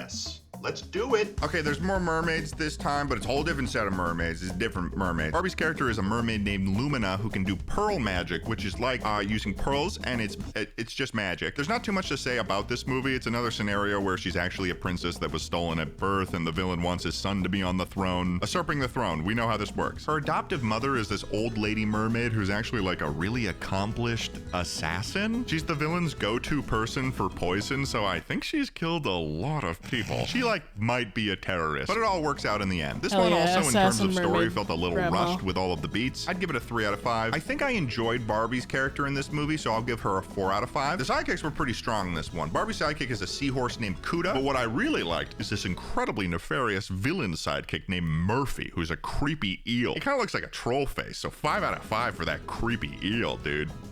What is up with that guy? The moral is always leave things better than you found them. I don't totally know what this is referencing in the story, so 2 out of 5. Overall, this movie gets a 14 out of 20. Barbie got some secret entrances this time because it's Barbie and the Secret Door. Barbie's character is a princess again named Alexa. She doesn't like being a princess. She sings a whole song about how she wishes that she also had magic, which is like, come on, dude. Do you want guns for eyes too? You're a princess. Just buy what you want. Also, they live in this castle, but there's also like Manhattan behind it. So I think this is another world where monarchy rules modern societies. Anyway, she finds a secret door, goes to like Dr. Seuss's dimension, where there's this evil little girl who's trying to take everyone's magic, so she's hunting down fairies and mermaids. And she's got these guys that like to sniff. Yes, they are called sniffers. She finds her courage, she wins, something about the power of friendship, I guess. But the world and universe was slightly unique and there was good character design, so 4 out of 5. Can't say I'm the biggest fan of Barbie's character in this because of the fact that she's a princess singing a whole song bummed about the fact that she doesn't have magic, so 2 out of 5. Not too much of a clear sidekick in this one either. Maybe those sniffer guys, I'd maybe give them a 2 out of 5. And the moral is, you never know what you can do unless you try. I personally actually like this moral and I believe in the sentiment behind it, so 4 out of 5. Overall, Secret Door gets a 12 out of 20.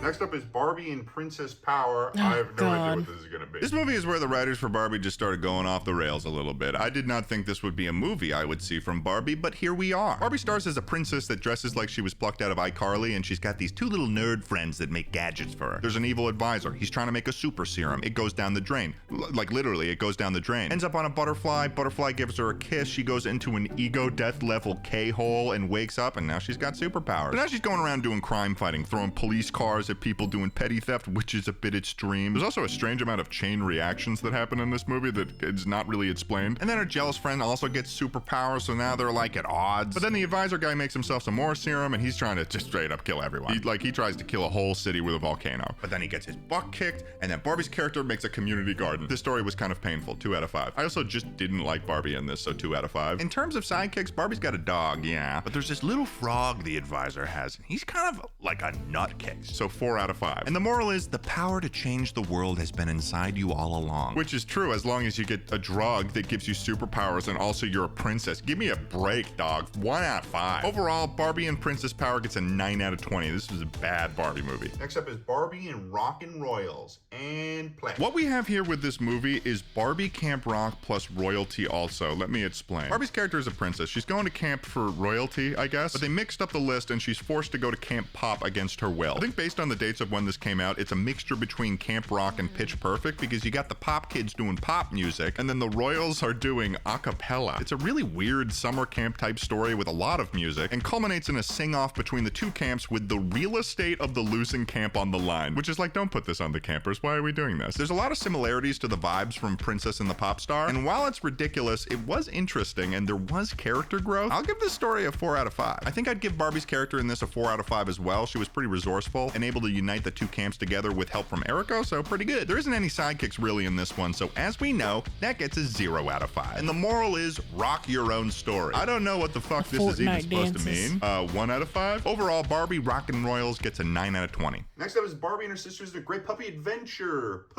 Play. This movie is a huge lore drop for Barbie lore, but at its core, it's basically a watered-down Scooby-Doo story. Barbie and her 3 sisters travel to her hometown of Willows, Wisconsin to stay with their grandmother during the summer. The grandmother's dog just had 4 puppies, so all the girls get their own dog. And they find an old treasure map in the attic that leads them on a hunt for treasure that was buried by the town's founders. They're running all over town, doing riddles and puzzles with the puppies, and are also being pursued by this pair of evil carnival guys that also want the treasure. And they end up finding the treasure, and they donate most of it to the city to help it prosper. It honestly was a little boring of a movie. I'd give this story maybe a 3 out of 5. This new era of Barbie is starting to piss me off a little bit, mostly because when they found the treasure, they got a finder's fee, which by my estimation could be at least 40 pounds of gold, which is worth over $1 million, and they buried it to give the town hope, but they just found like $500 million worth of treasure and gave it to the, why do they need to make more hope? 1 out of 5 for Barbie. The sidekicks are the puppies named Honey, Rookie, DJ, and Taffy. I'd probably give them a 3 out of 5, and this movie had no moral at the end, like no little quote to go off of, but in the official description it says that the girls discover that the greatest treasure of all is the love and laughter they share as sisters, which is nice and all, but don't bury your finder's fee, put it in a trust for your sisters, Barbie. 1 out of 5. Overall, this movie gets an 8 out of 20. I'm interested in this. Barbie and Spy Squad is next. All right, here we go. Things are getting worse with Barbie Spy Squad, let me tell you. Okay, so Barbie and her friends are doing gymnastics. They're trying to qualify for the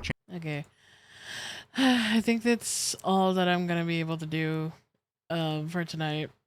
I've worked on 2 skunkles. I think I am good for right now in terms of work. So yeah, I'm gonna go find someone to raid. Let me turn the music back on. There we go. Yeah, let me find somebody to raid. Is anybody still online, actually? It's like 3 a.m. Almost 3 a.m. Yeah, a few people are still online. Celine is still online. How long is she gonna go on for?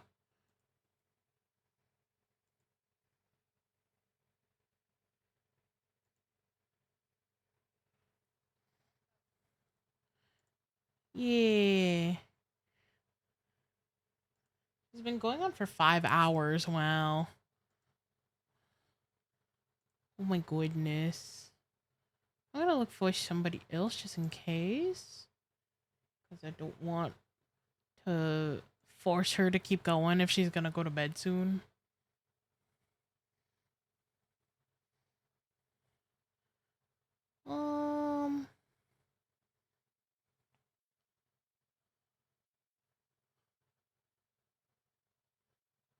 No, you know what? Why not? Let's go raid. Let's go raid the Celine.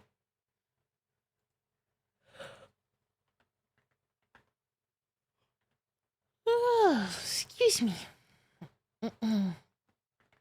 Alright, there's the red message if you're not subbed, and there's the red message if you are subbed. Thank you so much for joining me once again. I'll look forward to streaming again. I do not know if I'm going to be streaming tomorrow or if I'm going to be streaming the next day, but I will let you guys know on my socials, i.e. my Discord and my Twitter. If you're not on my Discord server, please join, because it would be really nice if you would join us. We have a lot of fun in there. And I'm planning to do some viewing parties at some point. Hopefully that'll be soon. And I might, I might do Sonic games or something soon. So that's going to be interesting. But yeah, I hope you guys have a good night. Take care of yourselves. And I will see you guys later. Bye-bye.